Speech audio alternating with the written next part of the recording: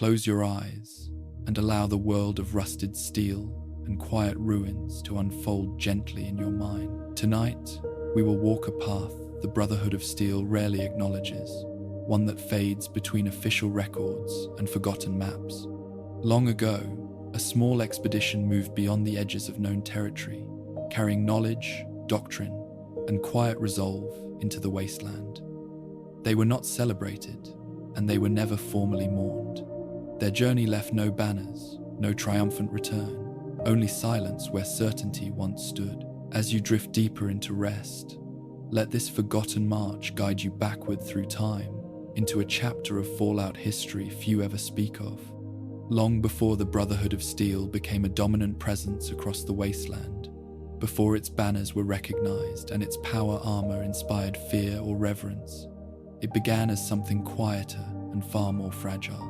In the final days before the Great War, the world was already unraveling beneath layers of secrecy, fear, and technological excess. Within this collapsing structure stood a small group of soldiers stationed at a remote research facility, watching with growing unease as the values they had sworn to defend were slowly hollowed out from within. Orders became vague. Information was withheld. Experiments were conducted without consent or explanation. The chain of command still existed on paper, but trust had already begun to erode. When the bombs finally fell, they did not simply destroy cities. They severed the last threads connecting authority to legitimacy. In the aftermath, as firestorms faded into ash and the skies settled into a permanent grey, those soldiers faced a choice that would define centuries of history. They could attempt to rebuild the old world, clinging to the structures that had already failed, or they could abandon it entirely and construct something new from the ruins. Under the leadership of Roger Maxson, they chose the latter, not out of ambition, but out of disillusionment. The Brotherhood of Steel was born not as a conquering force, but as a refusal to repeat the mistakes that had ended civilization. In its earliest form, the Brotherhood was deeply inward-looking. Survival came first. Security followed closely behind. Technology, once trusted without question, was now regarded with suspicion and restraint. The Brotherhood believed that humanity's greatest failure had not been war itself, but the careless worship of machines and systems no one truly understood. Their mission became preservation, not progress. They would gather technology, study it, lock it away, and ensure it could never again be misused on a scale that threatened the world. This belief formed the foundation of their doctrine, shaping every decision they made. For many years, this approach served them well. Hidden strongholds were established in defensible locations. Knowledge was catalogued meticulously. Ranks were defined clearly, with elders, knights, scribes, and initiates, each fulfilling tightly controlled roles. The Brotherhood became stable, disciplined, and insular. Outsiders were viewed with caution, often outright distrust. Contact with the wider wasteland was limited and deliberate. This isolation was not born of cruelty, but fear. The fear that exposure would invite corruption. The fear that influence would dilute their purpose. The fear that, given enough time, they might become indistinguishable from the institutions they had rejected. Yet even in these early years, fractures were already forming beneath the surface. Preservation required movement. Technology did not gather itself, and information decayed when left unattended. The wasteland was vast, scattered with remnants of the old world that could not be ignored indefinitely. Satellites lay dormant. Research facilities sat sealed but unstable. Military stockpiles aged without oversight. To preserve knowledge, the Brotherhood would eventually need to leave the safety of their bunkers and venture outward. This necessity created tension between ideology and reality, between the desire to remain hidden and the obligation to act. At first, expeditions were small and cautious. Short-range patrols mapped nearby ruins. Recovery teams retrieved equipment from familiar territories. Losses were rare, and when they occurred, they were recorded carefully, lessons extracted and folded back into doctrine. These early missions reinforced the belief that the Brotherhood could control its expansion, that risk could be calculated and contained. Success bred confidence, and confidence slowly eroded restraint.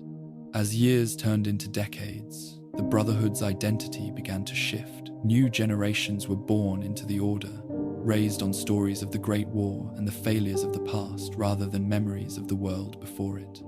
To them, the Brotherhood was not a reaction to catastrophe, but a permanent institution. Preservation was no longer just a mission, it was tradition. With tradition came rigidity, and with rigidity came blind spots. The wasteland continued to change, but the Brotherhood's understanding of it lagged behind. Internally, debates emerged that were rarely spoken aloud. Some elders argued that isolation was no longer sustainable, that other factions were rising and claiming technology without restraint. Others believed that expansion would only invite conflict and compromise the Brotherhood's moral authority. These disagreements rarely reached open confrontation, but they shaped policy in subtle ways. Certain expeditions were approved quietly, without fanfare or public acknowledgement. Their goals were framed narrowly, their risks were downplayed, their outcomes, if unfavorable, could be forgotten. It was within this atmosphere of cautious ambition and quiet unease that the Lost Expedition was conceived. Not as an act of conquest, and not even as a grand act of preservation, but as a test, a probing movement beyond the edges of what the Brotherhood truly understood. Officially, it was one mission among many, assigned a designation that blended easily into archival lists. Unofficially, it represented a question the Brotherhood was not ready to answer. How far could they go before the wasteland stopped yielding to order and began pushing back? The Brotherhood before this march still believed in limits. They believed that discipline could overcome uncertainty, that doctrine could substitute for knowledge, and that technology, properly controlled, would always provide an advantage. They had not yet learned that some environments do not respond to structure, and that some silences are not empty, but waiting. As the expedition prepared to depart, there were no ceremonies and no speeches. No one spoke of destiny or sacrifice. The Brotherhood did not yet understand that this mission would mark the edge of their certainty, a quiet boundary beyond which their carefully preserved worldview would begin to fray. At the heart of the Brotherhood of Steel lay a belief system that was both its greatest strength and its most persistent burden. From the moment the Order defined itself, preservation became more than a goal. It became a lens through which all decisions were made, a quiet doctrine that shaped not only action, but identity. Technology was no longer neutral. It was no longer merely a tool. Within the Brotherhood, it became a responsibility, something that demanded restraint, judgment, and, above all, control. This doctrine did not emerge fully formed. It evolved from fear, from guilt, and from the realization that humanity had destroyed itself, not through ignorance, but through arrogance. The pre-war world had trusted systems it could not fully comprehend, building layers of automation and weaponry faster than ethics or understanding could keep pace. To the Brotherhood, this imbalance was the true cause of the Great War. The bombs were only the final symptom. Preservation, then, was not about hoarding relics for power. It was about preventing repetition. The Codex, written and rewritten over generations, formalized this belief. It outlined the roles of knights and scribes, defined protocols for recovery and containment, and emphasized obedience to hierarchy as a safeguard against individual ambition. Knowledge was to be studied, not shared freely. Advanced technology was to be removed from the wasteland, not integrated into it. The Brotherhood positioned itself as a guardian standing between humanity and its own destructive tendencies. In theory, this doctrine offered clarity. In practice, it demanded constant compromise. Every act of preservation required judgment calls that blurred the line between protection and domination. When a piece of technology was recovered, someone had to decide, whether it was too dangerous to exist outside Brotherhood control. When a settlement requested aid, someone had to determine whether assistance would empower civilians or expose them to risks they could not manage. Each decision reinforced the Brotherhood's authority, but also deepened its isolation. Over time, preservation became inseparable from secrecy. The Brotherhood learned that visibility invited challenge. The more openly they operated, the more other factions began to question their right to decide the fate of technology. Raiders coveted power armor. Scientists sought forbidden knowledge. Communities resented confiscation, even when it was justified as protection. In response, the Brotherhood withdrew further, favoring hidden bunkers and selective engagement. Silence became a tool as important as steel and circuitry. This inward turn had consequences. By minimizing interaction with the wider wasteland, the Brotherhood limited its understanding of how the world was changing. New threats emerged beyond their observation. Mutations adapted. Societies formed and collapsed without their awareness. Technology evolved independently in scattered pockets, sometimes in crude imitation, sometimes in unexpected innovation. Preservation, once a dynamic process, began to harden into routine, yet the doctrine could not entirely suppress curiosity. Scribes, trained to catalog and analyze, noticed patterns that did not fit existing records. Reports surfaced of installations far beyond mapped territories. Old signals echoed from distant frequencies, too consistent to be random, too faint to trace easily. These anomalies posed a dilemma. Ignoring them risked allowing dangerous technology to resurface unchecked. Investigating them risked overextension. Within the Brotherhood's leadership, these questions were discussed cautiously. Officially, doctrine discouraged unnecessary expansion. Unofficially, elders understood that stagnation carried its own dangers. Preservation without renewal led to decay, both in knowledge and in purpose. The Brotherhood could not simply wait for threats to come to them.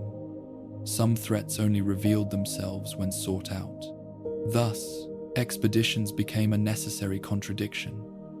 They were acts of movement justified by a philosophy of restraint. Each mission required careful framing to align with the Codex. Language mattered. These were not conquests or explorations. They were recoveries, safeguards, audits of the past. Framing allowed the Brotherhood to act without appearing to betray its core principles. Still, not all expeditions were equal. Some were meant to reinforce known positions, recover lost caches, or support existing chapters. Others served a different purpose. They tested boundaries. They ventured into regions the Brotherhood did not fully understand, driven by incomplete data and theoretical risks. These missions were approved quietly, often without broad consensus. Their outcomes were uncertain by design. The doctrine of preservation also shaped how failure was handled. Successes were celebrated internally, their lessons incorporated into training and strategy.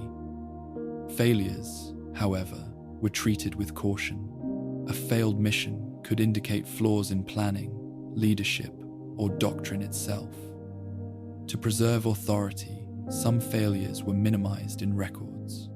Others were reframed as anomalies, stripped of context, and buried within dense archival language. The Brotherhood did not erase its mistakes entirely, but it learned to obscure them.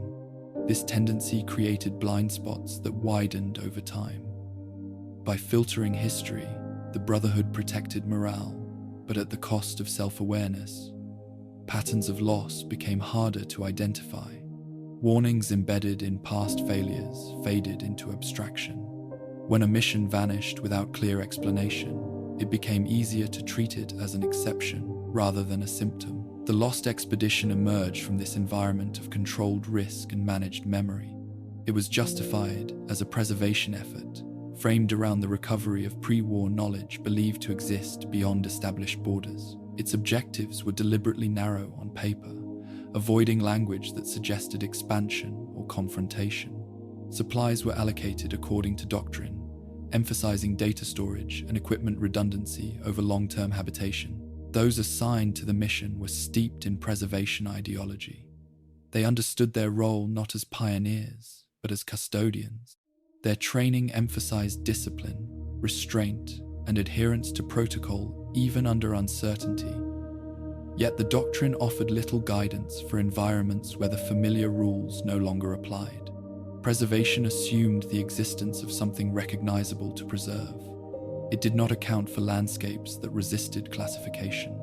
As preparations continued, no one questioned the doctrine openly. It had guided the Brotherhood through generations of survival and growth. And yet, beneath the surface, unease lingered. The wasteland was vast, and history had proven that even the most carefully constructed systems could fail when pushed beyond their assumptions. The doctrine of preservation promised safety through control.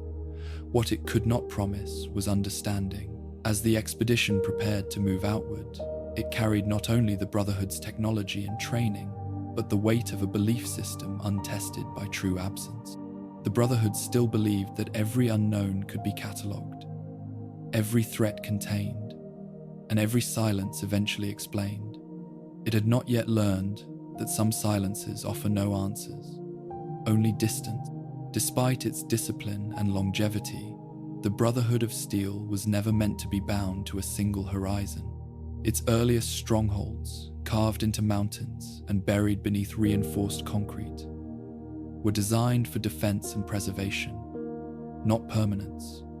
They were refuges, not capitals. Over time, however, familiarity had a way of disguising limitation as stability. What once felt like strategic patience slowly became geographic confinement, and the world beyond known borders began to exert a quiet pressure on the Order's future. The wasteland immediately surrounding the Brotherhood's core territories had been scoured repeatedly. Ruins were mapped, stripped, and catalogued. Military depots were emptied or secured. Research facilities were either sealed or dismantled. Even the unpredictable dangers of radiation and mutation became familiar, folded into training manuals and risk assessment. Knights learned what to expect, scribes knew what records to seek, and elders grew comfortable making decisions based on patterns that repeated themselves. But beyond those familiar zones lay vast stretches of uncertainty. Old highways vanished into the horizon. Pre-war infrastructure extended far past the edges of Brotherhood maps. Signals occasionally appeared on long-range scans, too degraded to decode, yet too structured to dismiss. These distant echoes suggested that the old world had reached farther, built more deeply, than existing records accounted for. For an organization devoted to preservation, such gaps were troubling. The Brotherhood understood that knowledge left unattended did not remain neutral. Technology degraded, but it also changed hands. Scavengers learned to repair what they barely understood. Settlements adapted machinery in unintended ways. Independent groups experimented without restraint, replicating fragments of pre-war systems without the context to manage their consequences. The farther these developments occurred from Brotherhood oversight, the greater the risk they posed. Isolation, once a shield, began to look like a liability. Other factions were expanding their influence, claiming territory and shaping regional power dynamics. Some embraced technology recklessly, others rejected it entirely, developing alternative systems of control and belief. The Brotherhood could not afford to remain static while the wasteland evolved around it. Remaining confined to familiar regions meant surrendering influence over the future shape of civilization. Internally, this realization manifested as quiet concern rather than urgency. Elders did not speak of conquest or dominance. Instead, discussions focused on gaps in knowledge and coverage. Where were the installations that pre-war planners had built beyond known zones? What projects had been abandoned mid-construction when the bombs fell? Which technologies had been designed but never deployed? Each unanswered question represented a potential threat or a lost opportunity for containment. The Brotherhood's doctrine emphasized restraint, but it did not forbid movement. Expeditions were framed as extensions of preservation, necessary to prevent dangerous relics from resurfacing uncontrolled.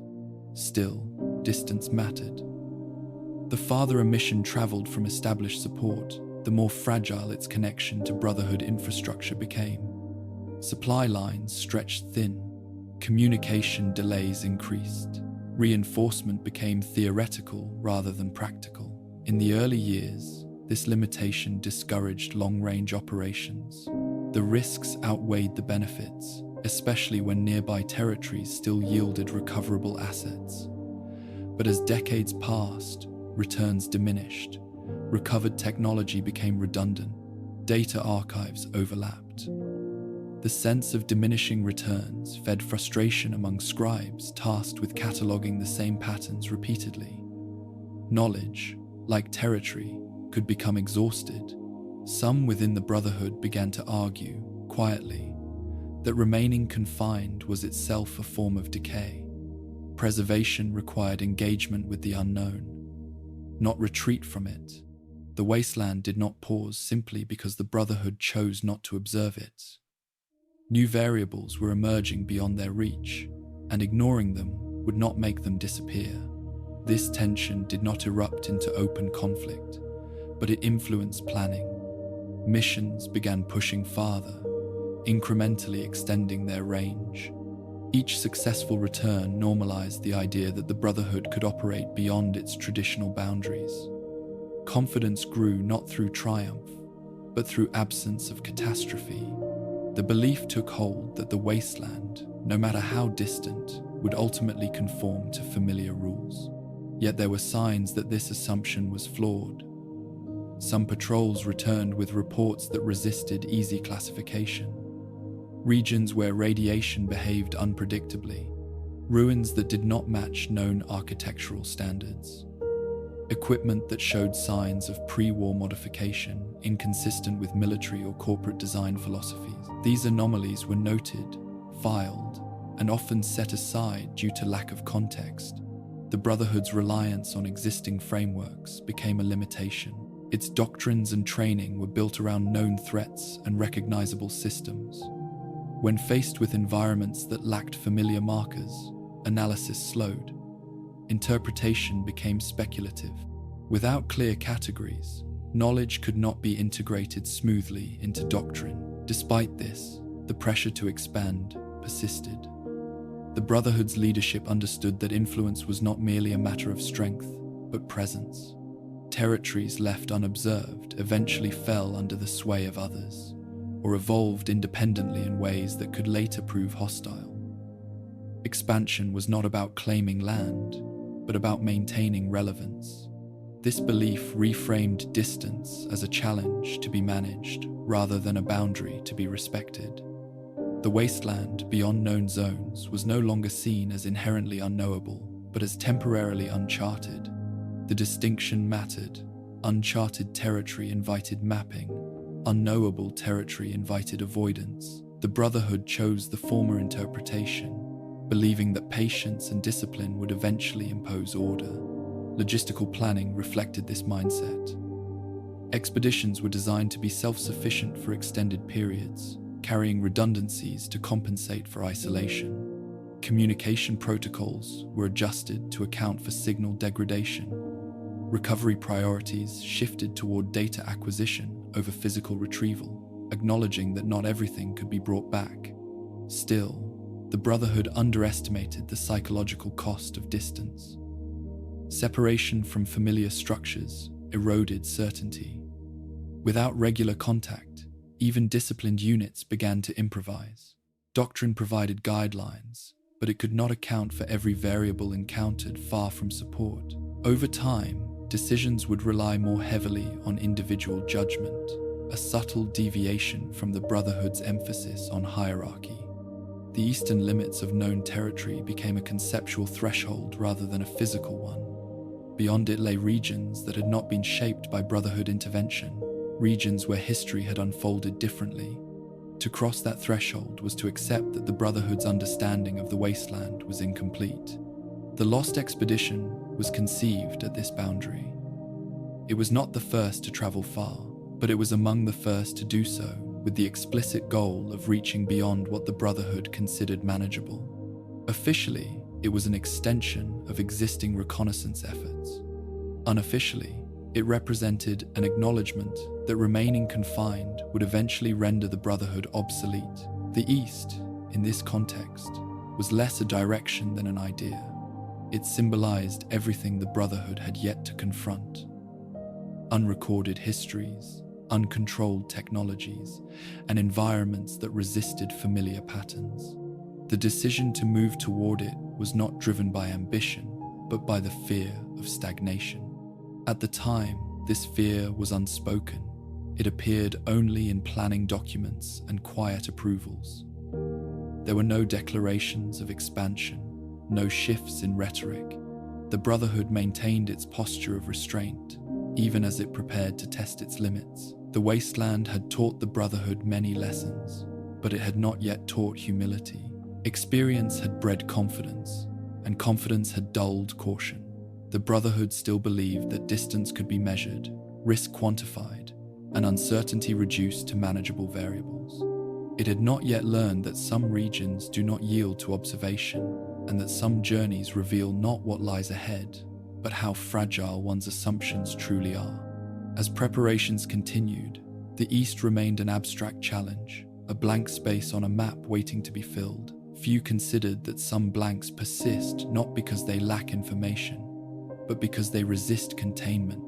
The Brotherhood would soon discover that the world beyond its familiar reach was not simply larger, but different, shaped by forces that did not recognize doctrine or hierarchy. The decision to move outward was made without ceremony, justified by necessity and framed as routine. Yet, beneath its ordinary language lay a quiet admission. The Brotherhood could no longer afford to believe that the world beyond its borders was irrelevant. To preserve the future, it would have to confront what it did not yet understand. The decision to authorize the expedition did not arrive with ceremony or dramatic urgency. It unfolded slowly, carried through quiet discussions held deep within secure chambers where voices were lowered and language was carefully chosen. Among the elders, there was an understanding that some decisions were too delicate to announce broadly. This was one of them. The question was not whether the Brotherhood could afford to send another expedition, but whether it could afford to acknowledge why it was being sent at all. Within the Brotherhood, formal votes were rare and often symbolic. Authority flowed through consensus shaped by doctrine rather than open debate. Yet on this matter, opinions diverged in subtle ways. Some elders viewed the proposed mission as a logical extension of ongoing reconnaissance, a necessary step to close gaps in pre-war records. Others sensed that it represented something more uncertain, a movement into regions where the Brotherhood's assumptions might no longer hold. To address this tension, the decision was framed narrowly, stripped of implication. On paper, it was a recovery operation, nothing more. The language used in its approval was deliberately restrained. There were no references to expansion, no acknowledgement of risk beyond standard operational hazards. The expedition was assigned a designation indistinguishable from dozens of others filed over the years. Its objectives were listed in neutral terms, emphasizing verification and assessment rather than acquisition. By keeping the scope limited in documentation, the elders avoided drawing attention to the mission's deeper significance. This quiet approval served multiple purposes. It preserved unity by avoiding debate that could fracture consensus. It protected doctrine by presenting the expedition as compliant rather than exploratory. And it safeguarded the Brotherhood's image by ensuring that, should the mission fail, its absence could be absorbed into existing patterns of loss without forcing uncomfortable reflection. Silence, in this context, was a form of control. The council did not meet as a full assembly. Instead, a smaller circle of senior figures reviewed the proposal in stages, each adding marginal notes, clarifications, and conditions. By the time the final authorization was issued, responsibility had been diffused. No single elder could be said to have initiated the mission. It emerged as the natural outcome of process rather than individual will. This diffusion of responsibility was not accidental.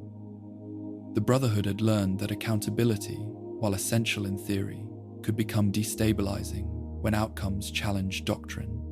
By allowing decisions to emerge collectively and incrementally, the Order insulated itself from the consequences of uncertainty. If the expedition succeeded, its findings could be incorporated smoothly. If it failed, its absence could be rationalized as statistical inevitability. The vote itself, such as it was, occurred without spoken dissent. Records indicate agreement, but agreement in the Brotherhood did not always mean conviction. It often meant acquiescence, shaped by trust in precedent and reluctance to challenge senior authority. Younger elders, raised within the Order, had learned that survival depended on continuity. Questioning the framework too directly risked destabilizing the fragile equilibrium that had allowed the Brotherhood to endure. Once approval was granted, attention shifted quickly to logistics. The mission was treated as routine, folded into existing schedules and resource allocations. This was another deliberate choice. By avoiding special provisions, the elders reinforced the idea that the expedition was not exceptional. It required no public announcement, no symbolic endorsement. To the broader Brotherhood, it was simply another assignment, another group moving outward to fulfill the Codex. Privately, however, there was unease. These requests were phrased cautiously, framed as hypothetical exercises rather than expressions of doubt. What if communication was lost for an extended period? What if the environment proved incompatible with power armor maintenance? What if the expedition encountered systems or societies that did not respond predictably to Brotherhood authority? These questions were noted, but they did not alter the mission's scope. The decision to proceed without broader consultation had long-term implications. It limited the number of individuals who understood the expedition's full context. Those selected for leadership roles were briefed selectively, receiving only the information deemed necessary for their responsibilities. This compartmentalization ensured operational security, but it also meant that no one outside the Council possessed a complete picture of the mission's intent. This lack of shared understanding shaped the expedition before it even began. Without a unifying narrative, participants interpreted their objectives through the lens of doctrine and personal experience. Some viewed the mission as an opportunity to reinforce Brotherhood ideals in uncharted territory.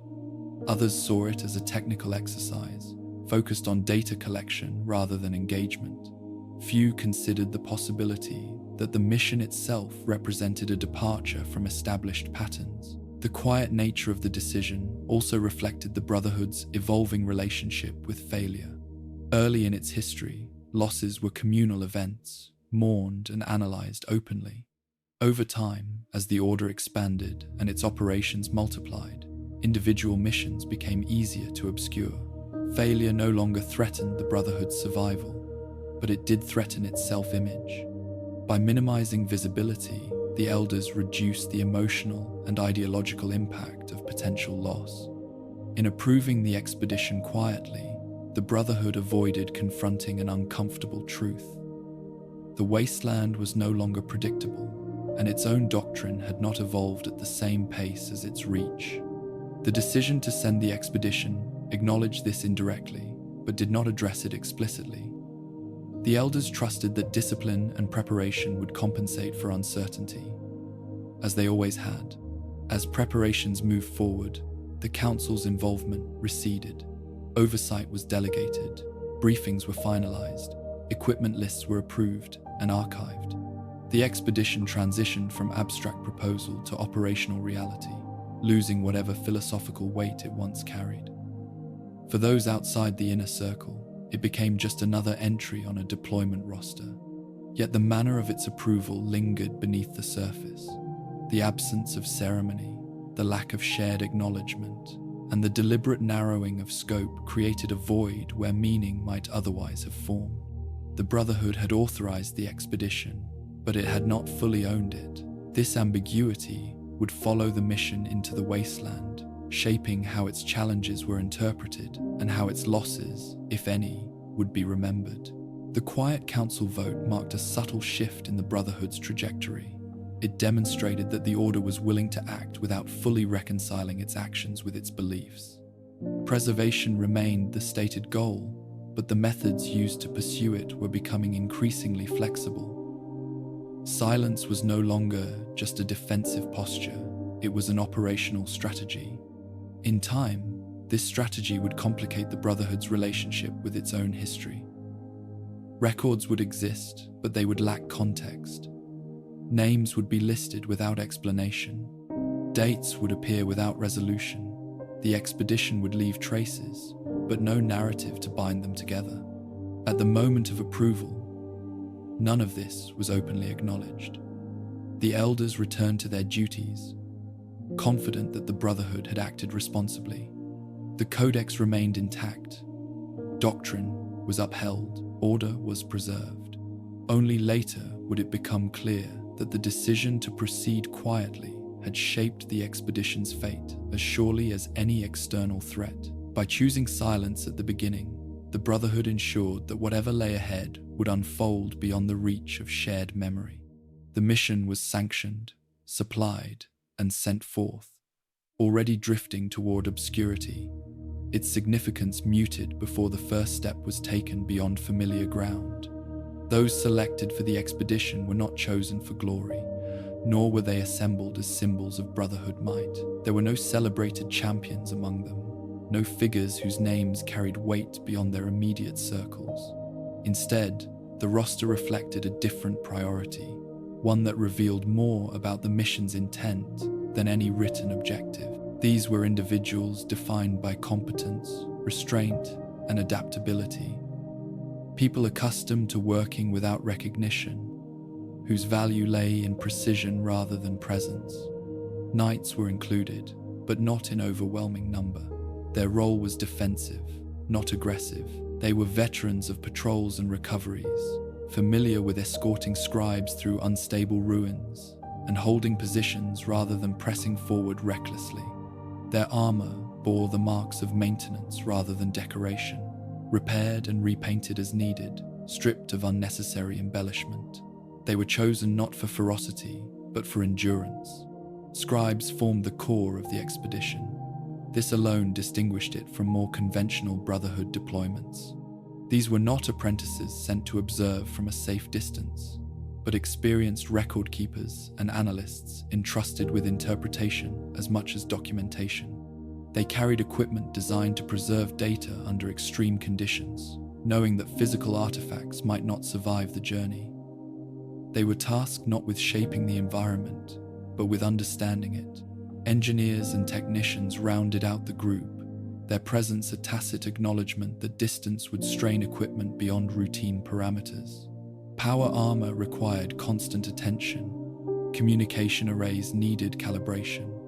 Environmental hazards would test filtration systems and power supplies in unpredictable ways. These specialists were not combatants, but without them, the expedition would grind to a halt. Their inclusion suggested that the Brotherhood expected prolonged exposure rather than swift engagement. Initiates were few, and those included were older than usual. This was not a training exercise. The Brotherhood did not intend for this mission to serve as a proving ground. Every member needed to contribute immediately, without supervision. Youthful enthusiasm was considered a liability. Experience, even when limited, was valued more highly than potential. What united the group was not rank, but temperament. They were individuals known for following protocol, even when isolated. Those who asked too many questions, who challenged orders reflexively, or who sought to imprint their identity on operations were passed over. The expedition required cohesion without reliance on constant oversight. Trust was placed not in charisma, but in predictability. This selection process reflected an unspoken understanding within the Brotherhood. The mission was not expected to inspire, it was expected to persist. The wasteland beyond familiar territory would not respond to demonstrations of power or authority. It would demand patience, observation, and a willingness to withdraw rather than escalate. Those chosen embodied these qualities, even if they themselves did not fully grasp why such traits were suddenly so valuable. Briefings were conducted in segments, tailored to role and responsibility. Knights received tactical overviews and contingency plans. Scribes were given historical context and access to fragmented pre-war datasets, some of which contradicted one another. Engineers reviewed maintenance schedules that assumed no resupply beyond what they carried. No one received the full scope of information, and no one questioned this arrangement openly. Compartmentalization was standard Brotherhood practice, and its rationale was rarely discussed. The absence of a unifying narrative left room for personal interpretation.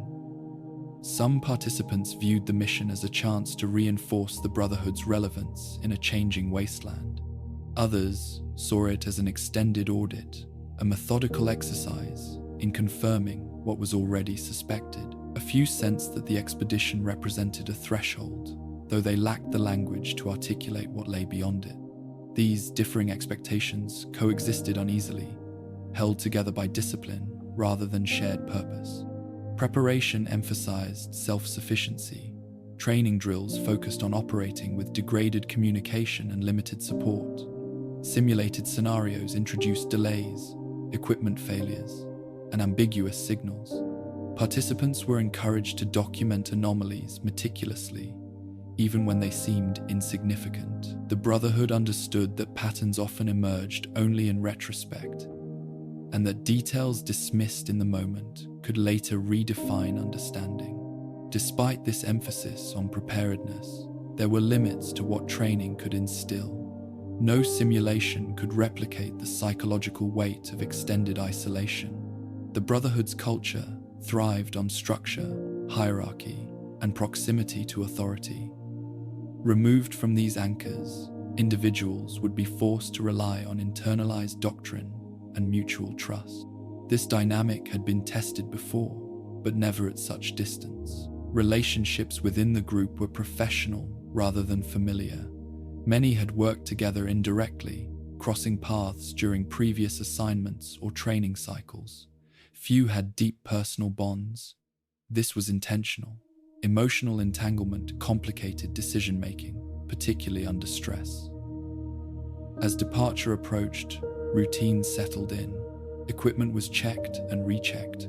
Data storage units were sealed and logged. Armor diagnostics were run repeatedly. These rituals provided comfort, reinforcing the illusion of control. The Brotherhood excelled at preparation, and preparation had carried it through countless challenges. There was little reason to believe this mission would be different. Yet beneath the surface, subtle signs of unease appeared. Scribes lingered over incomplete maps, tracing routes that ended abruptly. Engineers flagged maintenance projections that assumed ideal conditions, knowing reality rarely complied. Knights reviewed contingency plans that offered no clear response to unfamiliar threats. These concerns were acknowledged, but not elevated. To do so would imply doubt in the mission's premise. The individuals selected did not question their assignment. The Brotherhood had taught them that service was not about choice, but responsibility. Refusal was rare and stigmatized. Acceptance was automatic, shaped by years of conditioning. They prepared themselves mentally by narrowing focus, concentrating on immediate tasks rather than distant outcomes. This mindset had sustained the Brotherhood through adversity, but it also discouraged reflection. Before departure, there were no farewells. No speeches marked the occasion. Those remaining behind recorded the expedition as a standard deployment, noting its designation and projected duration. Names were entered into logs without annotation. The absence of ceremony reinforced the idea that this mission was ordinary, even as its parameters quietly exceeded the familiar. The group assembled at the edge of known territory with practiced efficiency. Final checks were completed. Communication channels were opened and tested. The first steps beyond established routes were taken without hesitation. At that moment, each participant carried the Brotherhood's expectations without fully understanding them. They were custodians of doctrine, enforcers of restraint, and witnesses to whatever lay beyond the horizon. The Brotherhood had chosen them not to make history, but to observe it, to move quietly, record faithfully, and return with answers. The possibility that they might not return was acknowledged only abstractly, folded into risk assessments and contingency planning. It was not spoken aloud, and it did not alter preparation. As the expedition moved outward, the individuals within it remained what they had been chosen to be: disciplined, methodical, unremarkable. Their strength lay in their ability to endure without recognition, to function without applause. In this, they reflected the Brotherhood itself, an institution built not on spectacle, but on survival.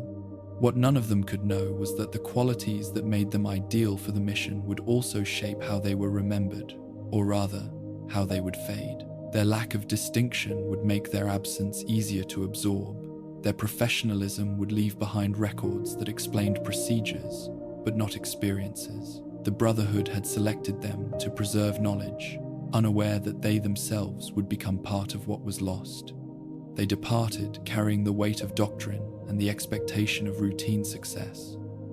The wasteland beyond the boundary waited without acknowledgement, indifferent to rank, training, or intent. The expedition moved forward, composed of individuals perfectly suited to disappear without disruption, their identities already blending into the machinery of the order that had sent them. The supplies prepared for the expedition reflected a mindset shaped by caution rather than optimism. Every crate, every sealed container, was selected with the assumption that replacement would not be possible. There was no expectation of resupply, no reliance on external support beyond what the group carried with them. This was not a mission designed to establish a foothold or build a lasting presence. It was structured around endurance and extraction, with the quiet understanding that return was the only acceptable outcome, even if it could not be guaranteed. Standard Brotherhood provisions formed the foundation. Nutrient rations calibrated for long-term stability, water filtration units designed to operate indefinitely with proper maintenance, and medical supplies sufficient to treat common injuries and radiation exposure. These were familiar, reassuring components, drawn from templates refined through decades of patrols and recoveries. Their presence reinforced the idea that the expedition was an extension of known practice, not a departure from it. Yet beyond these basics, the supply manifests revealed subtle deviations. Data preservation equipment occupied more space than usual, its weight and volume disproportionate to the number of scribes assigned. Hardened storage units, shielded against electromagnetic interference and radiation surges, were prioritized over physical recovery containers. The implication was clear. Information mattered more than artifacts. Knowledge could justify the loss of equipment, even of people, in ways that salvaged machinery could not. Power systems were over-engineered, carrying redundancies that bordered on excess. Backup fusion cells were included well beyond standard calculations, acknowledging that environmental conditions might strain armor and instrumentation beyond projected limits.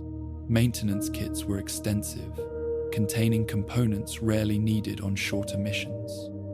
Engineers argued quietly for their inclusion, citing the unpredictability of prolonged isolation.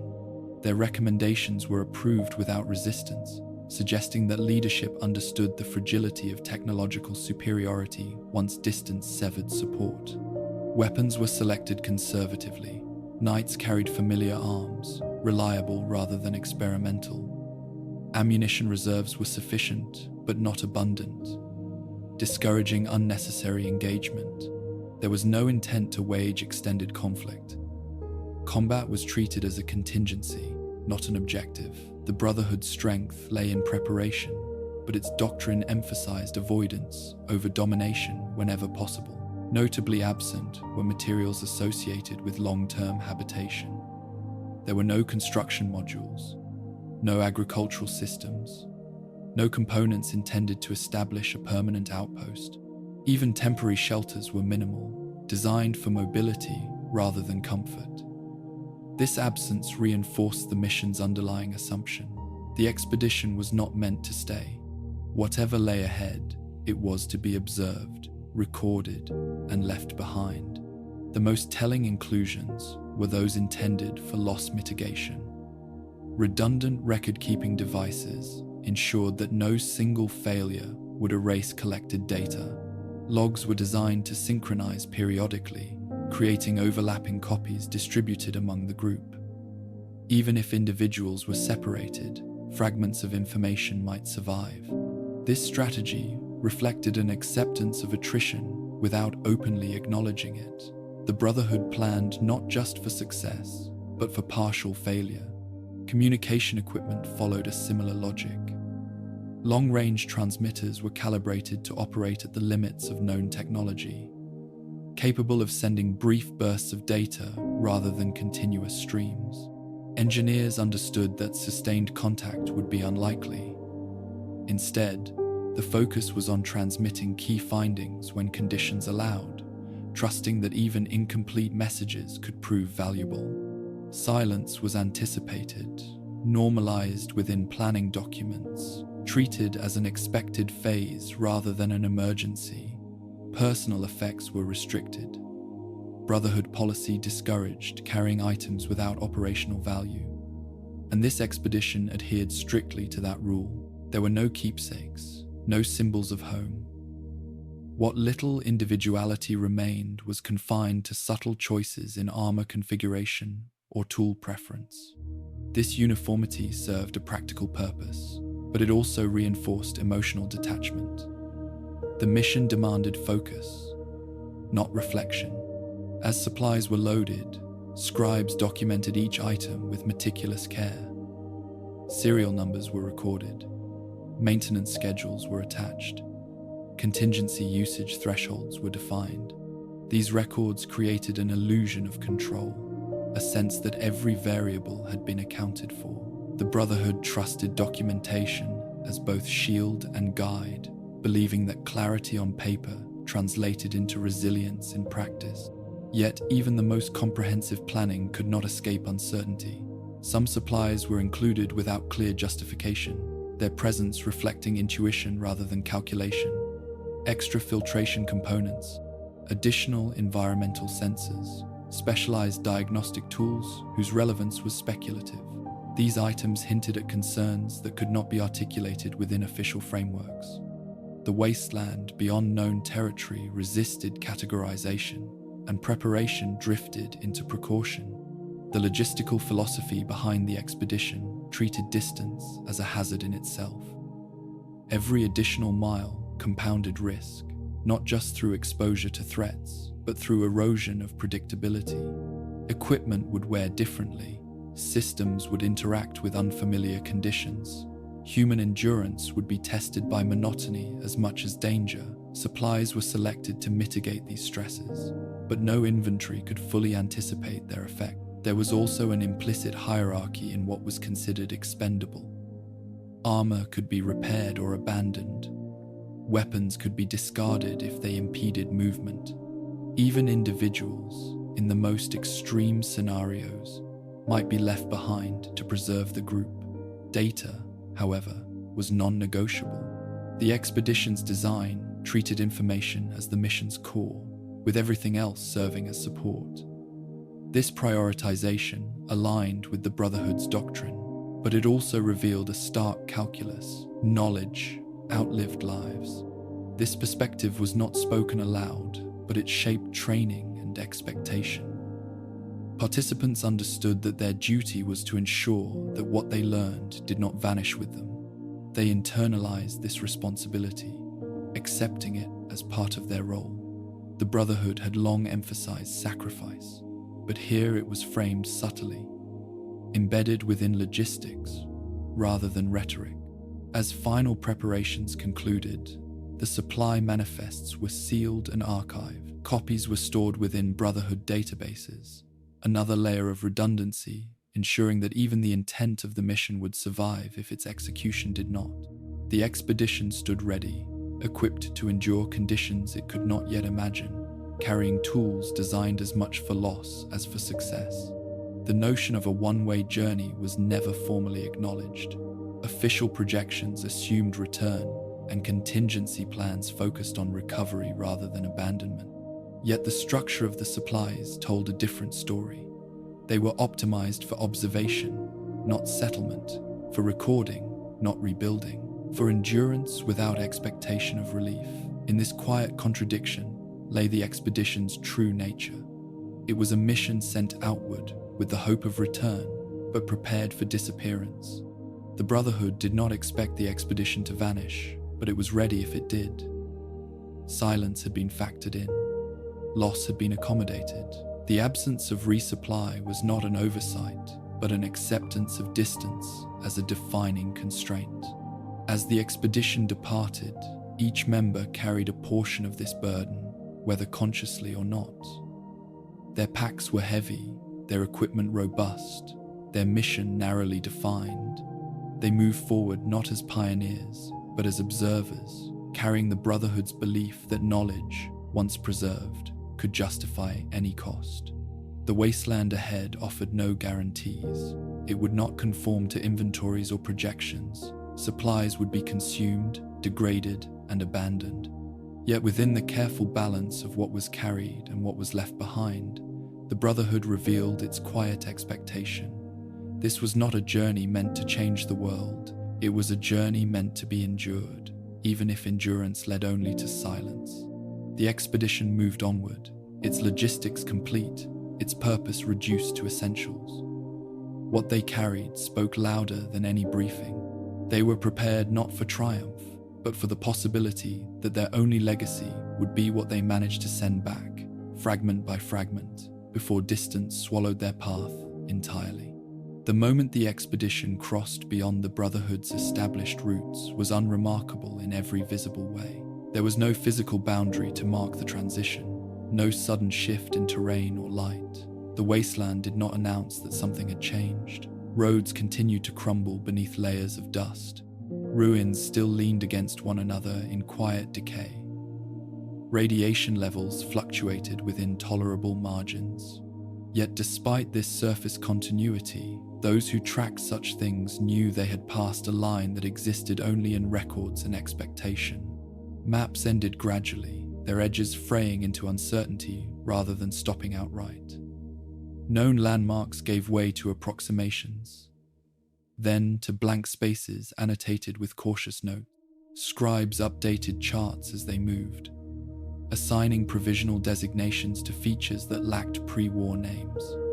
These entries were deliberately conservative, avoiding interpretation where none could be confirmed.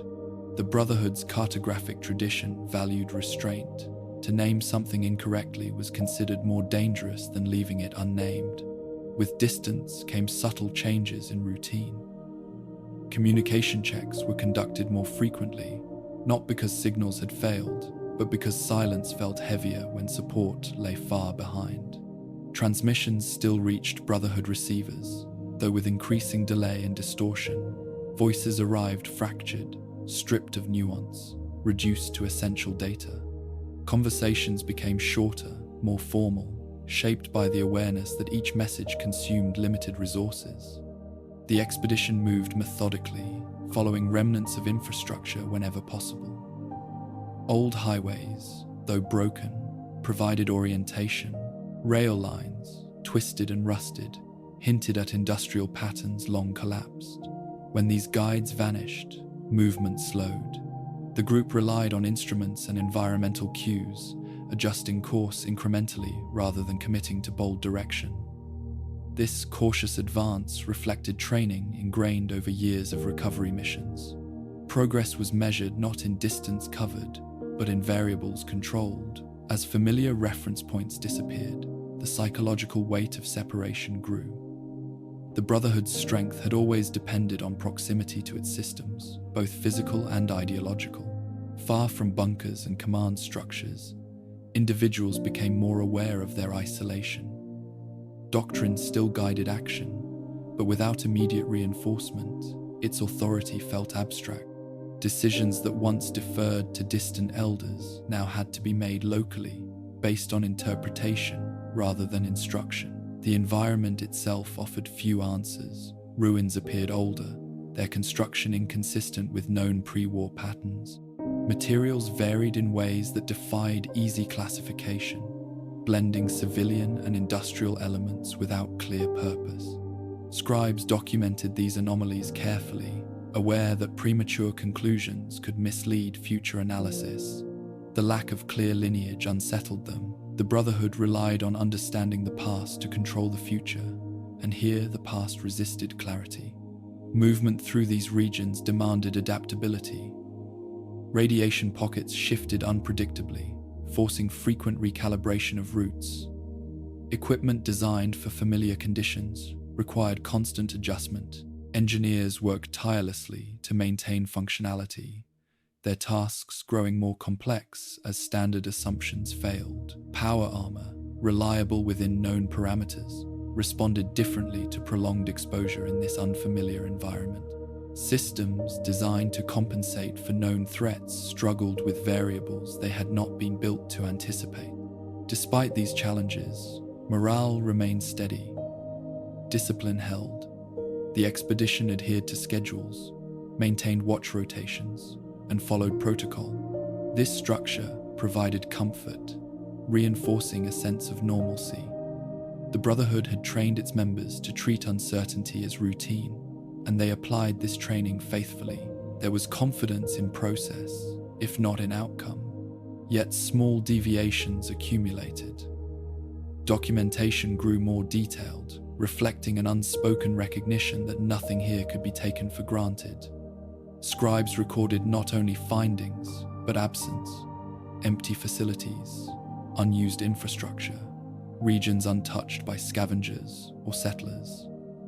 These voids were as significant as any discovery, hinting at forces or conditions that discouraged habitation. The Brotherhood had encountered hostile territories before, but rarely ones so uniformly ignored. As days passed, the expedition's internal rhythm adjusted. Time was tracked precisely, but its passage felt distorted.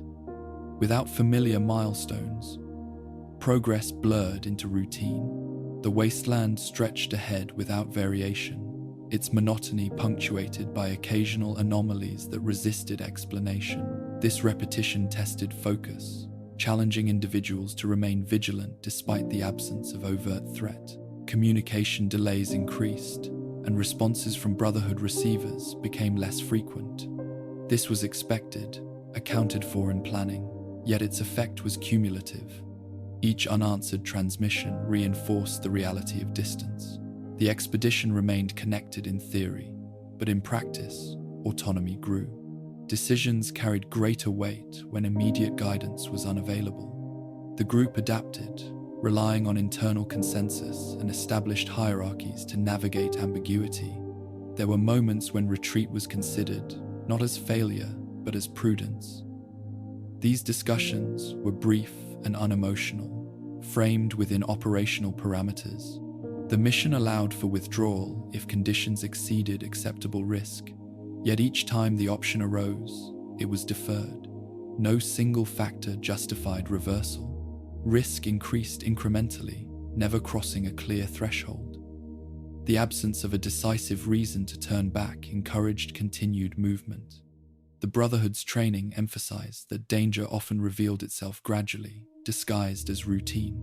Participants were alert to this possibility, monitoring their own responses as carefully as the environment. Fatigue was noted. Stress indicators were logged.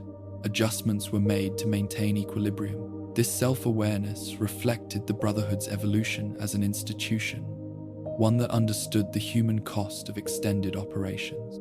Despite these measures, something intangible began to shift. The expedition no longer felt like a temporary extension of the Brotherhood's reach. It felt detached, operating in a space where familiar narratives did not apply. The idea of return remained, but it grew abstract, framed in projections rather than expectation. The path behind them existed, but it no longer felt immediate. The wasteland offered no resistance, but it also offered no acknowledgement. There were no signs that the Brotherhood's presence mattered, no opposition to provoke response, no allies to engage. This indifference was unsettling. The Brotherhood was accustomed to shaping environments through intervention or deterrence. Here, its influence seemed irrelevant, absorbed without trace. As the expedition advanced, records continued to be transmitted when possible. These messages grew more technical, stripped of interpretation. Data was prioritized over commentary, reflecting an understanding that context might be lost in transmission. The Brotherhood's archives would receive fragments rather than narratives, pieces of a puzzle that might never be assembled. The group's cohesion remained intact, but conversations shifted subtly. Discussions focused on immediate tasks rather than long-term objectives. Planning horizons shortened. This narrowing of focus was a survival strategy, conserving mental resources in the face of prolonged uncertainty. The Brotherhood had long taught that endurance depended on attention to the present rather than fixation on outcome. At night, when watch rotations slowed and movement paused, the vastness of the unknown pressed in. The absence of familiar sounds, of distant signals or human activity, created a silence that felt deliberate, not empty, but watchful. Sentries reported nothing unusual, yet their vigilance intensified. The wasteland seemed to resist observation, offering little to record and less to understand.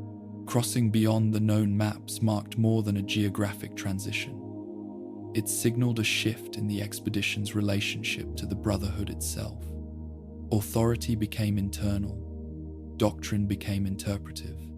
Distance transformed routine into experiment. The expedition continued forward, guided by discipline and habit, yet increasingly aware that it operated beyond the reach of certainty. The line they had crossed could not be retraced easily. It existed not in the land, but in understanding.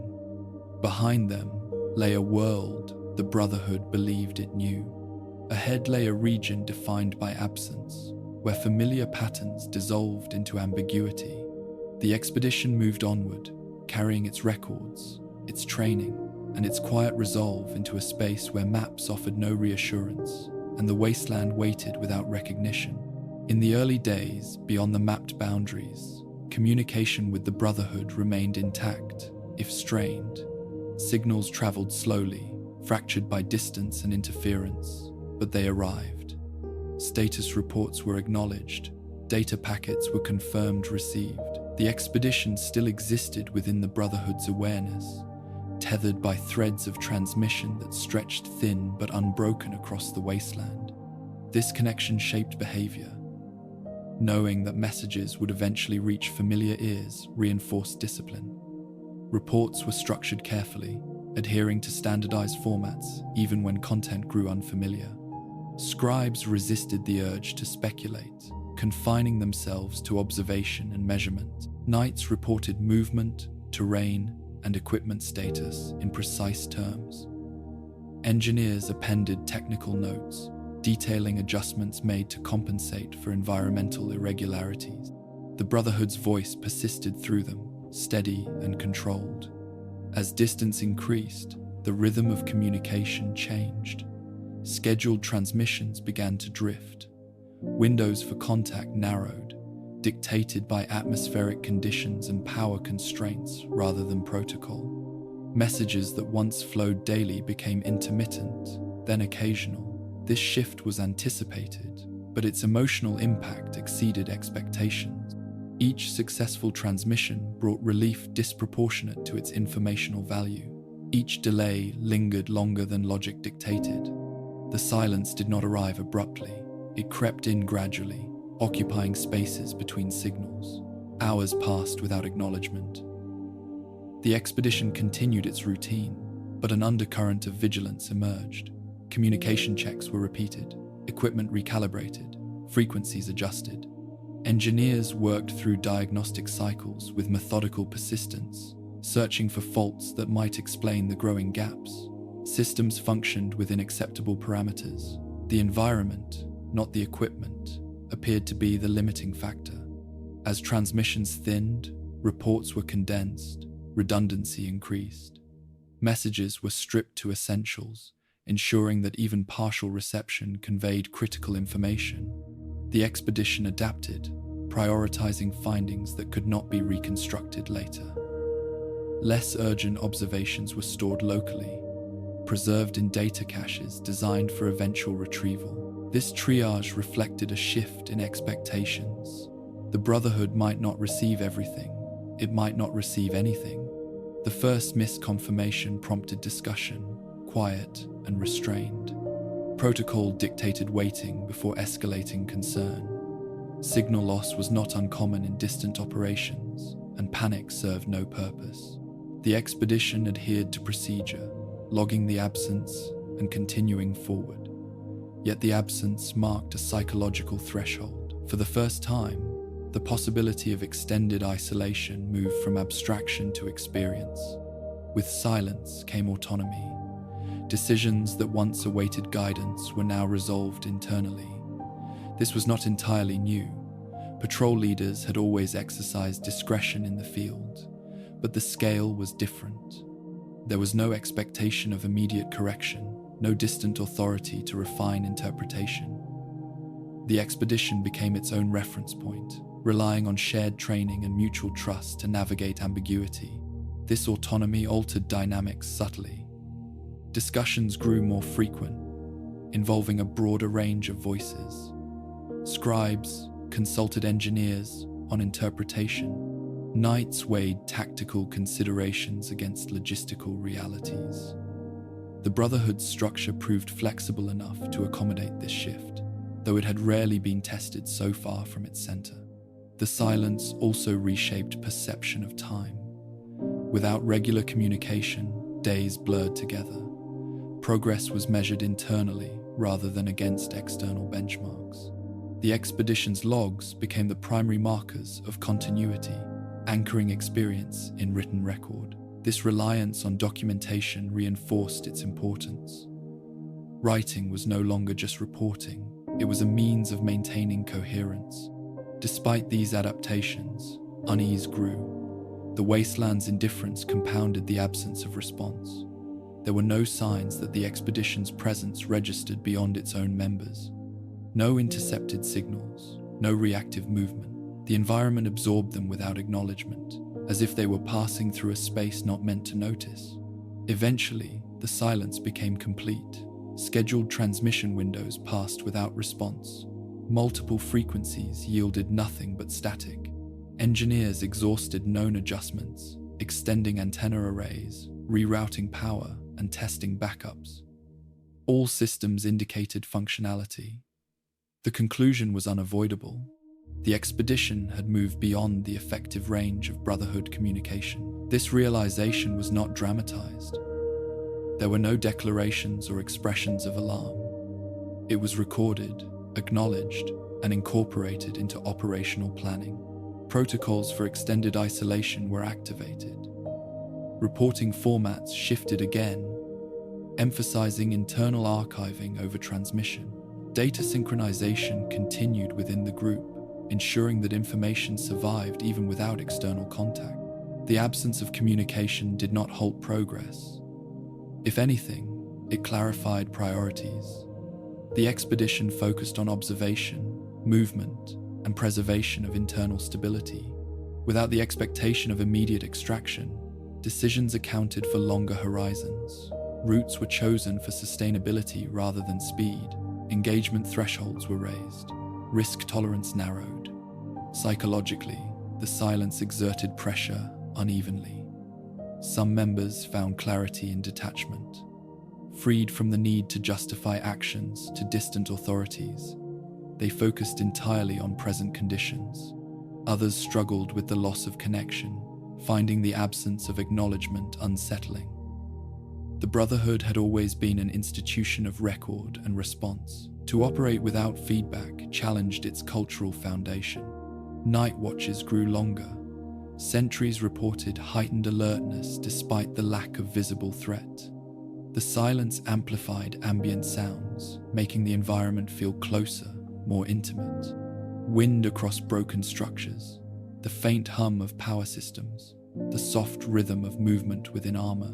These sounds filled the void left by absent transmissions, grounding individuals in their immediate surroundings. The expedition's internal communication became more deliberate. Briefings were held regularly to maintain shared understanding. Logs were reviewed collectively, ensuring consistency in interpretation. This practice reinforced cohesion, preventing divergent narratives from forming.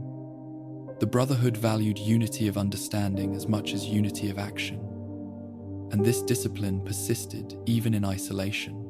There were moments when the silence was perceived as temporary, a phase that would pass with adjustment or retreat. Yet, as days accumulated without contact, that expectation faded. The expedition no longer operated under the assumption of imminent reconnection. Silence became the default state, integrated into routine rather than treated as anomaly. This shift influenced how discoveries were framed. Findings were recorded without anticipation of immediate analysis by others. Context was embedded within logs, anticipating that future readers might lack familiarity with circumstances. Scribes adopted a more narrative style, describing conditions alongside data. This evolution reflected an awareness that records might stand alone, without opportunity for clarification. The absence of external oversight also intensified introspection. Individuals reflected quietly on doctrine, on the Brotherhood's purpose and limitations. These reflections were rarely shared openly, but they influenced judgment. The mission's original framing as routine recovery felt increasingly distant. The expedition had crossed not only geographic boundaries, but conceptual ones. It operated in a space where Brotherhood assumptions no longer aligned neatly with experience. Despite this, discipline held. The expedition did not fragment or abandon protocol. It adapted within its framework, demonstrating the resilience of its training. The Brotherhood had prepared its members for isolation in theory. Now that theory was being tested in practice. The silence also imposed a kind of equality. Without external recognition, rank mattered less than contribution. Expertise became situational. Authority flowed to those best positioned to address immediate challenges. This fluidity was not codified, but it was accepted. Survival and observation took precedence over formalities. As weeks passed without contact, the expedition's sense of identity shifted. It was still Brotherhood of Steel in structure and belief, but its relationship to the larger order felt attenuated. The Brotherhood existed behind them as memory and doctrine rather than active presence. Ahead lay only the wasteland and the task at hand. The silence did not signal disaster. There were no alarms, no signs of imminent threat. Yet its persistence reshaped everything. It transformed routine into experiment, autonomy into necessity, and observation into obligation.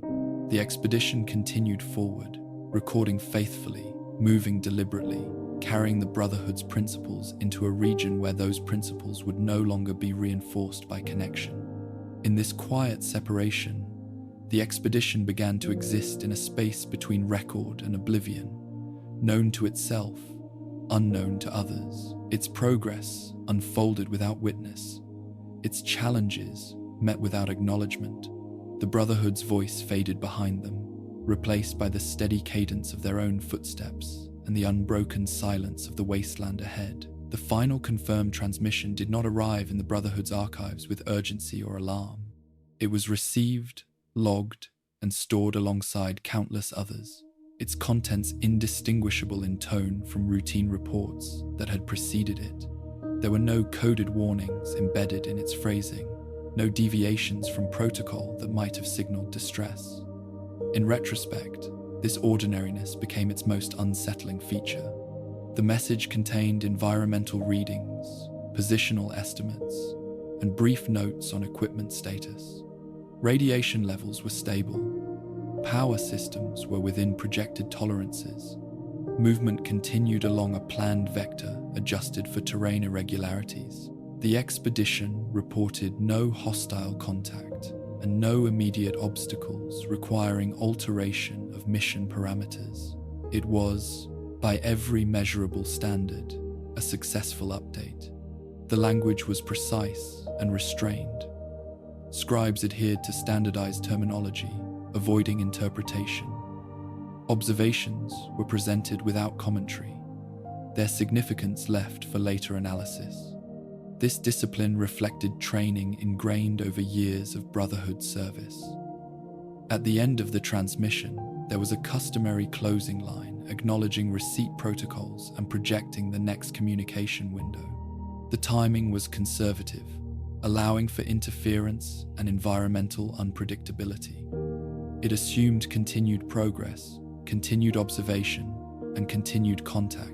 Nothing in the message suggested that this assumption would soon be invalid. When acknowledgement was sent from Brotherhood receivers, it did not reach its intended audience. The return signal dispersed into static, its confirmation unreceived. This failure did not immediately register as anomaly. Delays were expected.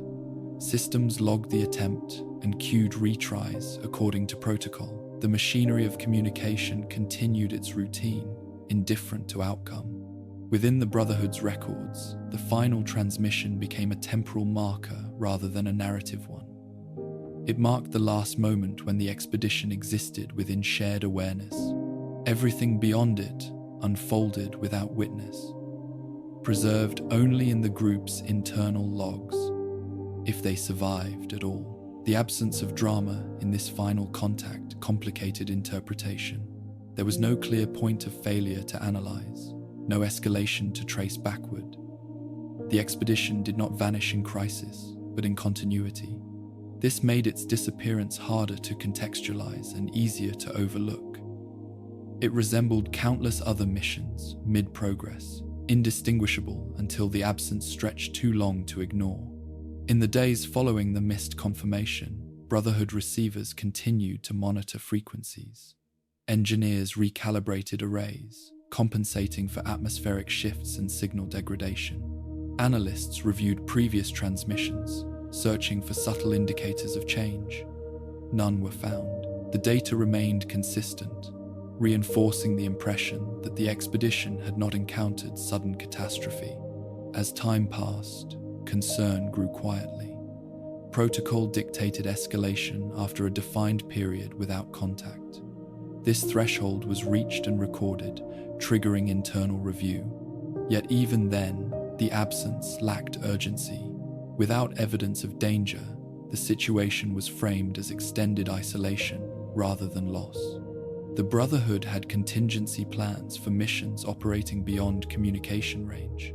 These plans assumed eventual reconnection or planned withdrawal. What distinguished this silence was its persistence. Communication windows passed without response. No partial signals emerged. No data fragments arrived. The wasteland offered no explanation. The expedition appeared to have moved beyond reach without incident, slipping into a space where Brotherhood infrastructure could no longer follow. This ambiguity influenced how the situation was documented. Reports avoided definitive language. The expedition was described as unresponsive rather than lost. Status remained unresolved rather than terminated. This cautious phrasing reflected the Brotherhood's reluctance to declare failure without evidence. It also delayed decisive action. Search operations were considered, then deferred. The distance involved complicated logistics. Sending another expedition along the same route risked compounding loss without clear benefit. Without a known point of failure, recovery efforts lacked focus. The Brotherhood weighed these factors carefully, balancing obligation against prudence. Over time, the final transmission took on symbolic weight within internal analysis.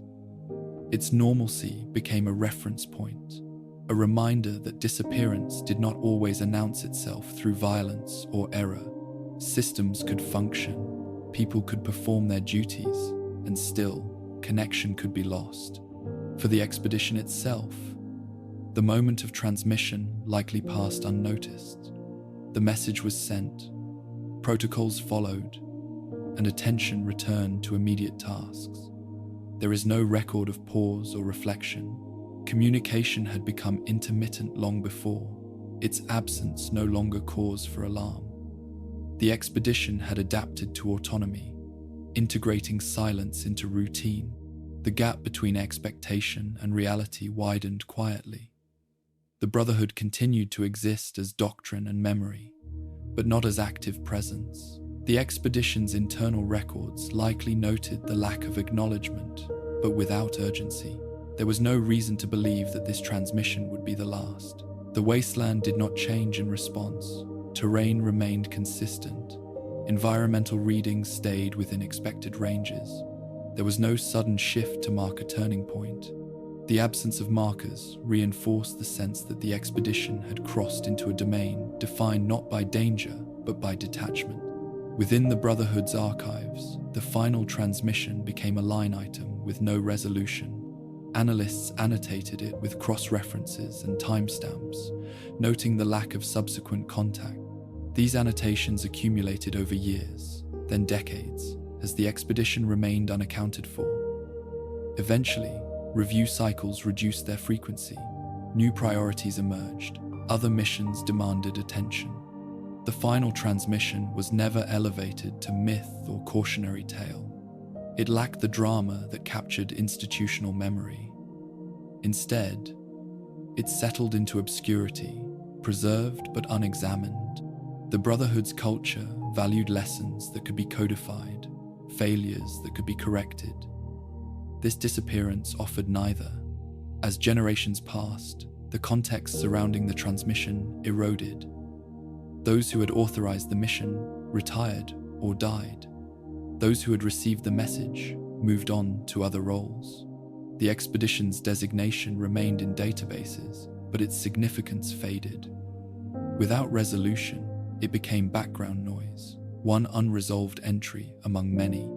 The absence of closure shaped how the Brotherhood remembered the expedition. It was not commemorated as a sacrifice, nor condemned as miscalculation. It simply ceased to be referenced. Silence, once operational, became historical. The mission did not fail loudly enough to demand reckoning. In the end, the final confirmed transmission endured as the last shared moment between the expedition and the Brotherhood. A brief exchange of data and expectation, suspended in records without conclusion. It represented the point at which the expedition passed fully beyond institutional awareness, continuing onward without acknowledgement. The Brotherhood would later encounter hints and fragments suggesting that the expedition had persisted beyond this moment. Scattered references, incomplete data, indirect evidence. None could be definitively linked to the final transmission's immediate aftermath. The gap remained. What makes this moment significant is not what it revealed, but what it concealed. The final transmission did not warn of impending loss.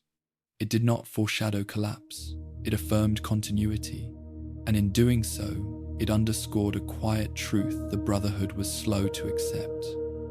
Disappearance did not always arrive with catastrophe. Sometimes, it emerged from routine, unnoticed until absence became permanent. The expedition moved forward after sending that message, guided by the same discipline and purpose that had carried it thus far. The Brotherhood waited, listening for echoes that never came. Between them stretched a silence shaped not by violence, but by distance and indifference. The final transmission remained, a calm voice, preserved in static, marking the last moment when the expedition and the Brotherhood still shared the same understanding of the world. Beyond the point where communication ceased, the expedition entered regions that resisted easy description. The wasteland here lacked the familiar markers that had guided Brotherhood operations elsewhere. There were no named settlements to reference, no established trade routes to follow, no signs of repeated human passage etched into the land. What remained was space, wide and uninterrupted, shaped by decay, but not by habitation. Ruins still existed, but they stood apart from one another, scattered without the density that suggested community or industry.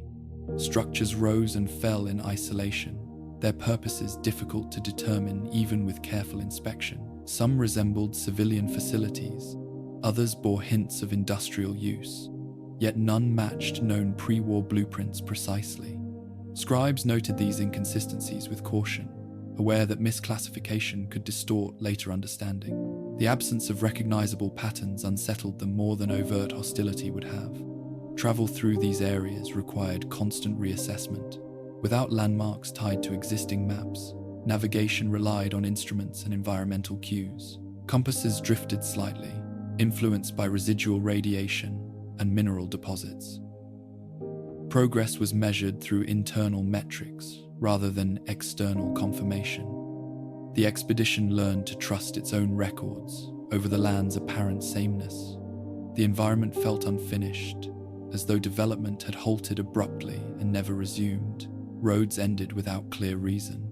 Infrastructure connected to nothing. Utility lines stretched across empty plains, their endpoints buried beneath collapse or erosion.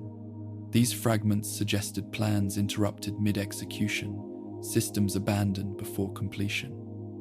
The Brotherhood had encountered abandoned projects before, but rarely on such scale and with such uniformity. There were no signs of scavenging. Equipment lay undisturbed, coated in dust rather than stripped for parts. Containers remained sealed. Vehicles rested where they had failed, not dismantled or repurposed. This absence of interference challenged assumptions about post-war behavior. Even in the harshest regions, scavengers left traces. Here, there were none. Radiation levels fluctuated unpredictably. Some zones registered lower than expected, while others spiked without clear source. These variations complicated movement, forcing detours and recalibration. Engineers adjusted filtration systems and shielding parameters repeatedly, documenting anomalies that defied existing models. The wasteland did not behave as it should have, according to Brotherhood data. The lack of life was perhaps the most striking feature. Wildlife was scarce, and what little appeared showed signs of caution rather than aggression. Creatures moved through the landscape briefly, then vanished. There were no established nests or migration patterns to observe. This suggested an environment that did not sustain prolonged habitation, whether by design or circumstance. Silence dominated these regions, deeper and more persistent than anything the expedition had encountered before. Without wind moving through dense ruins or distant activity to break it, the quiet pressed inward. Sounds made by the expedition seemed amplified, intrusive. Armor joints echoed, footsteps lingered. The group learned to move more deliberately, not for stealth, but to preserve mental equilibrium. Scribes began documenting absence as carefully as presence. Empty spaces were logged alongside discovered structures. The lack of settlement markers became data points. This methodical approach helped impose order on uncertainty, transforming unease into observation. Yet even as records accumulated, interpretation lagged. The Brotherhood's frameworks were built to analyze what existed, not what was missing. The farther the expedition traveled, the more pronounced these patterns became. Regions repeated themselves without variation, as though following a design principle unknown to pre-war planners. Some areas showed signs of habitation that had never fully materialized. Foundations without buildings, storage facilities without contents, defensive emplacements without signs of use. These incomplete elements suggested preparation without execution, anticipation without fulfillment. This raised questions the expedition could not answer. Why had these areas been developed at all? What plans had driven their construction? Why had they been abandoned so thoroughly that even post-war opportunists avoided them?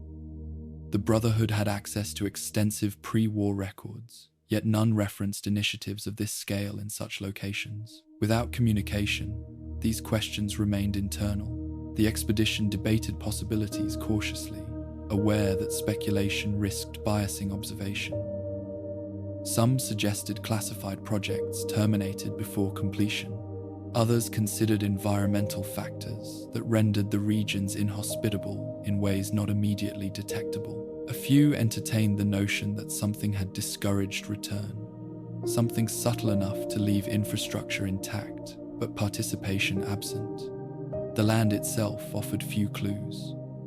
There were no signs of conflict, no widespread destruction beyond what the Great War would have caused. Buildings stood as they had fallen, not as they had been fought over. The absence of violence made interpretation more difficult.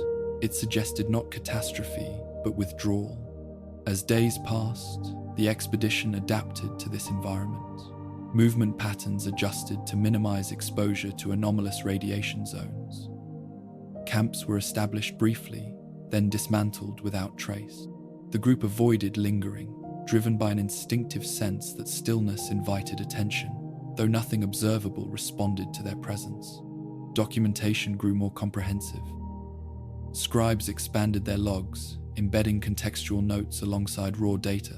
Descriptions became more detailed, capturing impressions as well as measurements. This shift reflected an understanding that future analysts might lack familiarity with these conditions. The records needed to convey experience, not just fact. Despite the environment's strangeness, there was no immediate threat. Equipment functioned within tolerances. Personnel remained healthy. Morale, though subdued, held. This lack of crisis created its own tension. Without a clear adversary or obstacle, the expedition lacked a focal point for concern. The danger, if it existed, was diffuse, embedded in the landscape itself. The Brotherhood's doctrine had prepared them to confront threats through containment or removal. Here, there was nothing to confront. The environment did not challenge them directly, it simply refused engagement. This refusal undermined assumptions about control. The Brotherhood's influence depended on interaction, whether through deterrence or intervention. In these unnamed wastelands, influence dissipated. The expedition's presence did not alter conditions. No response followed their movement. They passed through without effect. At times, the landscape appeared to anticipate absence. Structures were oriented away from one another, minimizing connectivity. Defensive positions faced inward, protecting nothing external. This inward focus mirrored the Brotherhood's own tendencies, creating an unsettling resonance. It was as if the land reflected a philosophy of isolation taken to its extreme. Engineers noted that certain systems, though intact, had been deliberately disabled rather than destroyed. Power conduits were severed cleanly. Control interfaces were locked or removed. These actions suggested intentional shutdown rather than neglect. Someone, at some point, had decided that these places should not function. The expedition documented these findings carefully, aware of their potential significance. Yet without communication, the broader implications remained unrealized. The Brotherhood's archives would eventually receive fragments of this data, but stripped of continuity, their meaning might be obscured. As the group continued forward, the sense of being unwelcome intensified. Though no hostility manifested, the land did not resist them, but it did not accommodate them either. Shelter was available, but uncomfortable. Resources existed, but felt untrustworthy. The environment demanded constant vigilance without offering resolution. This tension shaped behavior. Rest periods shortened, watches overlapped. Movement remained steady, even when fatigue accumulated. The expedition preferred motion to stillness, progress to reflection. In these regions, pausing felt more unsettling than advancing. The unnamed wastelands challenged the Brotherhood's belief that knowledge could be extracted from any environment with sufficient discipline. Here, observation yielded fragments without narrative, data accumulated without coherence. The absence of context rendered even precise measurements ambiguous. Yet the expedition persisted. Doctrine emphasized endurance, and endurance was possible. There was no immediate reason to retreat. The mission's objectives, narrowly defined, remained attainable. The group continued to record, to move, to exist within this space that seemed to absorb presence without acknowledgement. As they traveled deeper into these regions, the expedition became increasingly aware that they were no longer operating within the bounds of familiar history. The wasteland here did not fit the Brotherhood's understanding of pre-war ambition or post-war collapse. It suggested a different trajectory, one that had diverged before the bombs fell and remained unresolved long after. The absence of names became symbolic. Without designation, places resisted incorporation into Brotherhood records. They remained placeholders, marked by coordinates rather than identity. This anonymity complicated memory. Future references would struggle to locate these regions within broader narratives. The expedition moved onward, carrying its growing archive of unanswered observations. The wasteland ahead promised more of the same, extending without variation or explanation. In these unnamed territories, the Brotherhood's methods remained intact, but their meaning grew uncertain. What lay beyond could not yet be defined. The expedition had entered a space where history felt incomplete, where the past had stalled rather than ended. The Brotherhood had sent them to recover knowledge, but here knowledge seemed fragmented, withheld by the land itself. Still, they advanced. Each step carried them farther from familiar frameworks and deeper into a region shaped by absence. The unnamed wastelands did not reveal their purpose or origin. They simply existed, vast and indifferent, waiting without expectation. In this environment, the expedition's presence was temporary, its records tentative. The Brotherhood's influence did not extend here. The wasteland remained unnamed, unclaimed, and uninterested, its silence unbroken as the expedition continued forward into spaces that history itself appeared to have abandoned. As the expedition pressed onward, the absence of civilization became impossible to dismiss as coincidence. The Brotherhood had traversed devastated regions before, landscapes scarred by war and neglect. Yet even the most hostile territories usually bore signs of adaptation. Camps emerged where survival was barely sustainable. Trade routes formed along the safest paths. Signals, however faint, echoed human presence. Here, none of that existed. Days passed without encountering a single settlement. No makeshift shelters clung to ruins. No fires left residue in sheltered spaces. No scavenger trails cut across the dust. The land appeared untouched, not by preservation, but by abandonment so complete it suggested deliberate avoidance. This unsettled the expedition more deeply than overt danger might have. Hostility could be understood and countered. Emptiness offered no such clarity.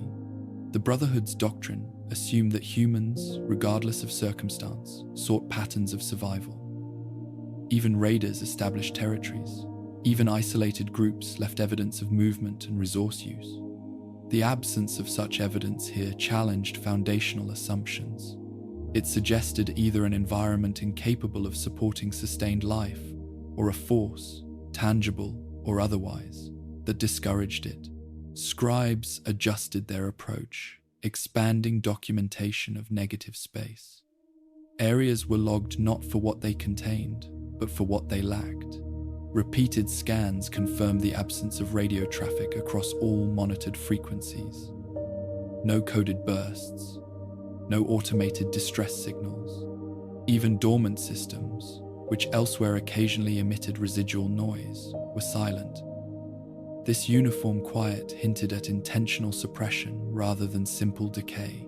The expedition encountered structures that appeared designed for habitation but showed no signs of having been occupied. Interior spaces were intact, furniture undisturbed, supplies left where they had been placed. Dust accumulation suggested decades of stillness. The Brotherhood had seen abandoned buildings before, but rarely ones so thoroughly untouched by post-war scavenging. These places felt paused, as though waiting for occupants who never arrived. This pattern repeated across multiple locations. Residential layouts appeared standardized, yet devoid of personalization. No markings, no modifications, no evidence of human improvisation. The absence of adaptation suggested that these spaces had never transitioned from design to lived reality.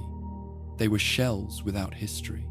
The lack of conflict markers further complicated interpretation. There were no signs of forced evacuation, no mass graves, no barricades or defensive preparations.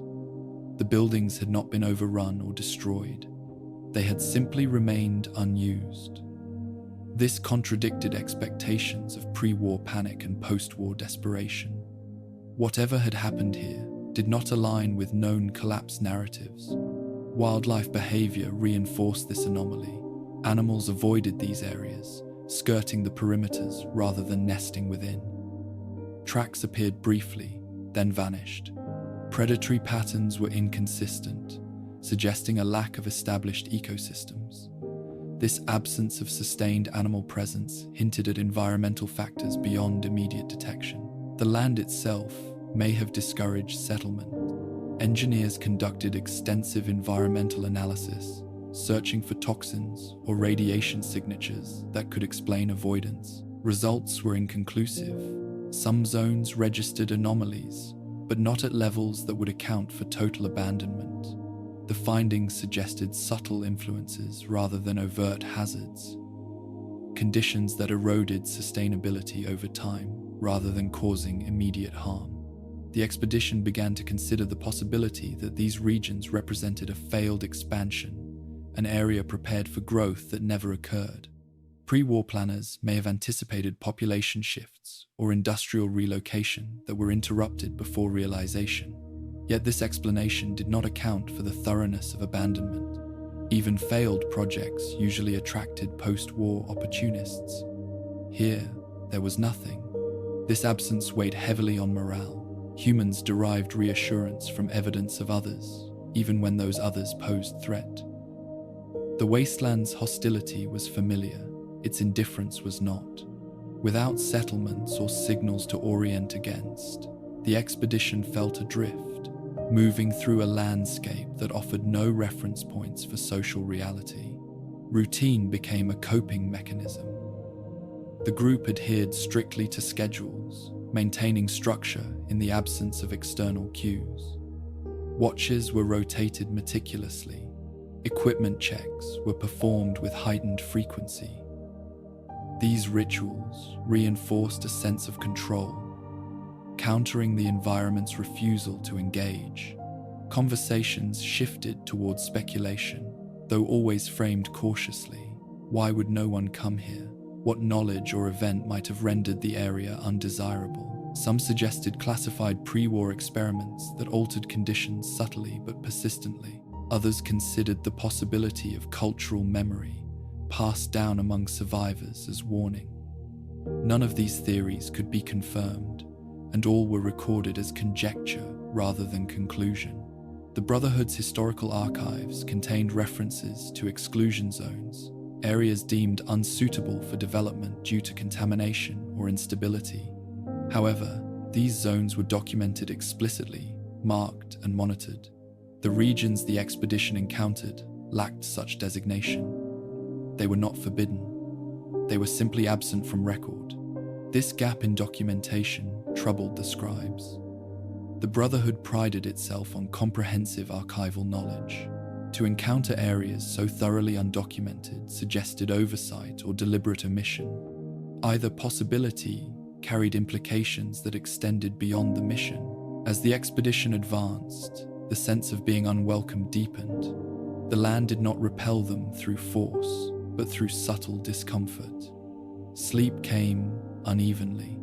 Rest periods felt insufficient despite adequate duration. The environment imposed a low-level strain that accumulated over time. These effects were difficult to quantify, but they were noted nonetheless. Nights reported heightened alertness without clear cause.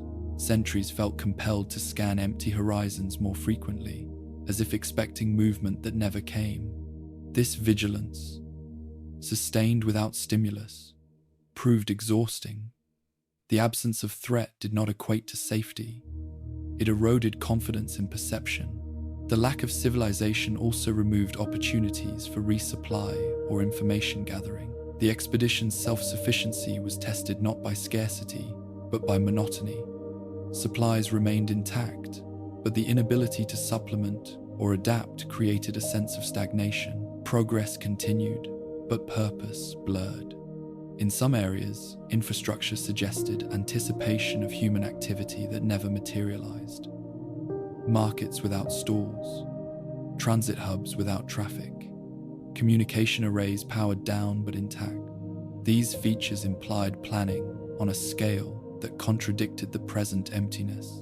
The Brotherhood documented these inconsistencies meticulously, aware that they might represent critical insight into pre-war intentions. The silence of these regions also complicated navigation. Without settlements to anchor maps, orientation relied solely on instruments and terrain analysis. Errors compounded gradually. Course corrections became more frequent. The expedition adapted, but the effort required constant attention.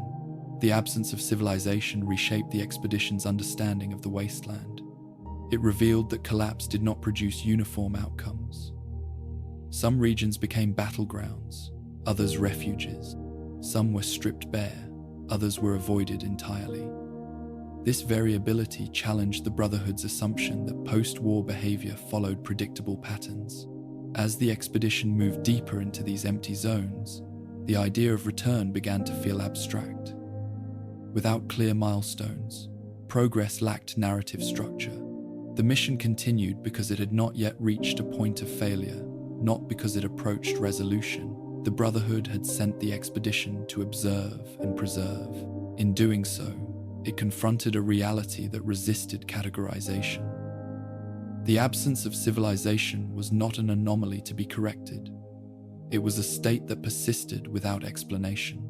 The group continued forward, documenting faithfully, adapting quietly. They carried with them the Brotherhood's belief that knowledge could illuminate any darkness. Yet here, darkness was not defined by threat or ignorance, but by absence. In these regions, humanity had not endured, adapted, or fought. It had simply not arrived, or had left so completely that no trace remained. The wasteland did not tell a story of survival or ruin. It told a story of vacancy. The expedition moved on through this emptiness, its presence fleeting against a backdrop of long-standing abandonment. The Brotherhood's methods remained intact, but their meaning shifted. Preservation assumed something worth preserving. Here, there was nothing to claim, nothing to guard, nothing to recover. Only silence remained, stretching across unnamed land, uninterrupted by the markers of civilization the Brotherhood had always used to define history. As the expedition moved deeper into these empty regions, traces of the pre-war world began to surface in ways that felt inconsistent with everything the Brotherhood understood. These were not the familiar remnants of corporate ambition or military preparedness that had been catalogued elsewhere. They did not bear the unmistakable signatures of Vault-Tech, Robco, or the United States Armed Forces. Instead, they appeared as fragments of a parallel effort, one that had unfolded quietly and left little behind in the way of official record. The first signs were subtle, power conduits buried beneath layers of compacted soil, their composition differing slightly from standard pre-war alloys. Control panels designed with unfamiliar layouts, lacking corporate branding or serial identification. Interfaces that favored redundancy and isolation over efficiency. Engineers studied these systems carefully, documenting variations without attempting activation. The Brotherhood had learned that unfamiliar technology often concealed risks that only revealed themselves when disturbed. These installations were rarely complete. Many appeared sealed from the inside, as though intentionally shut down rather than abandoned in panic. Doors were locked, not breached.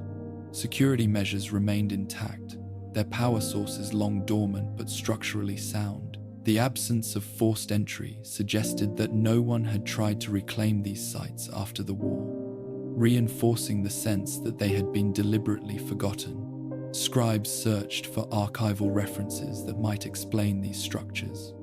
Pre-war planning documents within Brotherhood databases referenced numerous classified projects, but none aligned neatly with what the expedition encountered. Locations did not match known research corridors.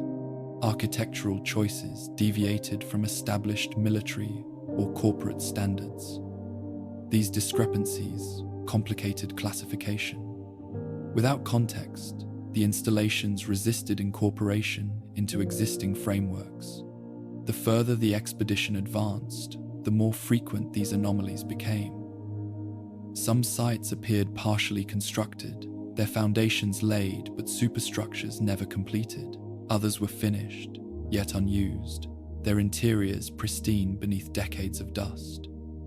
The contrast between preparation and inactivity suggested interruption rather than collapse. Whatever purpose had driven their creation had been suspended before execution. This pattern raised unsettling questions. The Brotherhood had always believed that the pre-war world was defined by excess and acceleration, a society rushing headlong toward catastrophe. Yet these sites implied restraint. They were built carefully, concealed deliberately, and isolated from public awareness. Their existence hinted at a layer of pre-war planning that operated beyond the reach of mainstream institutions. Environmental analysis revealed further inconsistencies.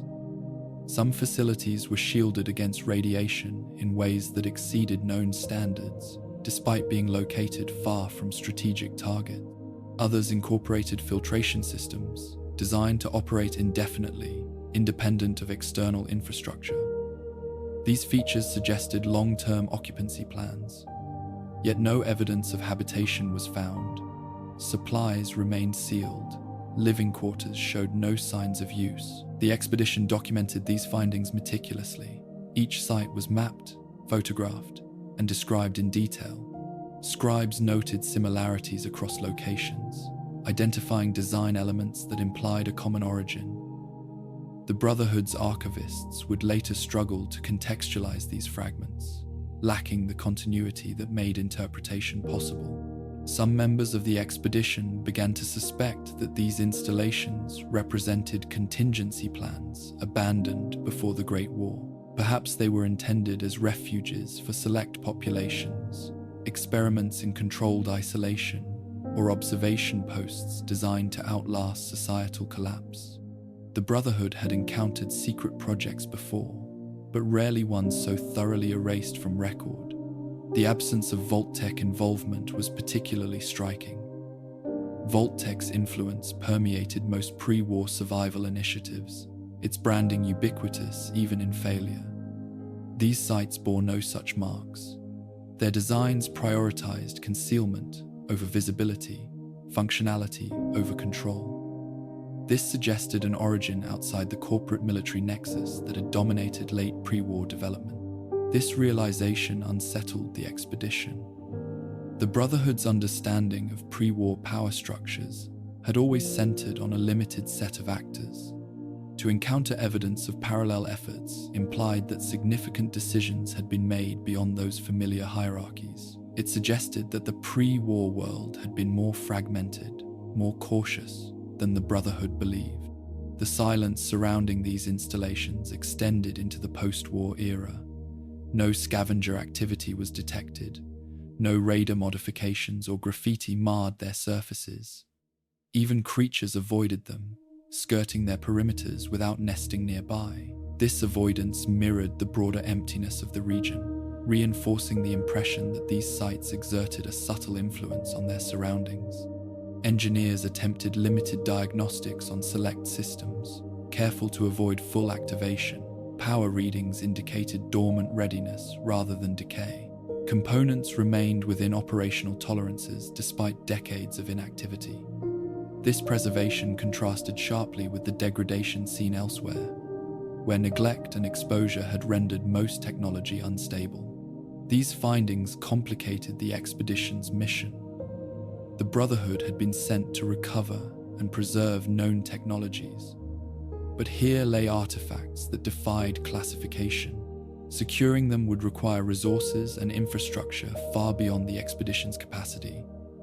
Leaving them behind risked losing knowledge that might never be rediscovered. Without communication, the group could not seek guidance. Decisions had to be made locally, balancing doctrine against practicality. Ultimately, the expedition chose restraint. Detailed records were prioritized over physical recovery. Coordinates were logged. Environmental conditions were noted. The sites were left undisturbed, their secrets preserved through documentation rather than intervention. This choice reflected the Brotherhood's core belief that knowledge, once recorded, could be acted upon later. Yet it also acknowledged limitation. The expedition could not claim everything it encountered. Some discoveries demanded patience rather than possession. As the group moved on, the presence of these pre-war shadows lingered. They reframed the emptiness of the region, suggesting that absence was not accidental. These areas may have been designed to remain unseen, their purpose contingent on conditions that never materialized. The wasteland's silence took on new meaning, no longer just the product of post-war collapse, but the residue of decisions made before the bombs fell. The expedition's understanding of history shifted. The Great War was no longer the sole dividing line. These installations hinted at trajectories interrupted earlier, plans abandoned quietly in anticipation of catastrophe. The Brotherhood had long defined itself as a response to failure. Now it confronted evidence of foresight that had also failed, but in subtler ways. This realization introduced a sense of humility. The Brotherhood was not the only entity to have anticipated the end of the world, nor the only one to have prepared selectively. Others had planned, built, and withdrawn without leaving traces in mainstream history. Their failure was quieter, less visible, but no less complete. The expedition continued, carrying these observations forward. The pre-war shadows they encountered did not offer clear answers or immediate threat. Instead, they deepened uncertainty, complicating the narrative of collapse and survival the Brotherhood relied upon. In these hidden installations, the past did not scream of hubris or desperation. It whispered of caution, secrecy, and abandonment. The Brotherhood's doctrine, built on the assumption that the pre-war world had been reckless, now faced evidence of restraint that had nonetheless proven insufficient. As the expedition moved onward, the wasteland seemed less empty and more withheld. Absence became intentional rather than incidental. The land did not merely lack civilization, it concealed its history beneath layers of silence. The Brotherhood had sent the expedition to recover what was lost. In doing so, it uncovered signs of losses it had never known existed. These pre-war shadows did not fit neatly into archival categories. They resisted preservation through possession, offering only fragments and questions. The group advanced, aware that their records might be the only acknowledgement these places ever received. Without names or context, the installations would remain footnotes, their significance diluted by isolation. Yet, the expedition documented them faithfully, honoring the Brotherhood's belief that even incomplete knowledge had value.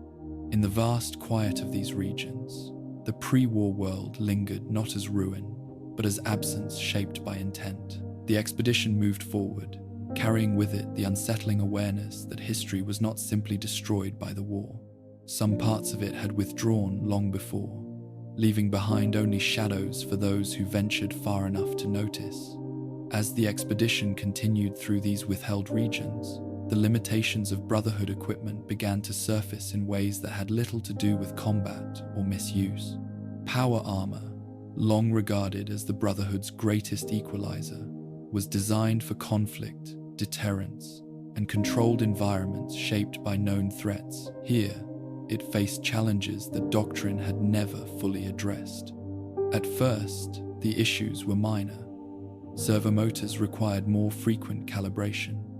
Joint assemblies accumulated fine particulate matter that standard seals struggled to repel. Filters clogged faster than expected, not from radiation or toxins, but from the pervasive dust that blanketed the land. This dust was finer than anything recorded elsewhere. slipping past barriers designed for harsher but more predictable conditions. Engineers worked constantly to adapt. Maintenance cycles shortened, diagnostic routines expanded. Components were cleaned and reseated with meticulous care. These efforts kept systems operational, but at increasing cost in time and energy. What had once been background routine became a central concern, reshaping daily schedules and priorities. As days passed, wear patterns emerged that defied existing models.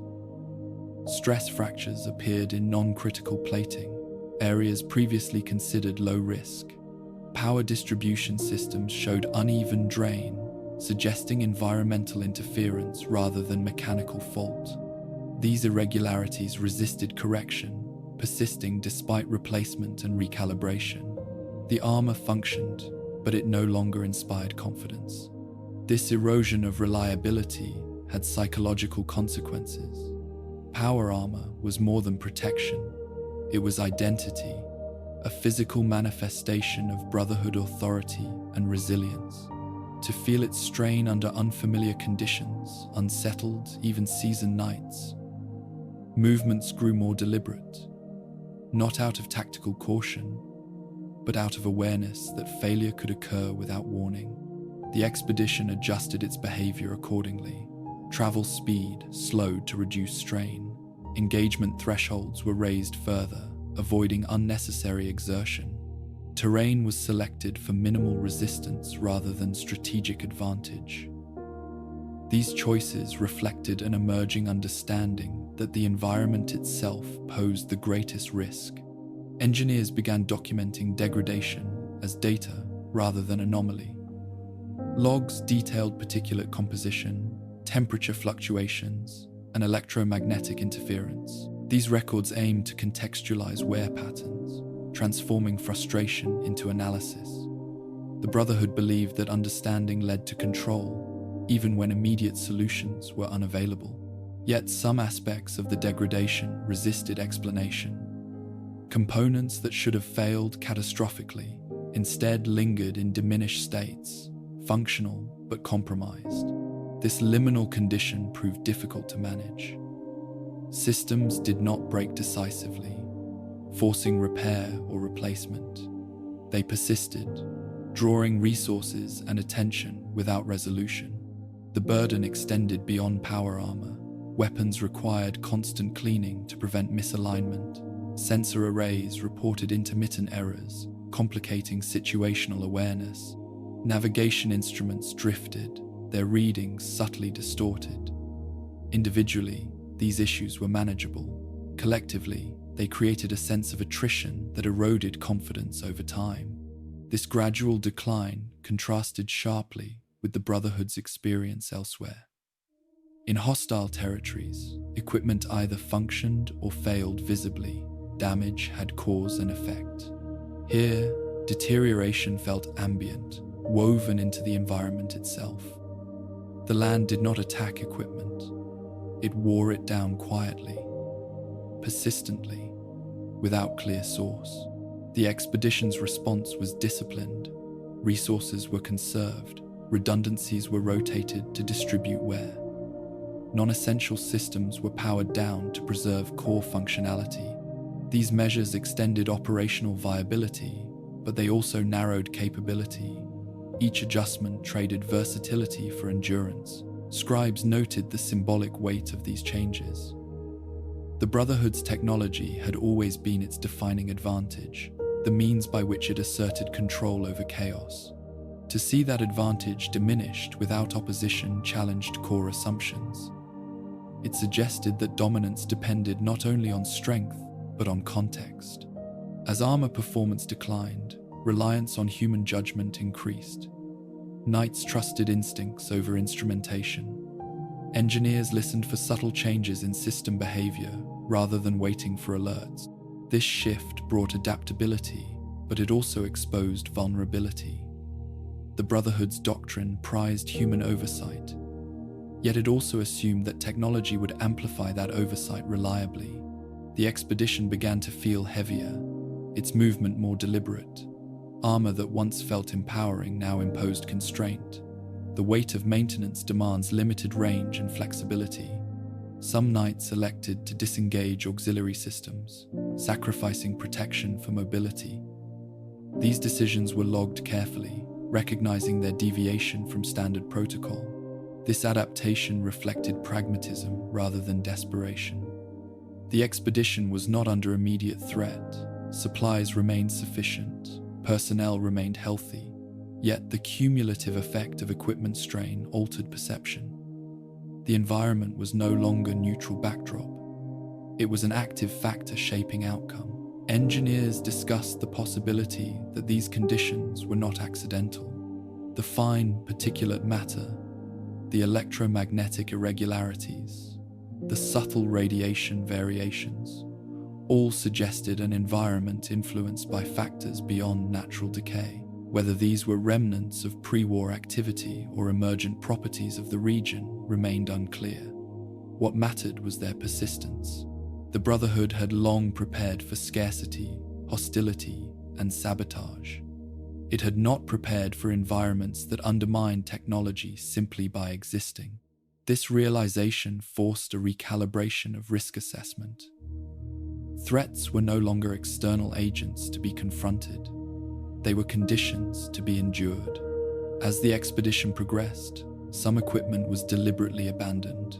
Components that consumed more resources than they justified were left behind, marked and documented. This was not failure, but triage. The Brotherhood's doctrine allowed for loss when preservation of the mission demanded it. Still, each abandonment carried symbolic weight. The sight of discarded armor plating, resting inert in the dust, unsettled the group. Power armor was rarely left behind intact.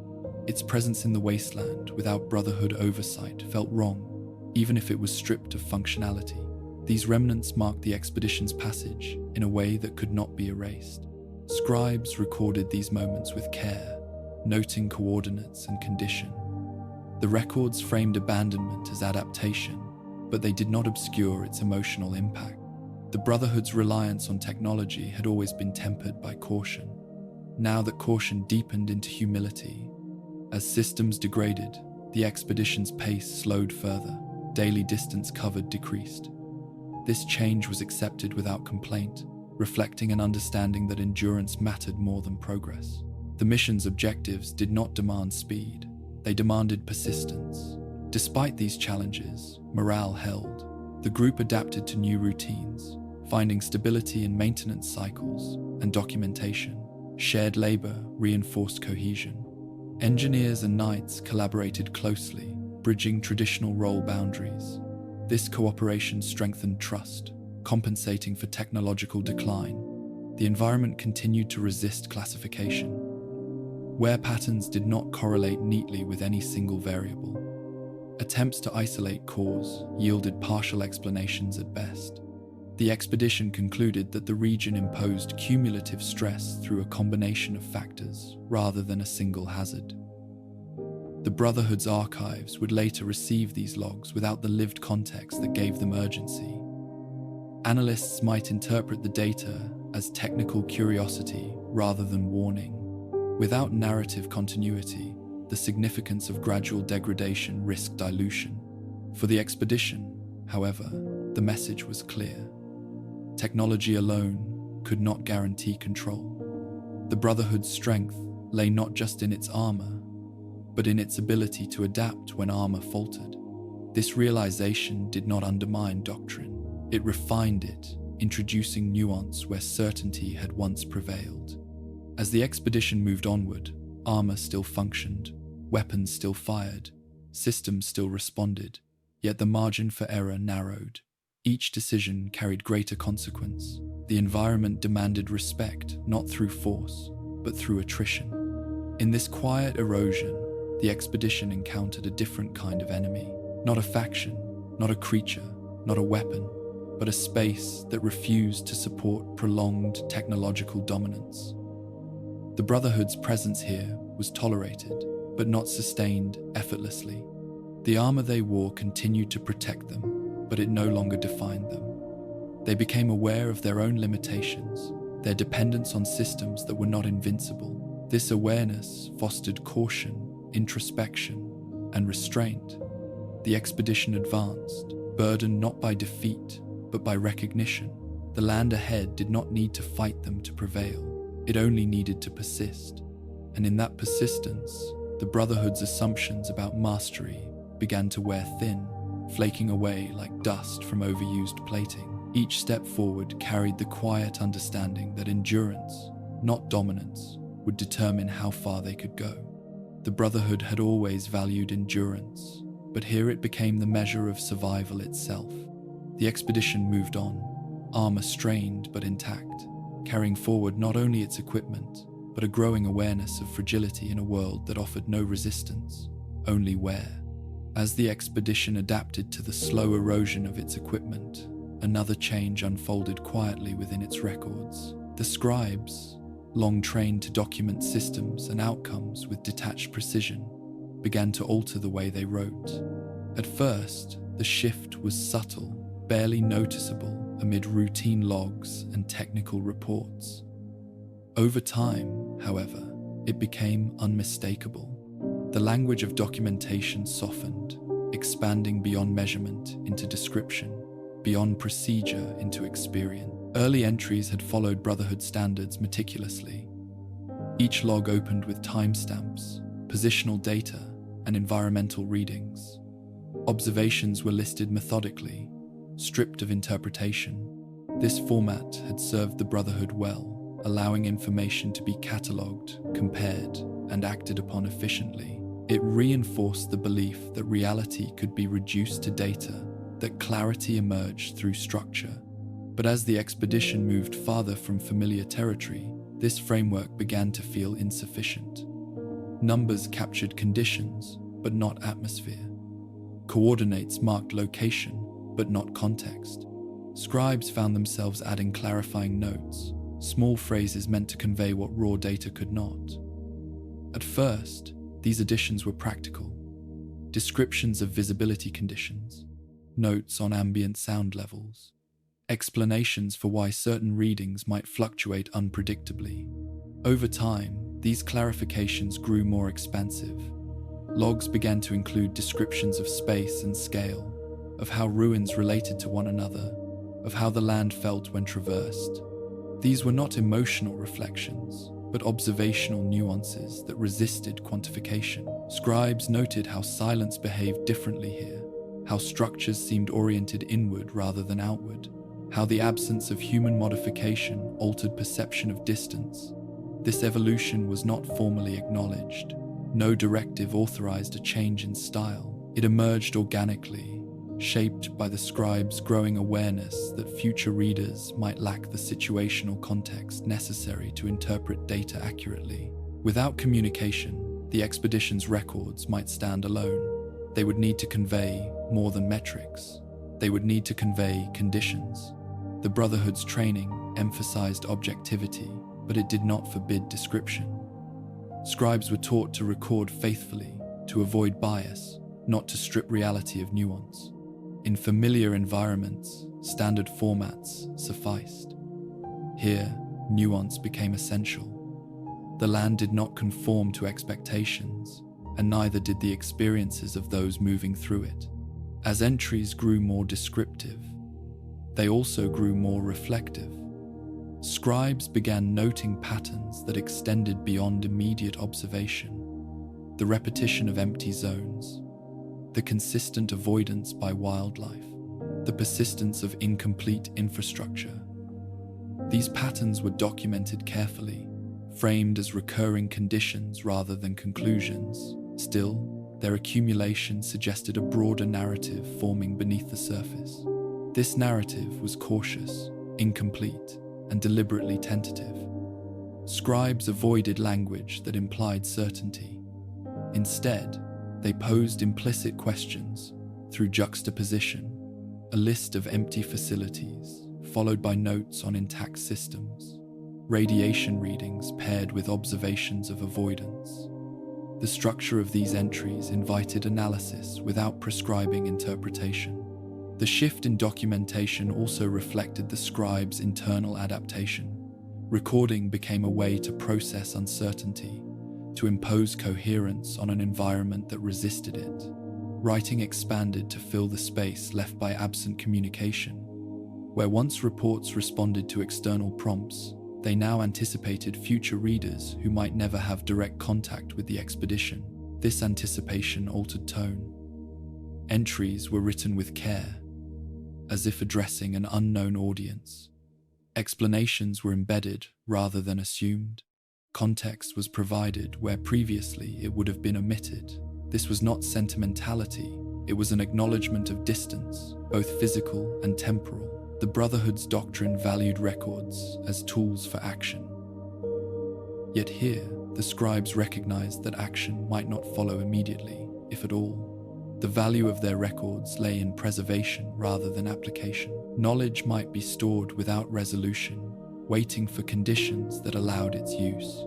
This realization introduced a subtle melancholy into the writing, though it was never stated outright. Entries noted the persistence of emptiness, the lack of engagement, the absence of response. These observations were factual, but their repetition conveyed weight. The land did not change. The expedition moved, documented, and endured. But the environment remained indifferent. Some scribes began including brief summaries at the end of logs, synthesizing observations across multiple days. This practice was uncommon in standard Brotherhood reporting, where analysis was typically centralized. Here, it emerged as necessity. Without feedback, synthesis had to occur locally. Patterns needed recognition before they faded into routine. These summaries were careful and restrained. They avoided speculation, focusing instead on consistency. The same conditions observed across different regions. The same anomalies recurring without escalation. This consistency was, in itself, notable. It suggested that the environment's strangeness was not localized, but systemic. The change in writing also reflected the expedition's evolving identity. Initially, scribes saw themselves as conduits, transmitting information back to the Brotherhood. As communication ceased, they became custodians of a record that might never be received. Their audience shifted from immediate authority to an abstract future. This shift altered motivation. Documentation was no longer just duty, it became legacy. The scribes understood that their words might be the only trace of the expedition's passage, the only articulation of what lay beyond known borders. This awareness sharpened attention to detail and expanded descriptive scope. Despite these changes, discipline remained intact. Entries adhered to structure, even as they grew more elaborate. Emotional language was avoided. Personal reactions were filtered through observation. The Brotherhood's emphasis on restraint persisted, shaping how experience was translated into text. Yet the act of writing itself became more prominent within daily routine. Time was allocated deliberately, even when fatigue pressed. Scribes worked by low light, recording observations while they were fresh. This prioritization reflected an understanding that memory was fragile, especially in monotonous environments where days blurred together. The evolution of documentation did not go unnoticed by others. Knights and engineers occasionally reviewed logs, contributing clarifications or corrections. This collaborative approach strengthened cohesion, reinforcing shared understanding. Records became communal artifacts rather than isolated reports. This collaboration also blurred traditional role boundaries. Engineers added environmental notes alongside technical data. Knights described terrain and movement patterns beyond tactical relevance. The expedition's records became a composite view, integrating perspectives that were usually separated by function. The Brotherhood's archival standards allowed for such integration, but rarely required it. Here, it became essential.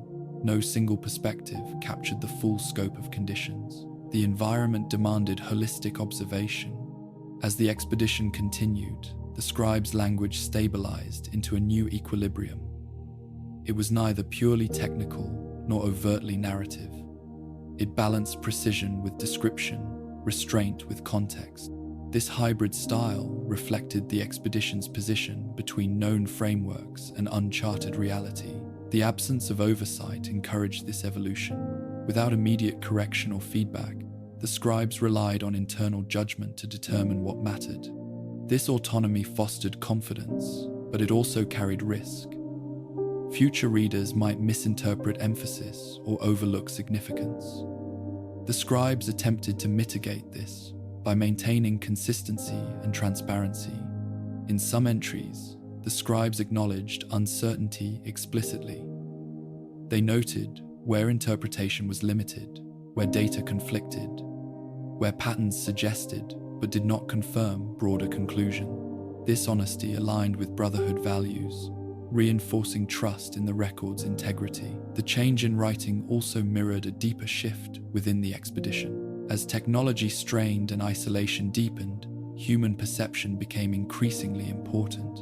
Observation was no longer mediated solely through instruments.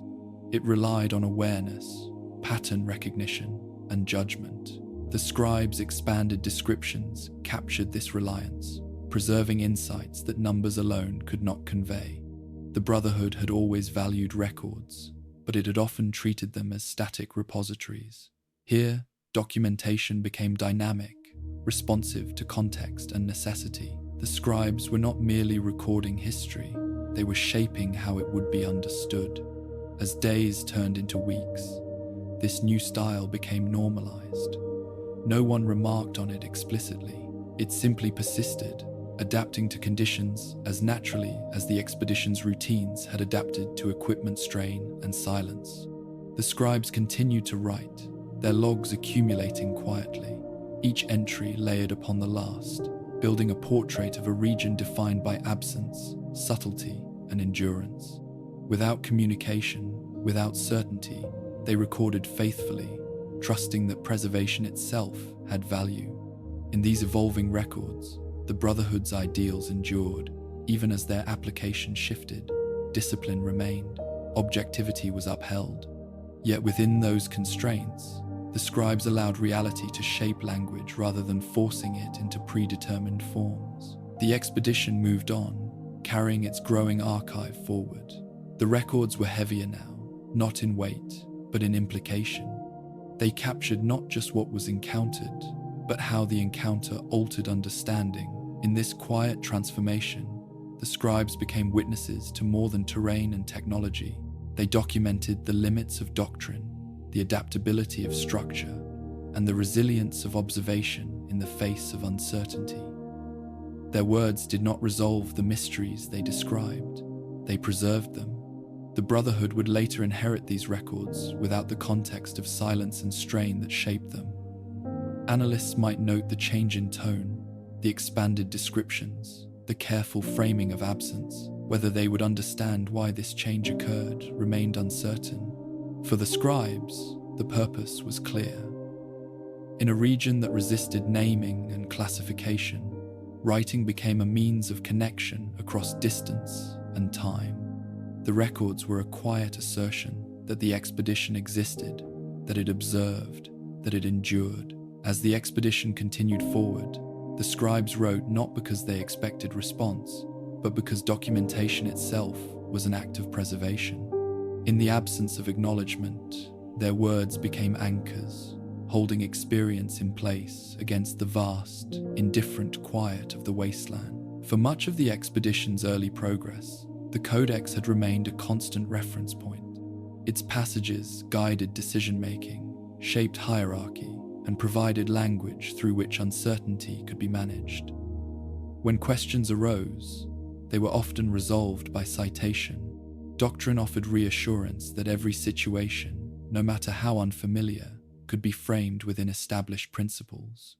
The Codex was not merely a rulebook, it was a shared anchor, connecting the expedition to the Brotherhood's identity. At first, references to the Codex appeared regularly in logs and discussions. Scribes noted compliance with its directives. Knights justified tactical decisions by aligning them with its guidance. Engineers referenced its safety provisions when modifying systems beyond standard parameters.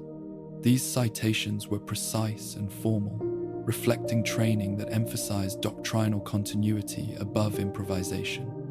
As isolation deepened and conditions diverged from expectation, these references began to thin. The change was gradual, not marked by disagreement or defiance. It emerged from necessity rather than dissent. Situations arose that the Codex did not clearly address, not because it was flawed, but because it had been written for environments shaped by known patterns. Here, those patterns did not apply cleanly. The first omissions were subtle.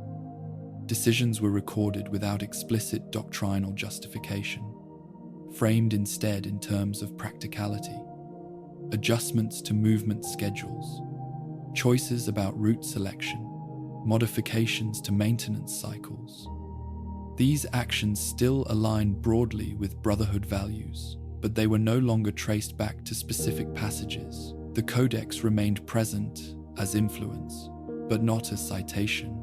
This shift reflected an emerging reliance on situational judgment. The expedition encountered conditions that demanded immediate response rather than deliberation, waiting to reconcile every action with doctrine's slowed adaptation. This pragmatism did not reject the Codex, but it loosened its grip on moment-to-moment decisions. The environment played a significant role in this transition.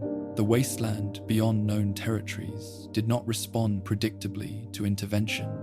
Standard approaches yielded inconsistent results. Protocols designed for hostile engagement or recovery proved less useful in landscapes defined by absence and attrition. In these contexts, rigid adherence to doctrine risked inefficiency or harm. Discussions among the expedition reflected this evolution. Early debates invoked the Codex explicitly, framing options within its language.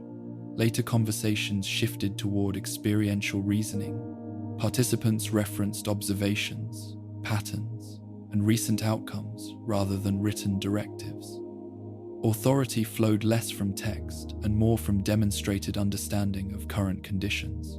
This change did not undermine discipline. Hierarchy remained intact. Orders were followed. Responsibilities were respected. What changed was the source of confidence. Instead of deriving assurance from doctrine alone, the expedition began to trust its collective experience. This trust was cautious, built incrementally as adaptation proved effective. The Codex itself was not questioned openly. To do so would have challenged the Brotherhood's foundational identity. Instead, it receded into background influence, shaping values rather than dictating procedure. The expedition still operated within the spirit of preservation and restraint. It simply interpreted those principles through immediate context rather than explicit citation. Scribes noted this shift indirectly. Early logs contained phrases referencing doctrinal alignment.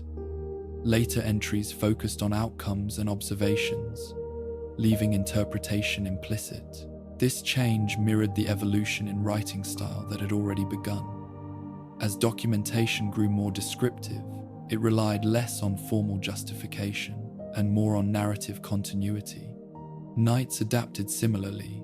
Tactical decisions were informed by terrain, equipment condition, and fatigue rather than prescribed engagement models. The absence of hostile forces rendered many combat-oriented doctrines irrelevant. Instead, emphasis shifted to movement efficiency and equipment preservation. These priorities aligned with the Codex's emphasis on survival, even if not articulated through its language. Engineers, accustomed to operating within strict procedural frameworks, found themselves improvising more frequently. Environmental conditions forced adjustments that fell outside documented maintenance protocols. These deviations were logged carefully, but rarely justified through doctrine. The Codex offered principles, not solutions, and engineers acted accordingly. This gradual distancing from explicit doctrine created an unspoken tension. The Brotherhood's strength had always rested on continuity of belief across distance and time. To operate without constant reference to the Codex risked fragmentation. Yet the expedition remained cohesive, united by shared experience and mutual trust. The absence of communication amplified this effect. Without oversight, there was no external reinforcement of doctrine. The Codex existed as text and memory rather than active authority. Its influence persisted, but it was filtered through interpretation rather than enforced through response. In moments of uncertainty, individuals still reflected on Brotherhood values. They avoided unnecessary risk. They prioritized data preservation. They maintained restraint in the face of unknowns. These behaviors demonstrated that doctrine had been internalized deeply enough to guide action without citation. The Codex had become implicit rather than explicit. This internalization represented both success and vulnerability.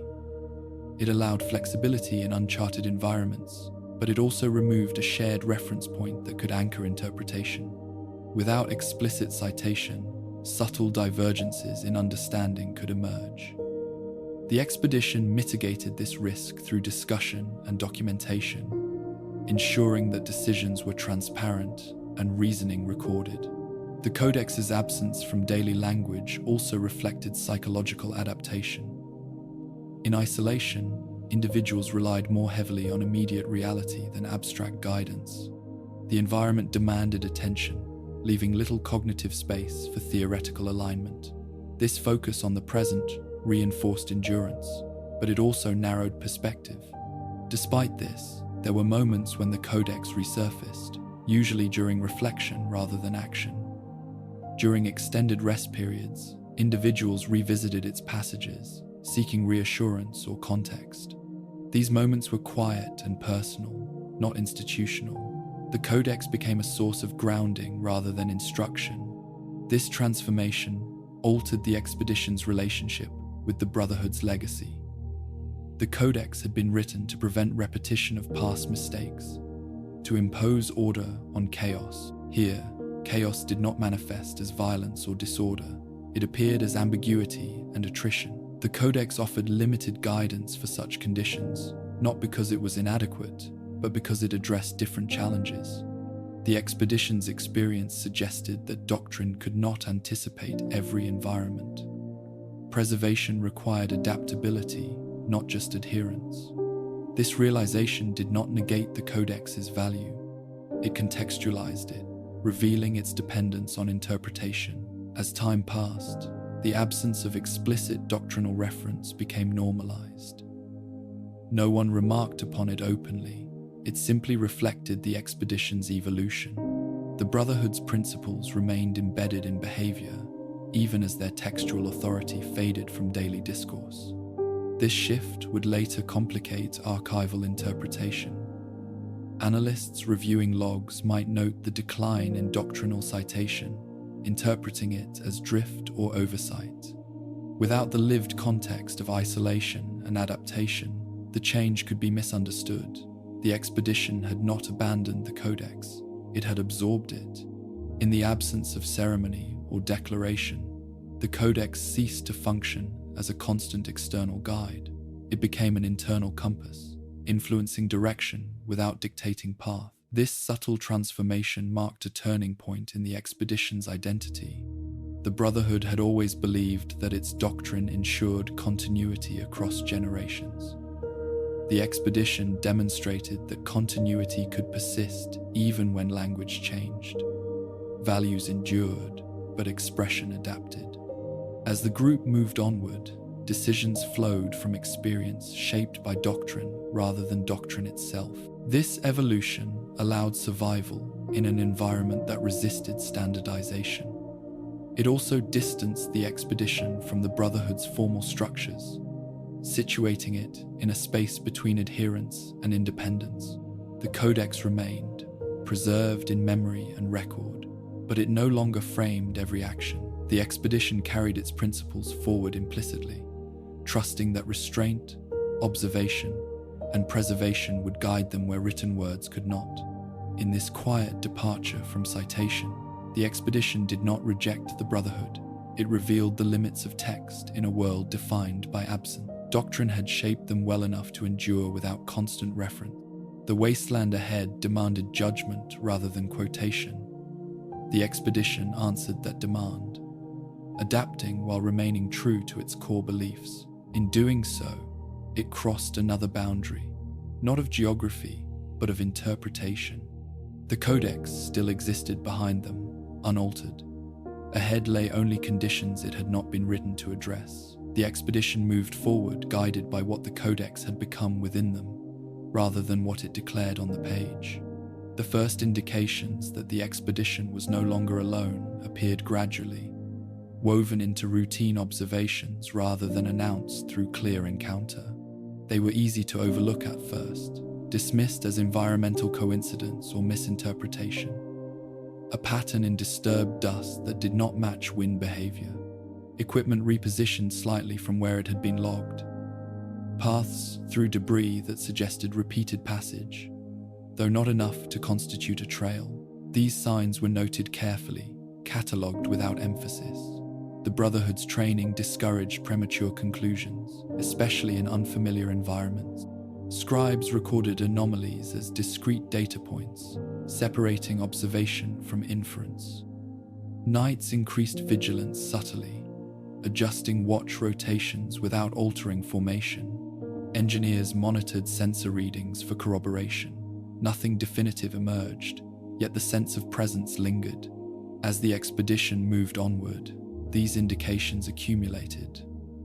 Footprints appeared in soft ground, humanoid in shape but irregular in spacing.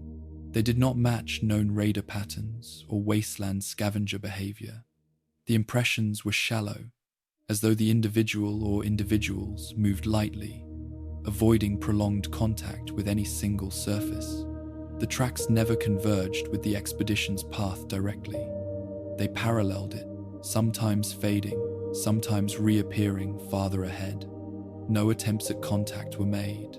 No signals were broadcast. No visual confirmation occurred. The absence of engagement suggested deliberate avoidance rather than ignorance. Whoever left these traces did not wish to be seen, or perhaps did not wish to be known. The expedition debated response options cautiously. Standard Brotherhood protocol emphasized controlled engagement when encountering unknown groups, particularly in regions where technology and information were at stake. Yet engagement required mutual acknowledgement.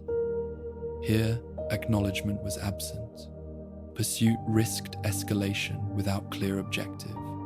Withdrawal risked conceding ground without understanding. The decision was made to continue forward without alteration, maintaining observation while minimizing provocation. This approach aligned with the expedition's evolving priorities. Preservation of data outweighed assertion of presence. If others existed in this region, understanding their behavior mattered more than confrontation. Over time, the signs became more consistent. Campsites were found that showed recent use, though never active. Heat signatures lingered faintly in sheltered areas. Equipment fragments appeared, not Brotherhood issue, and not matching common wasteland manufacture. Materials were utilitarian, stripped of decoration, optimized for function rather than intimidation. These artifacts suggested a group accustomed to survival without display. Scribes documented these findings with heightened attention. The absence of identifiable markers complicated classification. No insignia, no standardized construction, no recognizable language etched into tools or surfaces. The group behind these traces remained anonymous, defined only by absence and restraint. This anonymity unsettled the expedition. The Brotherhood was accustomed to categorizing factions through behavior and technology. Raiders announced themselves through violence. Settlements left patterns of habitation. Organized groups displayed ideology through symbols. Here, none of these cues applied. The unknown presence resisted classification, operating beneath the threshold of recognition. The possibility that the expedition was being observed gained traction. Knights reported moments when movement felt anticipated, routes subtly avoided by those who left traces. The expedition rarely stumbled upon fresh signs unexpectedly. Instead, Indications appeared at the margins of perception, as if time to be noticed only after passage. This raised questions about intent. Observation implied interest, but not hostility. Avoidance suggested caution rather than fear. The group speculated that whoever inhabited this region had learned to survive through invisibility, minimizing contact to preserve autonomy. Such a strategy contrasted sharply with the Brotherhood's approach, which relied on controlled dominance and technological superiority. Engineers reviewed sensor logs for evidence of surveillance technology. Results were inconclusive. Occasional electromagnetic anomalies appeared, but they could not be definitively attributed to artificial sources. If the unknown group employed technology, it was either minimal or expertly concealed. The expedition's response remained measured. Weapons were kept ready, but not displayed overtly. Camps were established briefly and dismantled carefully, leaving minimal trace. Light and noise discipline increased. These measures were precautionary rather than reactive, aimed at reducing the expedition's footprint rather than preparing for confrontation. As days passed, the unknown presence became a constant backdrop rather than an anomaly. It shaped movement patterns and decision-making without ever demanding direct response. The expedition learned to operate with the assumption of observation, adjusting behavior to minimize predictability.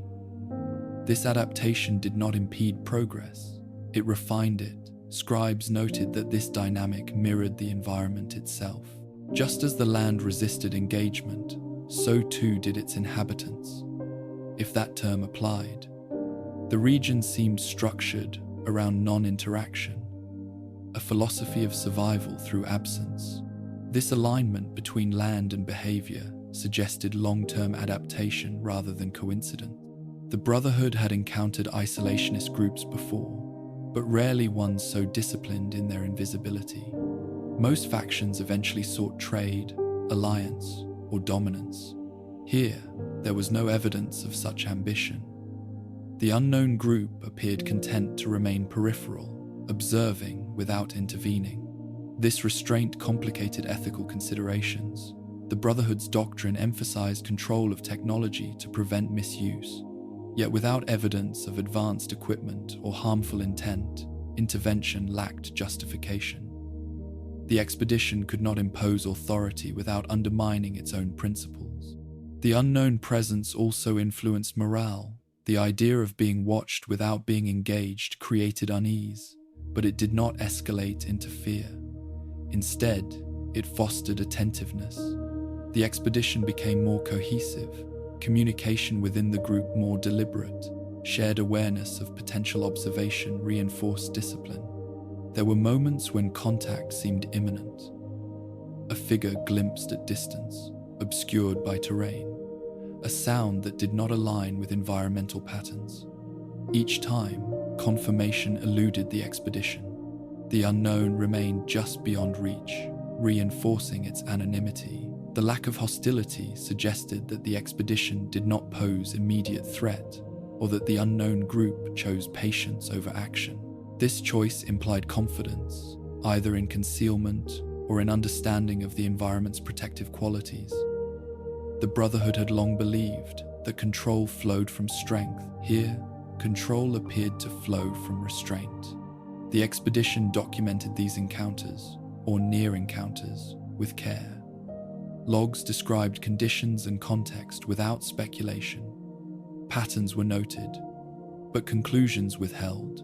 This discipline reflected respect for the unknown as much as caution. As time passed, the presence ceased to feel external. It became part of the environment, an accepted variable rather than a looming threat. The expedition adjusted, integrating this awareness into routine. Movement continued. Observation persisted. The mission's objectives remained unchanged. The Brotherhood had sent the expedition to recover knowledge and assess risk. In encountering a presence that chose invisibility over dominance, the expedition confronted a different model of survival, one that did not seek to shape the wasteland, but to coexist with it without trace. This model challenged assumptions embedded in Brotherhood doctrine. Preservation, as practiced by the Brotherhood, involved intervention and control. Here was an example of preservation through withdrawal. The unknown group preserved itself by remaining unseen, its impact on the environment minimal. The expedition did not attempt to alter this balance. To do so would risk conflict without clear benefit. Instead, it continued forward, carrying its observations and adapting behavior to minimize disturbance. The unknown presence never revealed itself fully. It left no message, no warning, no invitation.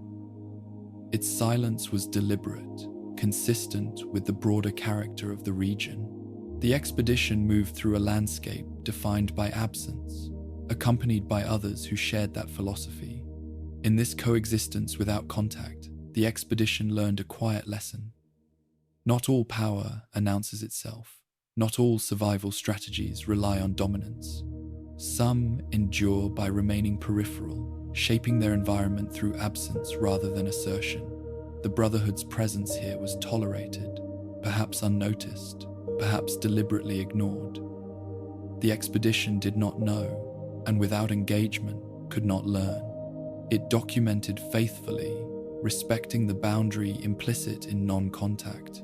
As the group moved onward, the signs gradually thinned, fading as quietly as they had appeared. Whether this reflected increased distance, deliberate withdrawal, or adaptation remained unclear. The expedition did not pursue. What remained was the understanding that the wasteland held inhabitants who did not fit familiar categories. Groups that survived not through conquest or isolation behind walls, but through careful invisibility. Their existence expanded the expedition's understanding of what endurance could look like in a world shaped by collapse.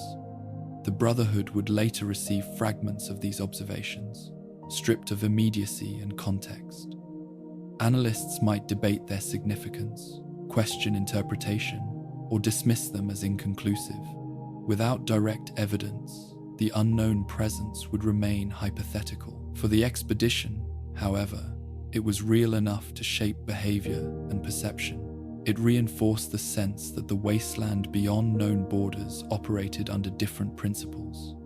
Here, absence was not emptiness, but strategy. The expedition continued forward, aware that it was not alone, yet unchallenged. The unknown remained just beyond reach, a silent companion to their journey. In this quiet coexistence, the expedition encountered a form of life that mirrored the land itself, present without presence, enduring without imprint, shaping the journey without ever stepping into view. As evidence of the unseen presence accumulated, the expedition became increasingly aware that observation flowed in only one direction. No matter how carefully they scanned their surroundings, no matter how deliberately they altered routes or schedules, those who left traces never revealed themselves directly. There were no attempts at communication, no warnings issued, no displays meant to assert dominance or claim territory.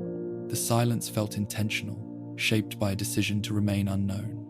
This restraint distinguished the unseen inhabitants from every faction the Brotherhood understood. Raiders sought recognition through fear. Organized groups marked boundaries and enforced them visibly. Even the most isolationist communities eventually revealed themselves through trade, conflict, or habitation. Here, none of those signals appeared. The absence of engagement was not passive, it was chosen. The expedition's logs reflected this realization. Scribes stopped framing the traces as precursors to contact. Instead, they documented them as indicators of avoidance. Paths diverted subtly around the expedition's camps. Evidence of movement appeared only after departure. Equipment fragments were found where the expedition no longer lingered.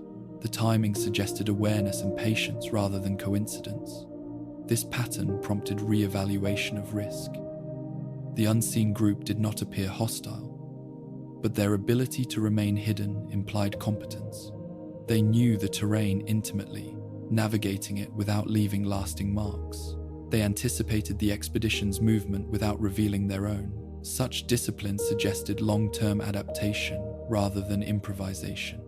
Knights discussed whether to initiate contact deliberately, reasoning that controlled engagement might reduce uncertainty.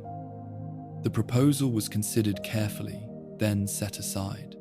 Any attempt to force interaction risked escalating a situation that had remained stable. The unseen group's silence established a boundary. Crossing it without invitation could provoke response where none had existed. Engineers noted the absence of detectable technology associated with surveillance. If the unseen group observed the expedition, it did so through means that left no signature. This implied reliance on environmental familiarity rather than instrumentation. The land itself may have served as their sensor network, its patterns understood well enough to detect disturbance. This understanding reinforced a growing respect for restraint.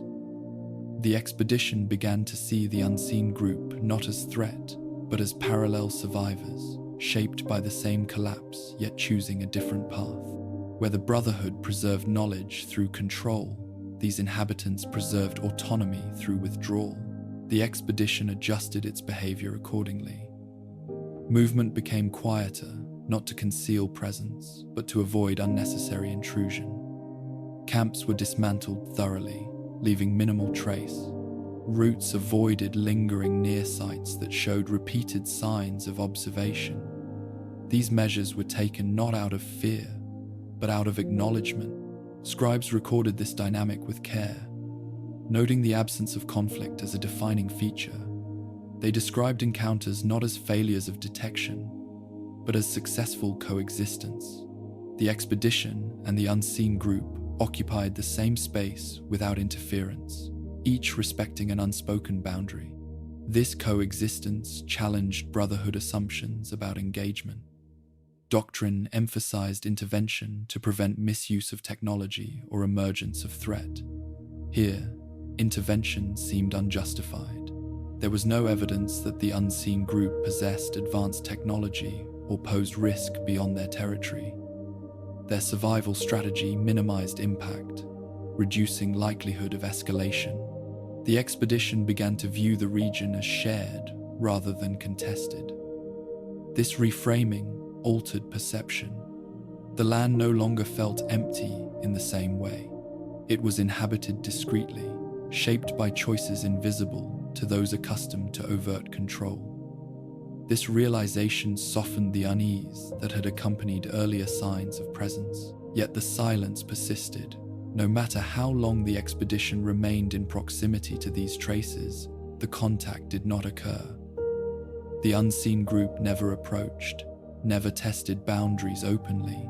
Their restraint suggested confidence in their invisibility and perhaps in the environment's protective qualities. This raised questions about history. How long had these inhabitants been here? Had they withdrawn before the Great War or adapted afterward? Their absence from Brotherhood records suggested longevity rather than recent arrival. They may have survived by avoiding notice from all major factions, becoming ghosts within the wasteland. The expedition's inability to engage did not diminish curiosity, but it tempered it. Scribes resisted the urge to speculate beyond observation. They documented patterns, not motives. They described behavior, not identity. This discipline preserved the integrity of the record, acknowledging the limits of knowledge. Knights, accustomed to assessing threat through confrontation, adapted to a different metric. Threat here was defined by uncertainty rather than hostility. The unseen group's silence reduced immediate risk, but it also denied clarity. This ambiguity required patience, a quality the expedition had cultivated through isolation. Engineers noted that environmental conditions may have facilitated this invisibility. Terrain features, atmospheric interference, and subtle radiation variations could obscure movement and presence. The unseen group likely exploited these conditions expertly, integrating themselves into the land rather than imposing structure upon it. The expedition's respect for this strategy deepened. It represented a form of wisdom born from long-term survival. an understanding that visibility invited conflict. In a world where power often drew violence, remaining unseen could be the strongest defense. This realization resonated with the expedition's evolving experience. Isolation had taught them the value of restraint, the limits of control, and the importance of adaptation. The unseen group embodied these lessons, living them rather than recording them. As time passed, the traces grew fainter. Whether this reflected increased distance, deliberate withdrawal, or a shift in observation remained unclear. The expedition did not pursue answers aggressively. It accepted the boundary as part of the environment. The lack of engagement became normalized. The expedition operated under the assumption that they were observed, yet unchallenged. This awareness sharpened discipline without inducing paranoia. The group functioned cohesively, adapting routines to minimize disruption. Scribes reflected on this dynamic indirectly, noting how the absence of conflict allowed focus to remain on documentation and movement. The expedition's mission was not compromised by coexistence. If anything, it reinforced the importance of restraint and observation. The Brotherhood's doctrine had prepared its members to confront threats decisively. It had not emphasized the value of non-interaction as survival strategy. The expedition's experience expanded this understanding, introducing nuance to the concept of preservation. Preservation did not always require control. Sometimes, it required leaving others untouched. The unseen group preserved itself by remaining invisible, and the expedition preserved its mission by respecting that invisibility. This mutual non-engagement created a fragile equilibrium. The expedition passed through without leaving lasting imprint. The unseen group remained unexposed.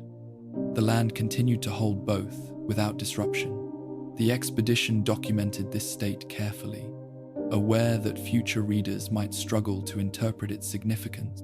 Without names, faces, or direct evidence, the unseen group would remain hypothetical within Brotherhood archives. Yet the impact of their presence was real, shaping behavior and perception. As the expedition moved onward, the silence behind them closed. The traces faded into the environment, indistinguishable from natural patterns. The unseen group withdrew fully, or perhaps simply ceased to leave marks noticeable to the expedition. What remained was an expanded understanding of survival in the wasteland. Not all endurance was loud, not all strength was visible. Some communities persisted by choosing absence over assertion, invisibility over confrontation. The Brotherhood had sent the expedition to assess threats and recover knowledge. In encountering a group that chose silence, the expedition learned that some knowledge could not be claimed through engagement. It could only be respected. The expedition continued forward, carrying this lesson quietly. The unseen group never spoke, never revealed itself, never demanded recognition. Its silence became part of the record, an enduring reminder that the wasteland held lives shaped by choices beyond Brotherhood doctrine. In moving through this region without conflict, the expedition demonstrated adaptability. It honored boundaries it did not fully understand, preserving stability through restraint. This experience did not weaken the Brotherhood's ideals, it refined them. As the traces disappeared and the land returned to its familiar emptiness, the expedition moved on. The silence of those who never spoke lingered in memory and record, shaping understanding without ever offering explanation. The Brotherhood would later read these logs and debate their meaning. Some would question interpretation, others would dismiss the absence of contact as inconclusive. Yet, for the expedition, the experience was definitive. They had encountered lives that endured through invisibility, and in respecting that choice, they had preserved both mission and peace. The wasteland did not require domination to be navigated. Sometimes it required quiet passage and the humility to remain unacknowledged. The expedition advanced, leaving behind a region shaped by silence and mutual restraint. The unseen remained unseen, and the expedition, for a time, accepted that some truths revealed themselves only through absence. As the expedition absorbed the reality of unseen observers and deliberate non-engagement, a decision emerged that reshaped how it moved through the region. It was not formalized through vote or recorded as directive. It unfolded through a series of small, practical adjustments that collectively altered the expedition's presence. The choice was simple in concept and complex in consequence. They would make themselves less visible. This did not mean retreat or concealment born of fear. It meant reducing the signals by which the Brotherhood was known. Armor insignia were covered or muted, not out of shame, but out of recognition that symbols invited interpretation. Power signatures were moderated where possible, systems throttled to minimize electromagnetic output. Communication equipment, already ineffective at long range, was powered down except during brief diagnostic cycles. The expedition continued forward, but with a lighter footprint. The rationale was pragmatic. Visibility had not yielded clarity. It had not invited contact or explanation. Instead, it appeared to provoke distance. By remaining conspicuous, the expedition risked altering the environment's equilibrium. By becoming quieter, it might pass without disturbance, preserving both safety and observation. Knights adjusted formations to reduce silhouette and noise, spacing movements to avoid patterns easily read at distance. Camps were established later in the day and dismantled earlier, minimizing stationary presence. Fires were avoided entirely, replaced by sealed thermal units that left no trace. These measures were adopted without discussion, emerging organically as shared understanding. Scribes recorded the transition carefully, framing it as environmental adaptation rather than strategic shift. Logs noted reductions in detectable output and adjustments in movement patterns. Language remained neutral, emphasizing efficiency and caution. The decision to remain less visible also reflected respect for the unseen inhabitants. Non-engagement had preserved stability. Escalating presence risked provoking response where none existed. By reducing their profile, the expedition acknowledged an unspoken boundary and chose to honor it. This restraint aligned with the Brotherhood's evolving emphasis on preservation over assertion. There were internal concerns. Visibility had always been a source of deterrence. Power armor and insignia communicated authority, discouraging challenge. Reducing these markers could invite misinterpretation, signaling weakness or vulnerability. The expedition weighed this risk against observed behavior. The unseen group had avoided contact regardless of the expedition's visibility. Deterrence was irrelevant where engagement was undesired. Engineers evaluated the technical implications of reduced output. Lowering power signatures extended component lifespan and mitigated some degradation. Systems operated more efficiently at moderated levels, reducing strain imposed by the environment. This practical benefit reinforced the decision, framing invisibility as conservation rather than concession. As visibility decreased, the expedition's perception of the region shifted. Movement felt less intrusive. The land responded with the same indifference, but the sense of being watched receded. Whether this was actual change or psychological adjustment remained unclear. What mattered was the effect. The expedition operated with greater ease, its routines less burdened by anticipation of response.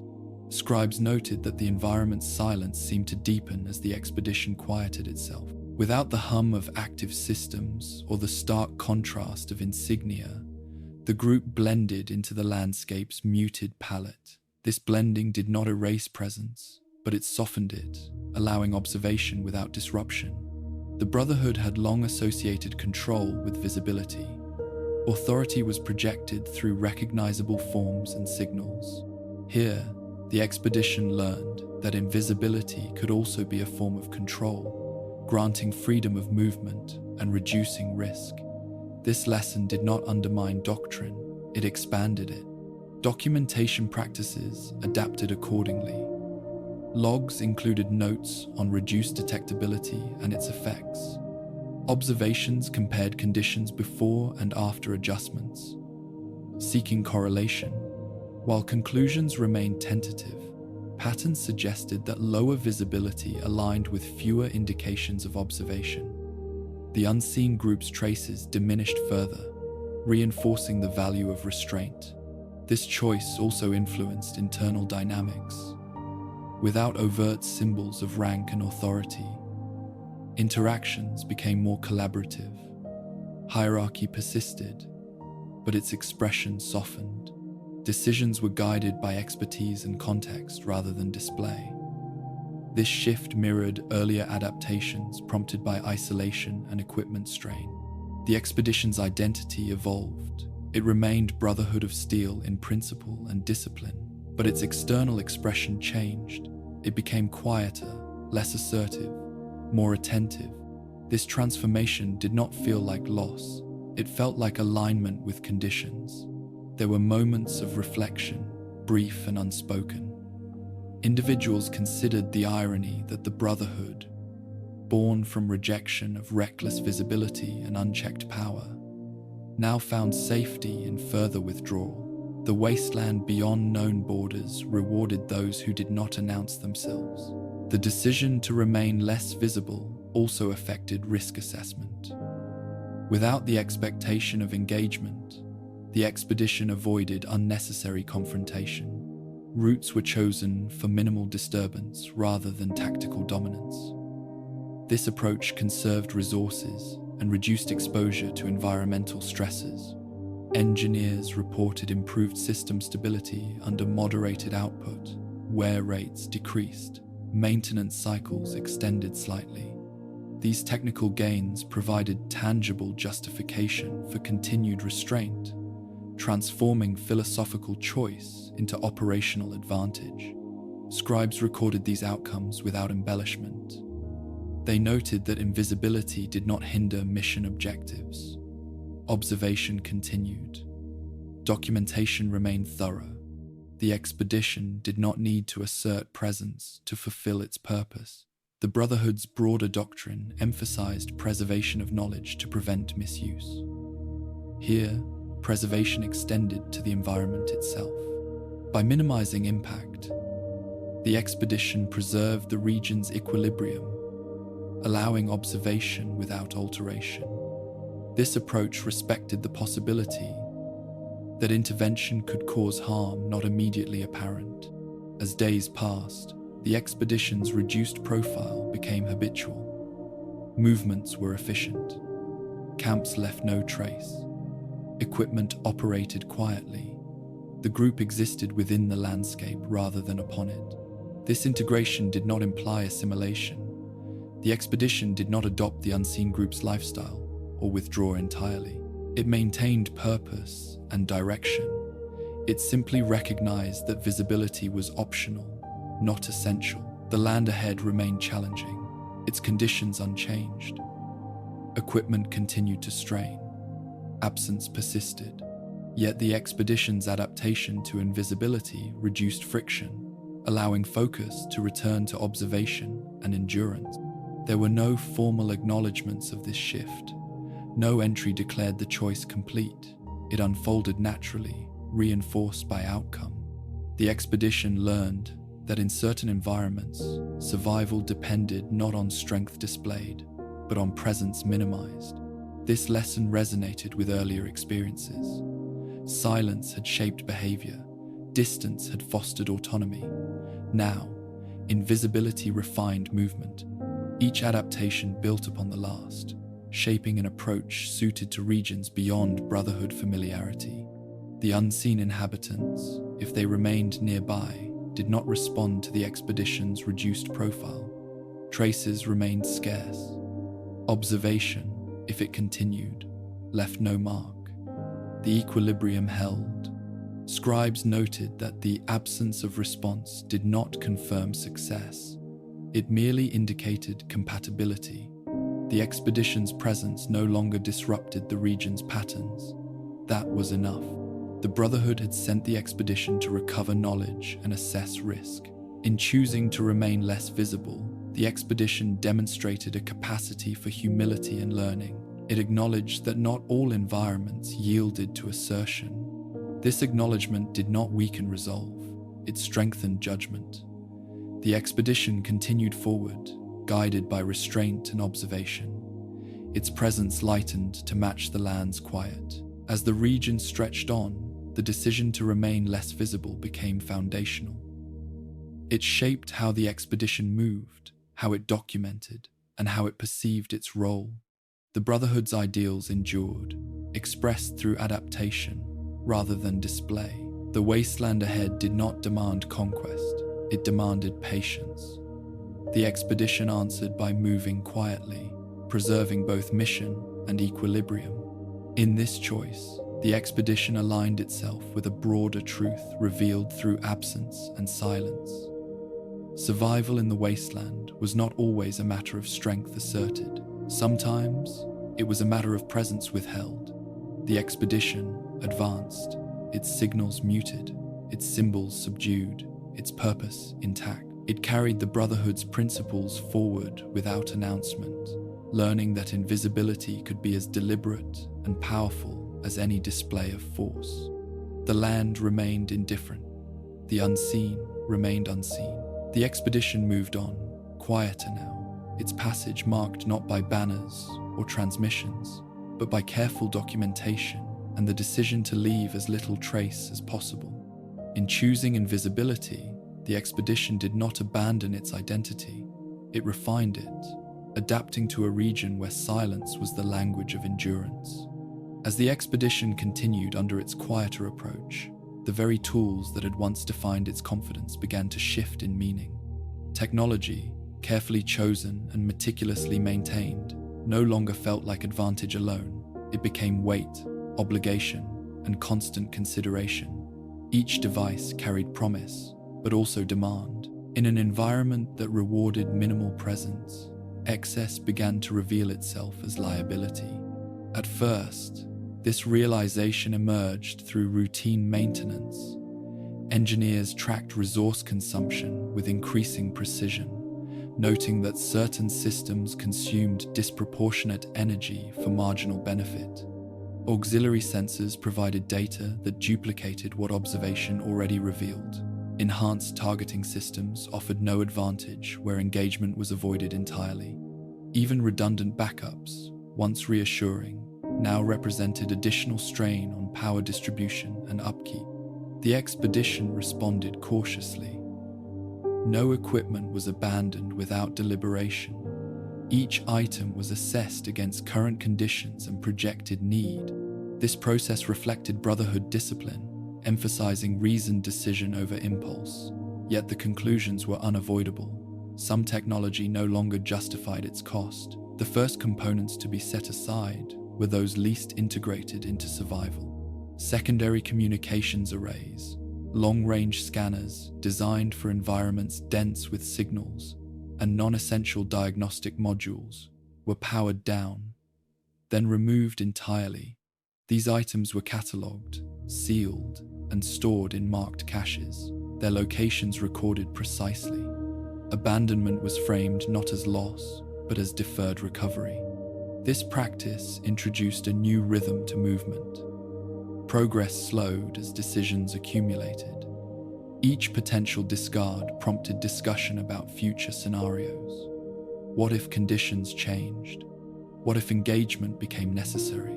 What if recovery never occurred? These questions were weighed carefully, but the expedition resisted speculation. Decisions were made based on present reality rather than hypothetical extremes.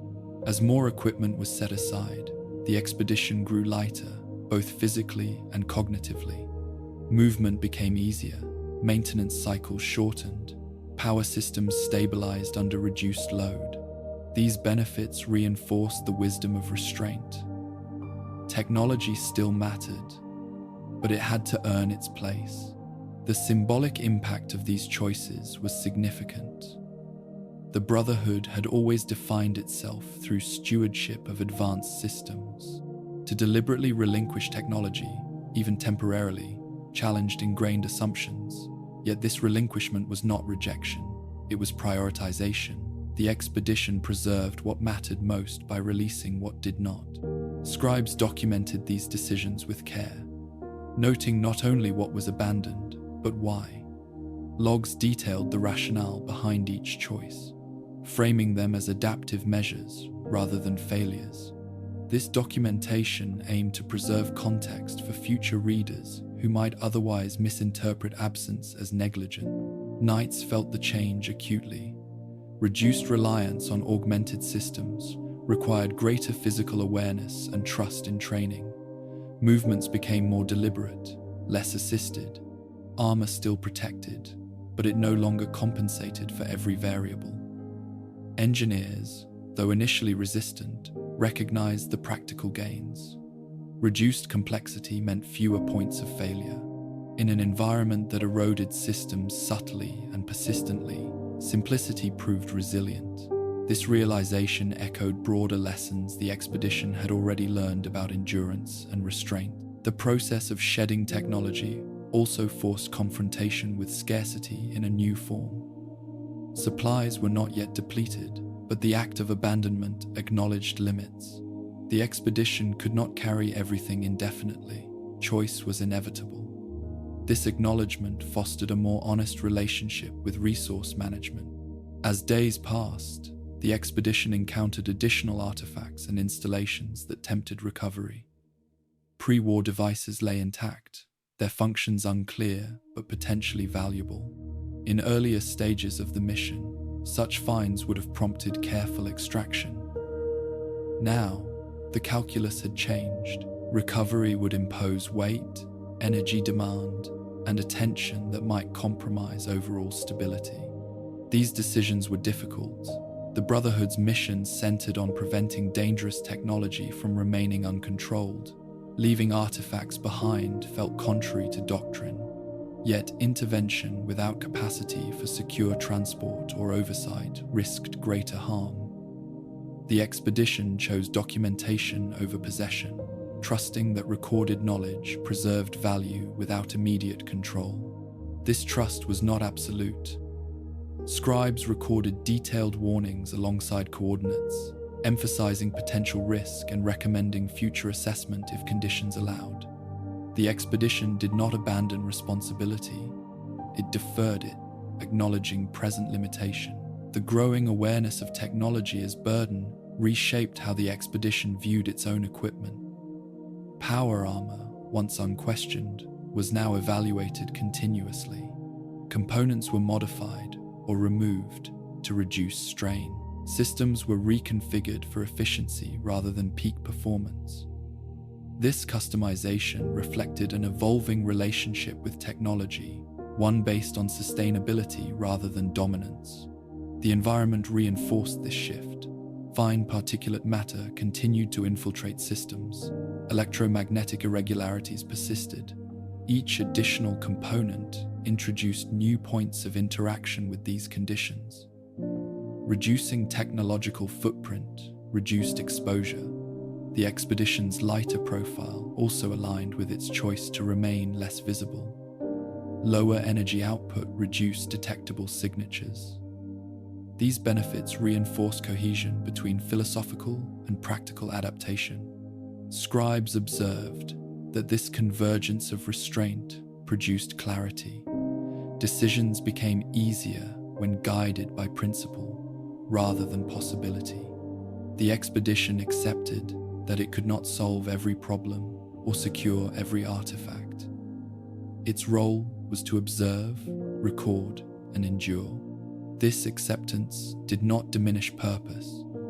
It refined it. The Brotherhood's mission was not infinite accumulation. It was preservation through judgment. Knowing when not to act was as important as knowing how. As the expedition advanced, caches of abandoned equipment accumulated behind it. These sites were marked discreetly, their existence noted only in internal records. They represented deferred choices, fragments of capability left in trust with the wasteland. Whether they would ever be retrieved remained uncertain. The act of leaving technology behind carried emotional weight. Each cache symbolized a concession to reality, yet it also symbolized confidence. The expedition trusted its assessment and its ability to continue without excess. Knights reported improved mobility and reduced fatigue. Engineers noted longer intervals between critical maintenance. Scribes found that lighter loads simplified documentation and movement. These tangible benefits validated difficult decisions. The Brotherhood had long equated strength with accumulation and control. Here, strength emerged through reduction. By shedding what it could not sustain, the expedition preserved its core capabilities. This lesson extended beyond equipment. It influenced planning, movement, and expectation. The expedition stopped projecting far into the future, focusing instead on sustaining present momentum. This focus aligned with its environment, which resisted long-term certainty. Technology remained essential. Core systems were protected and maintained meticulously. Medical equipment, data preservation tools, and essential life support were never compromised. The expedition distinguished between necessity and excess, applying this distinction rigorously. Scribes reflected on this distinction indirectly, noting how technology's role had shifted from defining presence to enabling survival. This shift represented maturation rather than loss. The Brotherhood's ideals were not abandoned, they were adapted to context. The environment ahead offered no sign that conditions would ease. Attrition would continue. Choices would become more constrained. The expedition accepted this trajectory without despair. It had already learned that endurance depended on adaptability. As more technology became burden, the expedition's reliance on human capability increased. Training, judgment, and cooperation mattered more than augmentation. This reliance strengthened internal bonds, reinforcing trust and cohesion.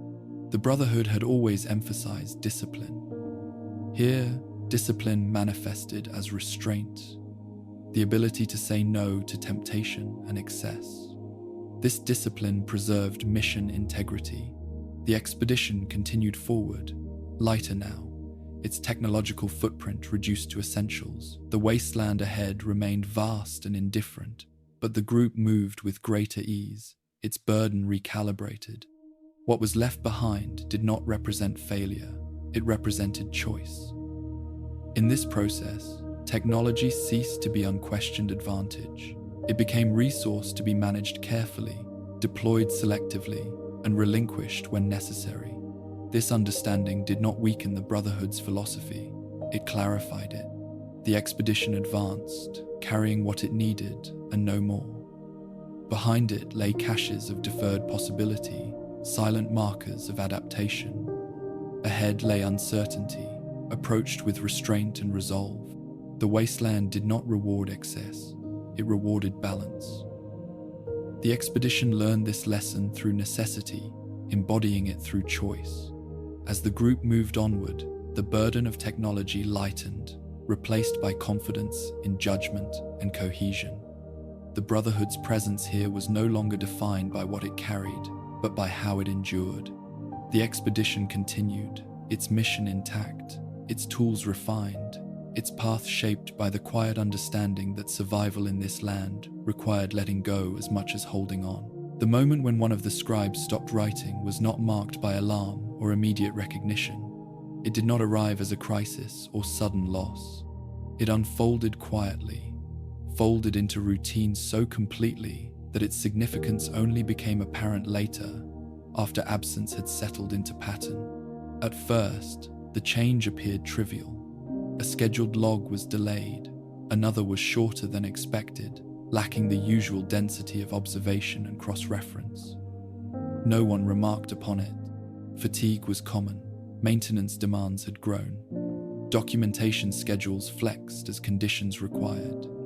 The expedition had learned to accommodate small irregularities without overreaction. The scribe in question had been among the most consistent record keepers. Their entries were methodical, structured, and precise. They rarely expanded into descriptive language unless necessary, preferring clarity over elaboration. Their logs formed a reliable backbone for the expedition's archive, anchoring more speculative observations with steady continuity. When one entry ended abruptly, mid-thought, it did not immediately draw attention. Incomplete entries occurred occasionally, usually followed by clarification later. The line simply stopped, trailing off without conclusion or timestamp. No error code followed, no annotation explained the interruption. The next cycle passed without an update from that scribe.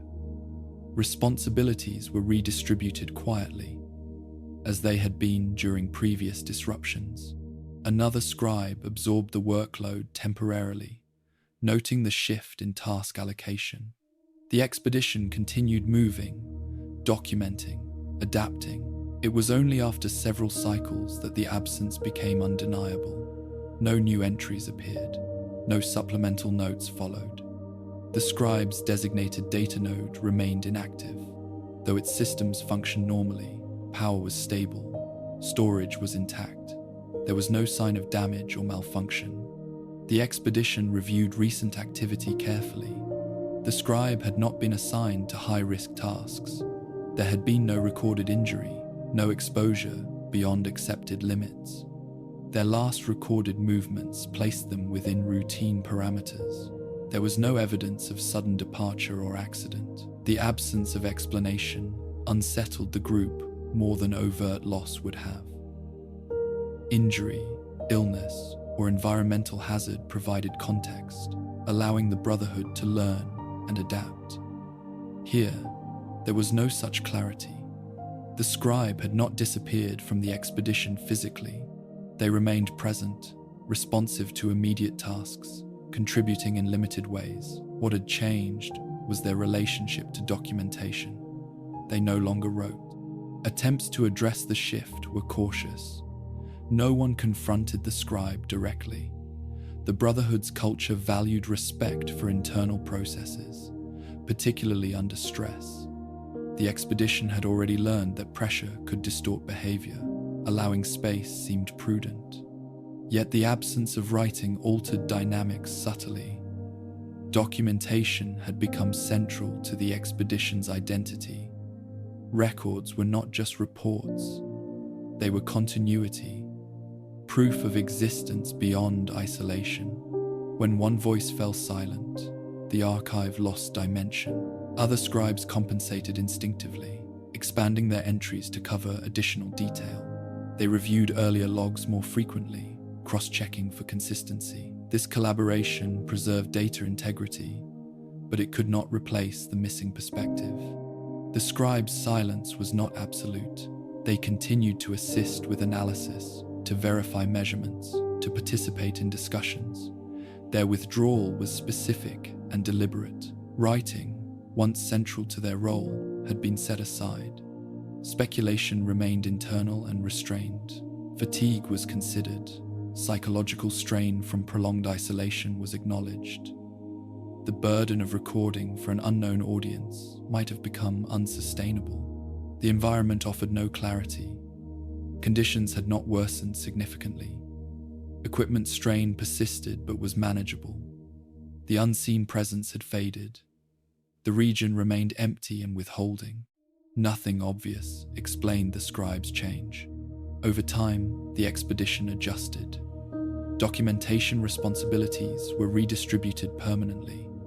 Logs were updated to reflect new workflow. The scribe's silence became part of routine rather than anomaly. Yet the significance lingered beneath the surface. Writing had been more than task. It had been assertion. Through documentation, the expedition maintained connection to the Brotherhood's larger narrative. To stop writing was, in a sense, to step away from that narrative. The scribe's last entry was reviewed repeatedly. It contained no indication of distress or doubt. It described environmental conditions, noted ongoing equipment adjustments, and began to synthesize observations across several regions. The unfinished thought suggested reflection, perhaps the beginning of a broader conclusion that was never completed. This incomplete synthesis weighed on those who read it. The expedition had reached a stage where patterns were emerging, where individual observations coalesced into understanding. The scribe had been well positioned to articulate that understanding. Their silence left a gap not easily filled. The Brotherhood's training prepared scribes to document even under extreme stress. Many had written through combat, radiation exposure, and loss. The decision to stop writing here suggested not incapacity, but choice. That choice was respected, though not fully understood. The group had learned that survival required flexibility, including respect for individual limits.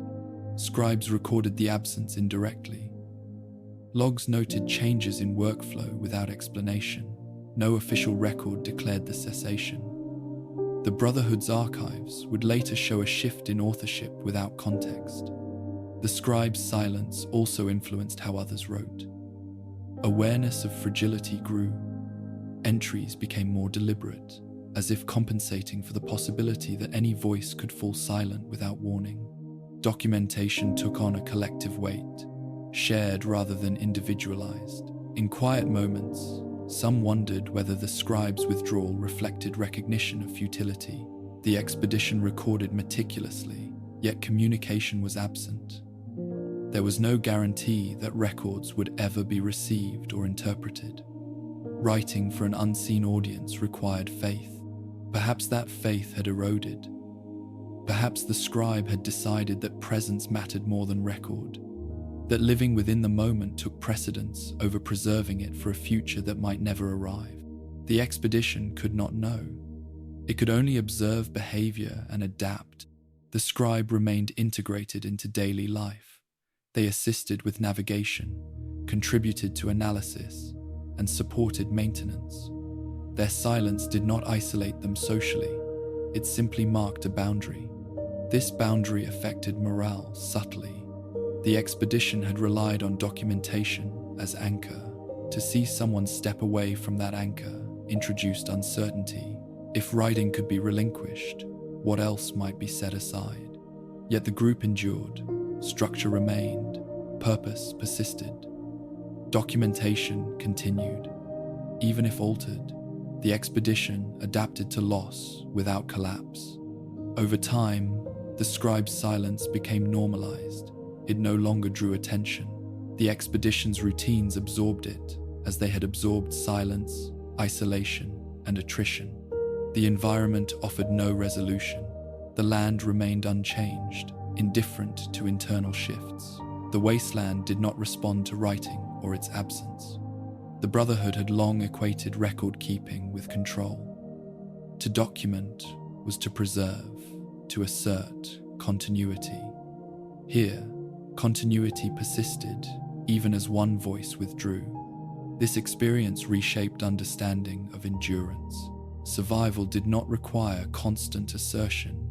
It required balance, including the ability to let go. The scribe's last written words remained preserved, an unfinished fragment within the archive. They would later be read and reread, analyzed for meaning that might not have been intended. For the expedition, the silence was immediate and personal. It marked a turning inward, a prioritization of presence over preservation. Writing had been tool and obligation. Now it was optional. The expedition continued forward, carrying its archive incomplete, shaped by voices present and absent. The loss of one scribe's writing did not end documentation. It changed its character. Records became more collective, less tied to individual perspective. The expedition's archive evolved into a mosaic rather than a sequence. In this evolution, the expedition confronted a difficult truth. Preservation was not infinite. Some knowledge would remain unrecorded. Some experiences would pass without inscription. The Brotherhood's ideals did not promise total capture of reality. They promised restraint, judgment, and survival. The scribe's silence fit within those values, even if it challenged habit. As days passed, the expedition no longer expected the scribe to resume writing. The absence was accepted without comment. The group moved on, adapting as it had adapted to everything else. The unfinished entry remained, a quiet marker of transition. It represented not failure, but limit, a point where documentation yielded to endurance. The expedition advanced, its records continuing, its archiving complete by necessity rather than neglect. The wasteland ahead demanded attention more than reflection. In choosing not to write, the scribe did not abandon the expedition. They remained present, engaged, and alert. They simply stepped away from the act that had once defined their role. This choice lingered in the background, shaping how others understood their own participation. Writing became deliberate rather than automatic, valued not as obligation, but as capacity. The expedition moved forward, carrying silence alongside record, absence alongside presence. The Brotherhood's history would later contain this gap, a space where writing ceased without explanation. That gap would invite interpretation. Analysts might speculate about breakdown or loss. Without context, the silence could be misunderstood. For the expedition, the meaning was simpler. Endurance sometimes required silence. Not all experience demanded inscription. The wasteland did not ask to be recorded. It existed regardless. The expedition learned to exist within it, writing when able, silent when necessary. As the group continued onward, the scribe's silence became part of the landscape they navigated, another form of absence shaping understanding. The expedition endured, its story continuing, even as one voice withdrew. In that quiet withdrawal, the limits of preservation became clear. Not everything could be carried forward. Some things remained with those who experienced them, unrecorded, passing into the silence that defined the land itself. The loss of one written voice altered the expedition's internal balance more than any mechanical failure had. Documentation continued, but it no longer carried the same certainty of continuity. The archive still grew, yet it did so unevenly, shaped by shifts in energy and attention. This change forced the expedition to confront a question it had long postponed. How much of what they did needed to be preserved, and how much could be allowed to pass without record? In the days that followed, writing became more selective. Logs focused on conditions that affected movement, safety, and long-term viability. Descriptions remained careful, but breadth narrowed. Where earlier entries layered observation upon observation, newer ones distilled. This distillation was not loss of discipline, it was adaptation to finite capacity. The expedition's routines adjusted around this reality. Time once reserved for extensive review was redirected toward rest and maintenance. The group had learned that exhaustion eroded judgment more reliably than uncertainty. Preserving clarity required conservation of effort. This shift altered the tone of discussion. Conversations that once assumed eventual analysis by distant readers now centered on immediate relevance. Decisions were debated for their present impact rather than their archival significance. The expedition became less performative in its reasoning, more direct in its purpose. Knights felt this change as relief. Reduced documentation pressure allowed greater focus on movement and awareness. Engineers found space to refine systems without producing exhaustive reports for each adjustment. Scribes who remained active wrote with intention, aware that not everything needed to be captured to be understood. This pragmatism did not diminish respect for the archive. It clarified its role. Records existed to support survival and understanding, not to exhaustively mirror experience. The expedition accepted that some knowledge would remain tacit, shared through practice rather than text. The environment reinforced this acceptance. Conditions remained consistent, demanding attention rather than reflection. The land did not present dramatic shifts or revelations. It required steady navigation through monotony and attrition. Writing less did not reduce awareness, it sharpened it. The expedition's internal cohesion strengthened as focus narrowed. Trust deepened through shared action rather than shared narrative. Scribes noted that this emphasis altered how memory formed. Experiences were retained collectively, reinforced through repetition and discussion rather than inscription. This oral continuity complemented written record, providing resilience against loss. The decision to write less was never declared. It emerged through practice, validated by endurance. The expedition continued to move, to observe, to adapt. Documentation supported these aims without dominating them. This balance reduced strain, fatigue levels stabilized, errors decreased, equipment failures were addressed promptly. The expedition's pace, though slower than earlier stages, became sustainable. The Brotherhood's doctrine had always emphasized discipline, but discipline did not require maximal output, it required judgment. The expedition exercised that judgment by recognizing limits. As weeks passed, the absence of exhaustive documentation ceased to feel like deficit. It felt like alignment. The expedition was no longer trying to prove its existence through record. It existed through persistence. The scribe who had stopped writing remained integrated, contributing quietly. Their presence reminded the group that participation did not require inscription. Value could be expressed through action alone. This realization eased unspoken anxiety. Others no longer felt compelled to write beyond capacity. Documentation became shared responsibility, distributed according to energy and relevance. The archive evolved accordingly. Entries were fewer but more focused. They captured essential conditions and decisions without attempting to encompass everything. This focus preserved clarity. The environment ahead offered no promise of resolution. The expedition accepted this. Its mission was no longer framed as journey toward conclusion, but as sustained traversal. Endurance replaced progress as measure of success. This reframing altered expectations. The expedition stopped anticipating turning points. It prepared instead for continuation. Supplies were managed with this horizon in mind. Decisions favored longevity over acceleration. The Brotherhood's influence remained present as principle rather than directive. Preservation guided choices, restraint shaped behavior. The expedition honored these values through adaptation. In this state, the expedition moved with quiet confidence. It no longer sought validation through record or response. Its existence was sufficient. The wasteland remained indifferent. Silence persisted. Absence continued to define the region. Yet within this quiet, the expedition found rhythm. The choice to write less did not erase history, it shaped it.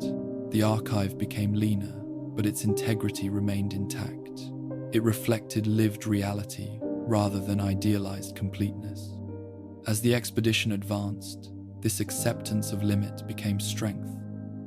It reduced internal tension and preserved cohesion. The group moved forward without expectation of recognition. The Brotherhood had sent the expedition to observe and preserve. In learning when not to record, the expedition preserved itself. The land did not require explanation, it required navigation. The expedition answered that requirement steadily.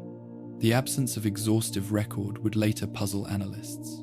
Gaps would invite speculation. Without context, silence might be misread. For the expedition, the meaning was clear. Survival demanded choice. Preservation demanded restraint. The group continued onward, its archive evolving quietly. Some experiences passed unrecorded, held only in shared memory. Others were captured succinctly, enough to guide future understanding. In this balance, the expedition endured. It did not disappear into silence. It learned to coexist with it. The wasteland stretched ahead, unchanged. The expedition moved through it, present and attentive, writing when it mattered, silent when it did not. This equilibrium sustained them. It allowed progress without exhaustion, awareness without overload. The Brotherhood's history would later contain these records, incomplete yet honest. They would speak of restraint as much as action. The expedition advanced, carrying forward what it could, leaving the rest unspoken. In doing so, it honored the truth of its journey. Not everything needed to be written to endure. Some things endured simply by being lived. The land accepted this quietly. The expedition continued, balanced between record and silence, enduring in a world that asked for nothing more. The cache was established without ceremony, much like the decisions that led to its creation. There was no sense of finality, no declaration that this place would never be seen again. It was chosen because conditions demanded it, not because anyone wished to leave a mark. The expedition had reached a point where carrying everything forward was no longer sustainable, and so something had to remain behind. The location was selected carefully. It lay just beyond a subtle rise in terrain, shielded from prevailing winds and distant sightlines. Natural rock formations provided cover without drawing attention. Radiation levels were low and stable. The ground showed no sign of recent passage, human or otherwise.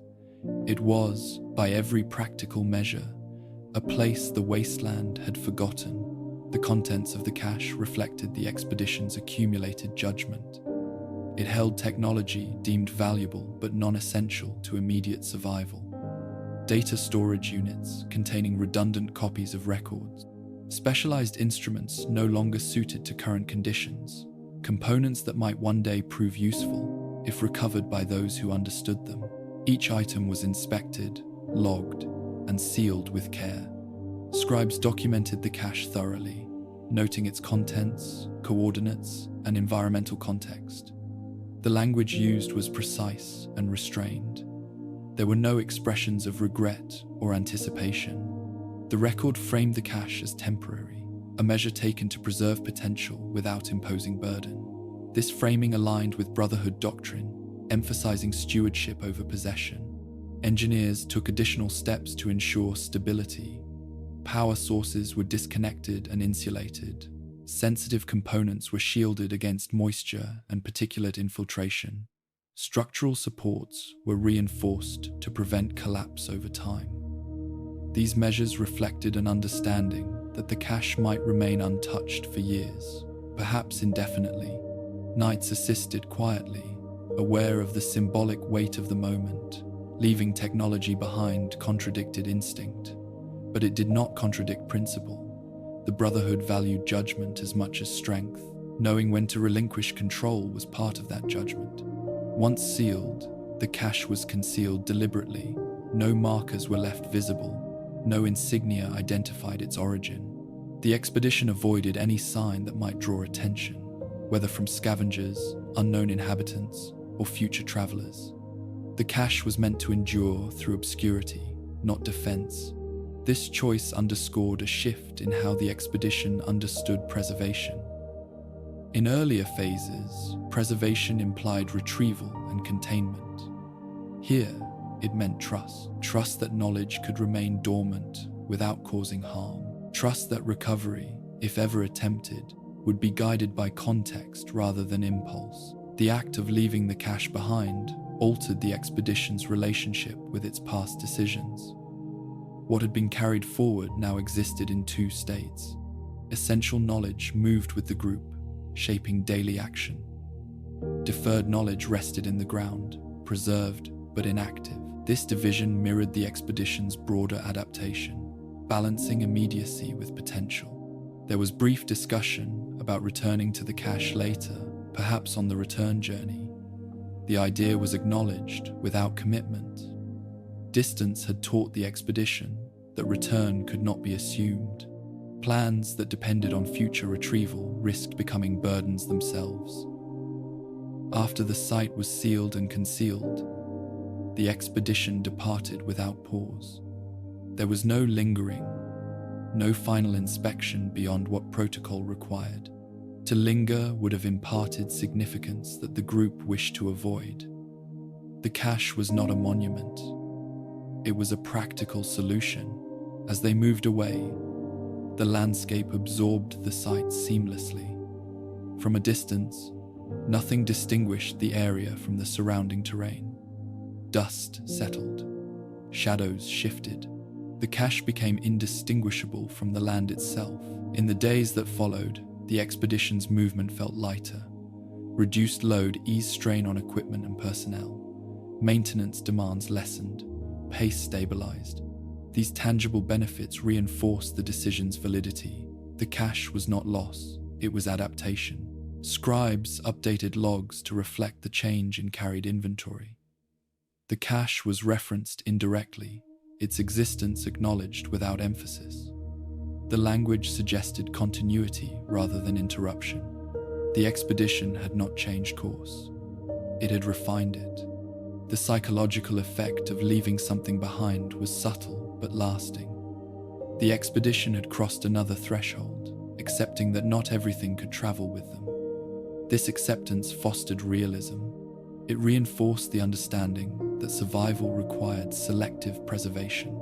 The Brotherhood's history contained many accounts of lost caches and abandoned installations, often framed as failures or oversights. Here, the expedition experienced abandonment as deliberate act. The distinction mattered. Intent transformed absence into strategy. As distance from the cache increased, it receded from daily thought. The expedition focused on immediate conditions, on movement and observation. The cache existed now only in record and memory. Its physical presence surrendered to the land. This surrender carried risk. The cache might never be recovered. Its contents might degrade despite precautions. Unknown forces could discover it. The expedition accepted these possibilities without anxiety. Control had limits. Preservation did not guarantee permanence. The land ahead remained unchanged, offering no indication that the cache's absence mattered. The wasteland did not respond to what was left behind or what was carried forward. It persisted, indifferent. The expedition's archive now included a marker that future analysts might question. Why was this cache never retrieved? Why was it established so far from known routes? Without lived context, the decision could appear arbitrary. For the expedition, the context was clear. Conditions had dictated the choice. Endurance required it. The cache was part of a broader pattern of adaptation that had preserved cohesion and momentum. The unseen inhabitants, if they still observed, left no sign of response. The cache's presence did not alter equilibrium. Its concealment ensured minimal impact. The expedition had learned to coexist by minimizing disruption, and the cache reflected that philosophy. As weeks passed, the expedition encountered other potential sites where similar decisions might have been made. Each time, the cache served as reference point, reminding the group that leaving something behind could be preferable to carrying it forward.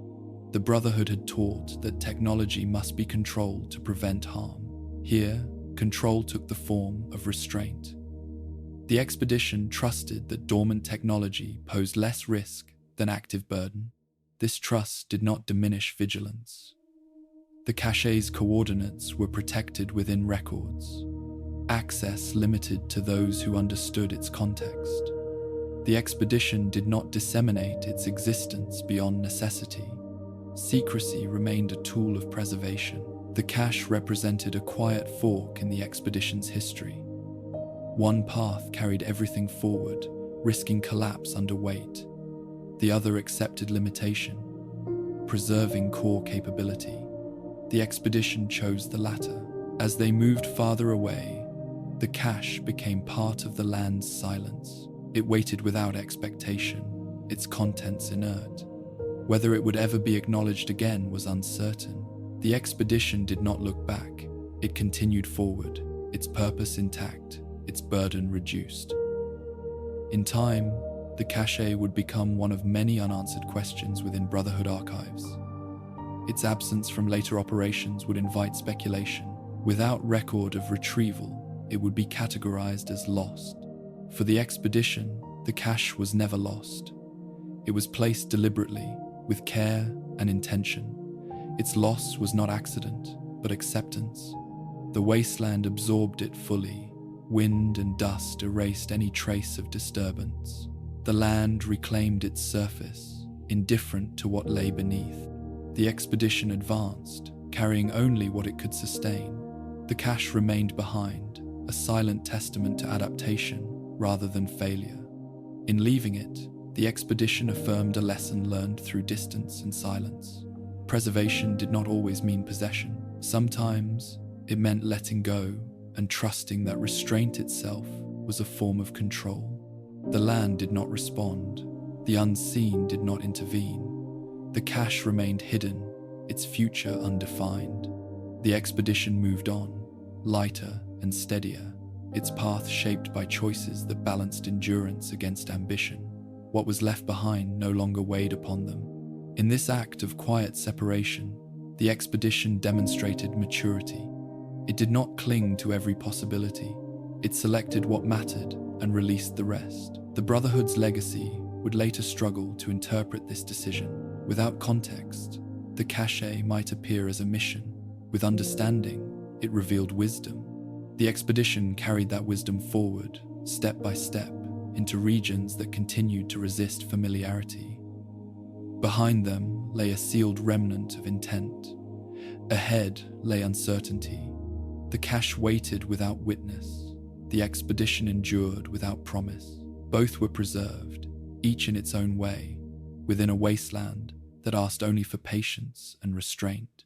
The marker was discovered by chance rather than intent, encountered during a routine adjustment to the expedition's route. It stood apart from any installation or cache, positioned on a slight incline where the land rose gently before leveling into open ground. From a distance, it could have been mistaken for a natural formation, a shard of stone left exposed by erosion. Only upon closer inspection did its purpose become clear. It was simple in construction. A vertical slab of stone, shaped deliberately but without ornamentation. No metal fixtures, no inscriptions, no symbols etched into its surface. Its edges were worn, not by time alone, but by handling. Someone had placed it with care, adjusting its alignment until it stood straight despite the uneven ground beneath. There were no signs of disturbance around it. The soil showed no recent digging, no remnants of tools or equipment. The marker did not sit atop a mound or conceal anything beneath. It marked nothing tangible, yet its presence was unmistakably intentional. The expedition halted quietly, drawn by the anomaly. Markers in the wasteland were rarely ambiguous. Graves bore names or symbols. Territorial boundaries were announced through signs or warnings. Even memorials, crude as they often were, carried meaning through marks or offerings. This marker did none of that. It declared significance without explanation. Scribes approached first, documenting dimensions and orientation. The stone faced no cardinal direction precisely. Its alignment appeared chosen for balance rather than symbolism. Material analysis suggested it had been sourced locally, shaped with tools that left minimal trace. Whoever placed it had not intended to display skill or identity. They had intended to place something and leave. Knights scanned the surrounding area for threat or context. There was none. No structures nearby. No sign of habitation. The marker stood alone, its solitude as deliberate as its design. The expedition debated whether the marker indicated danger or remembrance. There was no evidence of hazard. Environmental readings were unremarkable. Radiation levels were stable. The land showed no anomalies beyond those already familiar. Whatever the marker represented, it was not warning. Attention turned to the possibility of memorial. The absence of insignia suggested a desire for anonymity. No faction claimed it. No individual was named. This anonymity aligned with patterns the expedition had already observed in the region. Presence without declaration, significance without assertion. Scribes searched for additional markers nearby, forming lines or clusters that might indicate burial grounds. None were found. The marker was singular. Its isolation suggested specificity rather than generality. It marked something unique. The expedition considered whether the marker corresponded to the unseen inhabitants. Their restraint, invisibility, and avoidance of display made this plausible. The marker could represent a loss they chose not to name, a remembrance kept private, even in absence of witness. This interpretation carried weight. The unseen group had demonstrated discipline and patience. They had avoided engagement, leaving traces only inadvertently. A marker without insignia fit this pattern. It acknowledged significance without inviting attention. The expedition chose not to disturb the marker. No attempt was made to move it, excavate beneath it, or alter its position. Documentation was thorough but restrained. Coordinates were logged. Physical characteristics were recorded. Observations were noted without speculation. This restraint reflected respect. The Brotherhood's doctrine emphasized preservation, not appropriation. The marker was not technology. It was not hazard. It was expression. Intervening without understanding risked violating the principles the expedition had learned to apply here.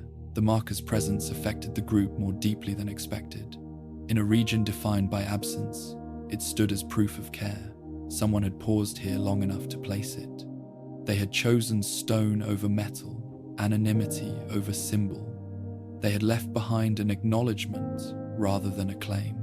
The expedition lingered briefly, not out of curiosity, but out of recognition. The marker represented a moment of human attention in a landscape that resisted it. This attention felt deliberate and considered, shaped by values that aligned unexpectedly with the expedition's own evolving philosophy. Scribes noted the emotional response indirectly, describing the marker's placement and condition with heightened care. Language remained neutral, but detail expanded. The marker's surface texture, the way light fell across it at different times of day, these observations preserved atmosphere without interpretation. Nights adjusted formation, giving the marker space. There was no discussion of threats. The group's posture softened, reflecting a shared understanding that this was not a site of conflict. The expedition's experience with the unseen group informed its response. The marker was likely intended to remain unnoticed by those who did not belong. The expedition, by discovering it, had crossed a boundary unintentionally. Respecting that boundary meant leaving it unchanged. The land around the marker showed no signs of repeated visitation. No offerings lay nearby. No paths converged upon it. This suggested that remembrance, if that was its purpose, was internal rather than ritualized. The marker existed as acknowledgement rather than gathering point. This understanding challenged common assumptions about memorialization in the wasteland. Survival often demanded public markers to warn, claim, or deter. Here, remembrance appeared private, stripped of performance. This privacy resonated with the expedition's recent adaptations toward invisibility and restraint. The Brotherhood had encountered many forms of loss, documented through names etched into steel or recorded in archives. This marker offered a different model: loss acknowledged without record, memory preserved without inscription. The expedition recorded the marker's existence and moved on. There was no discussion of return, no plan to share its discovery widely. It was noted as part of the region's character, not as objective. As distance increased, the marker receded from view, blending back into the land. Its significance remained, carried forward in memory and record. In the days that followed, the marker influenced how the expedition interpreted the region. The land was no longer simply empty or withheld. It contained traces of care expressed through absence. This reframed earlier observations, suggesting that what appeared vacant might instead be deliberately quiet. The unseen inhabitants, if they had placed the marker, had chosen a form of remembrance that minimized impact. They did not alter the land extensively. They did not leave messages. They marked significance and withdrew. This approach mirrored the expedition's own adaptations: reduced visibility, deferred recovery, selective documentation. The parallels were striking. Scribes reflected on this indirectly, noting how the marker aligned with broader patterns of restraint. The region's history, whatever it was, appeared shaped by decisions to minimize footprint. The marker fit within that narrative. The Brotherhood's archives would later contain this entry without context. Analysts might classify it as anomaly or speculate about its origin. Without insignia or inscription, the marker resisted attribution. For the expedition, attribution mattered less than meaning. The marker represented acknowledgement without assertion. It demonstrated that even in absence, humans left traces of care. This realization softened the expedition's relationship with the region. It no longer felt like a void to be filled or controlled. It felt like a space shaped by values unfamiliar but not hostile. The expedition continued forward with renewed respect. Movement patterns avoided unnecessary disturbance. Camps were placed carefully. Documentation emphasized observation over intrusion. The marker remained behind, unchanged. Whether it marked a grave, a moment, or a boundary was unknown. The expedition did not attempt to resolve that uncertainty. In choosing restraint, the expedition honored the marker's intent, whatever it was. It preserved significance through non-interference. The Brotherhood had long valued memory through record. Here, memory existed without record. The marker stood as testament to that possibility. As days passed, the marker became reference point in discussion, not as location, but as concept. It represented a different way of enduring loss and presence. The expedition did not attempt to replicate this practice. It did not place its own markers. It continued to document internally, trusting that restraint was sufficient. The land ahead offered no further markers. The singularity of the one they had found reinforced its importance. It was not part of system or network. It was individual. The expedition moved on, carrying with it the understanding that not all meaning required inscription. Some significance was intended to remain quiet. The marker without insignia remained behind, its stone surface unchanged, its purpose unspoken. It waited without witness, as it had before, and as it would after. The expedition did not claim it. It did not alter it. It acknowledged it by leaving it untouched. In doing so, the expedition aligned itself with the region's unspoken ethic. Presence did not require declaration. Memory did not require display. The Brotherhood's ideals endured, shaped now by experience rather than assumption. Preservation took on broader meaning, encompassing respect for what was left unmarked. The expedition advanced, its path guided by restraint and awareness. The marker faded into distance, but its lesson remained. In a wasteland defined by loss and assertion, the marker offered a quiet alternative. It stood for remembrance without conquest, significance without symbol. The expedition carried that understanding forward, moving deeper into regions that continued to resist familiarity. The land remained silent, the unseen remained unseen, and somewhere behind them, a simple stone stood alone, holding meaning without explanation, preserved by obscurity rather than defense. The expedition endured, changed by what it chose not to touch. The region beyond the marker shifted gradually, not through sudden change, but through accumulation of subtle differences. Terrain flattened further, vegetation thinned, and the air itself felt less disturbed. Winds moved consistently in one direction, carrying fine dust that settled evenly rather than swirling unpredictably. This consistency gave the impression of a place that had not been challenged recently. The expedition adjusted its movement instinctively. Spacing widened, footfalls softened. Equipment checks became more frequent, not because of threat, but because the absence of threat could not be trusted. The group had learned that stillness often concealed complexity rather than simplicity. Sensors detected fewer anomalies here. Electromagnetic interference diminished. Radiation levels remained low and stable.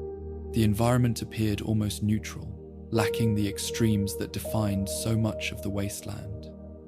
This neutrality was unfamiliar and therefore unsettling. There were signs of passage, but they were old and indistinct. Faint impressions in hardened soil suggested movement long past. Not tracks, but compressions, as if weight had passed repeatedly without leaving clear trace. These impressions did not follow straight lines. They curved gently, avoiding certain areas without obvious reason. The expedition slowed further, allowing observation to guide movement. Knights scanned ahead visually, rather than relying solely on instruments. Engineers monitored system response to the calmer environment, noting reduced strain. Scribes documented patterns of absence more carefully than presence. This region felt managed, not through control or fortification, but through avoidance. Certain areas showed no disturbance at all, while others bore subtle signs of repeated use. This selective interaction suggested intention without declaration. The unseen inhabitants, if they still observed, remained consistent in their restraint. There were no signals, no diversions, no attempts to communicate or deter. The expedition was neither welcomed nor opposed. It was simply allowed to pass. This allowance altered the expedition's internal state. Vigilance remained, but tension eased slightly. The group had grown accustomed to constant friction. Here, movement felt almost permitted. The absence of confrontation raised questions. Why had this region been spared the conflicts that scarred so much of the surrounding land? Why were installations absent, yet passage evident? The expedition could not answer definitively, but patterns suggested long-term stewardship through minimal presence. Scribes compared observations to earlier regions, noting differences in decay. Structures encountered previously showed clear signs of exposure and neglect. Here, there were no structures to decay. The land had been left largely intact. This absence of intervention, aligned with the marker discovered earlier, both reflected a philosophy that valued leaving minimal trace. Movement continued without incident. Days passed without detection of threat or engagement. Supplies were managed efficiently. Maintenance cycles remained predictable. The expedition's pace stabilized into a sustainable rhythm. Yet this calm did not invite complacency. The group remained aware that neutrality could shift without warning. The wasteland had taught that stability was provisional. The expedition encountered no new markers, caches, or signs of habitation. The region offered nothing to collect, nothing to secure. It demanded only passage. This demand suited the expedition's adapted philosophy, carrying less, documenting selectively, and moving quietly aligned with the region's character. The group found itself increasingly synchronized with its surroundings. Scribes noted that entries during this phase became more observational and less analytical. The environment did not challenge assumptions so much as reinforce restraint. The absence of conflict allowed reflection. Without immediate pressure, individuals considered the expedition's trajectory. The question of return remained unresolved. Distance and silence made the concept abstract. The Brotherhood's broader mission felt distant here. There were no artifacts to secure, no threats to neutralize. The expedition existed for its own continuity rather than external objective. This inward focus did not erode discipline, it refined it. Decisions were made with consideration for longevity rather than achievement. The expedition prioritized cohesion over accomplishment. The region's quiet extended to sound. Nights were notably still, no distant mechanical hums, no wildlife calls, only wind and the occasional settling of equipment. This silence was different from emptiness. It felt stable. The expedition adjusted rest cycles accordingly. Sleep improved. Fatigue lessened. Alertness increased during active periods. The body responded positively to predictability. Engineers observed reduced wear on systems. Dust infiltration remained minimal. Power efficiency improved under steady conditions. These factors reinforced the sense that the region was conducive to endurance. Nights reported fewer false alerts. Visual fields remained consistent. There were no sudden movements or shifting shadows. Awareness could be maintained without constant correction. This consistency allowed trust to build, not in the land, but in the expedition's adaptations. The group had learned to read subtle cues.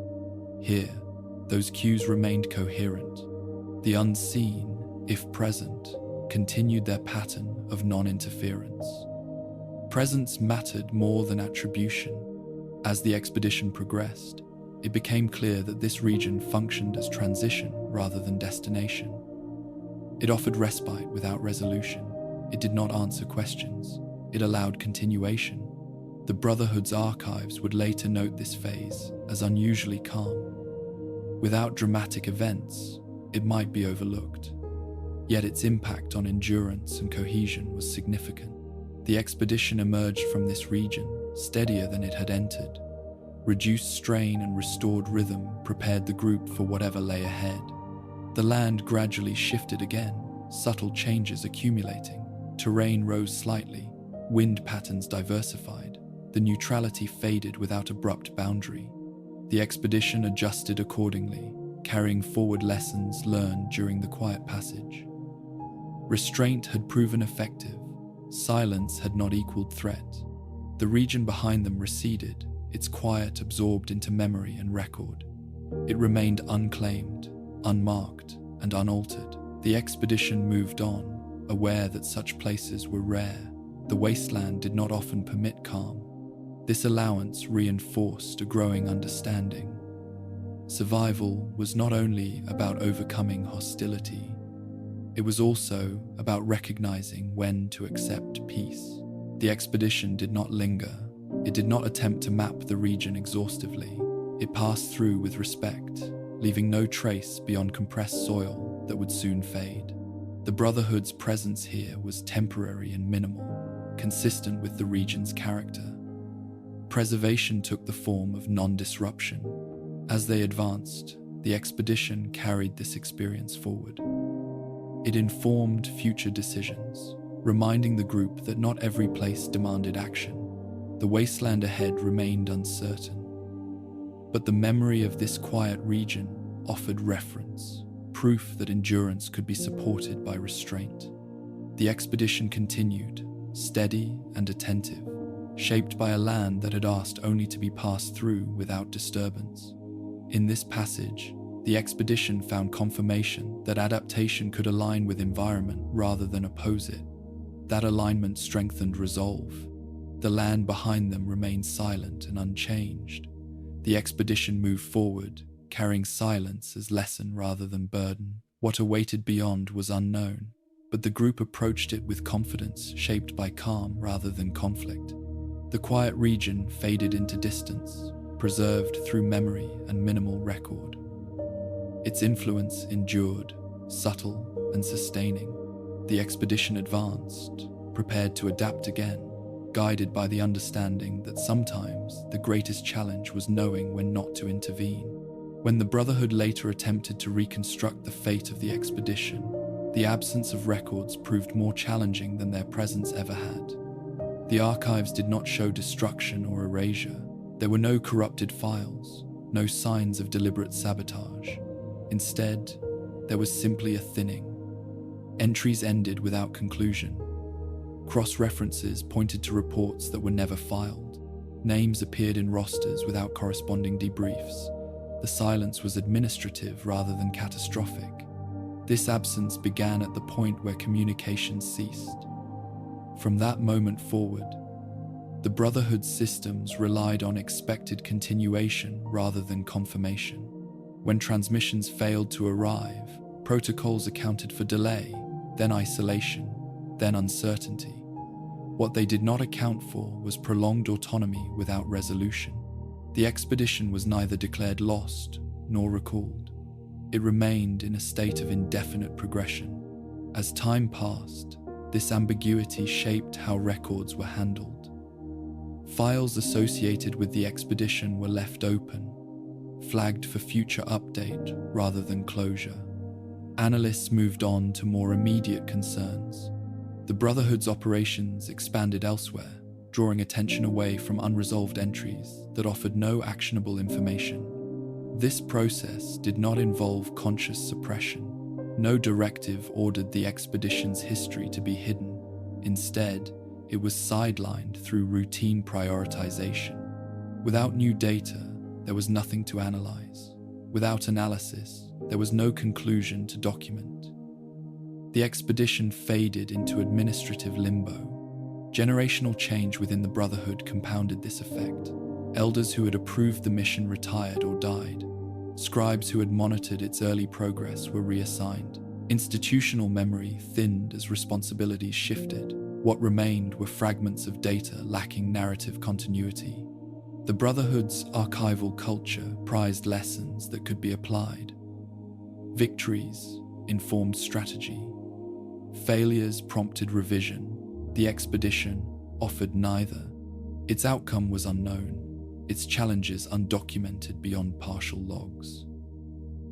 Over time, references to the expedition appeared only in peripheral contexts. A supply manifest noting equipment never returned. A map annotation marking a route not reused. A cache coordinate unvisited. These fragments existed independently, disconnected from broader narrative. This fragmentation made retrospective reconstruction difficult. Analysts could not trace cause and effect.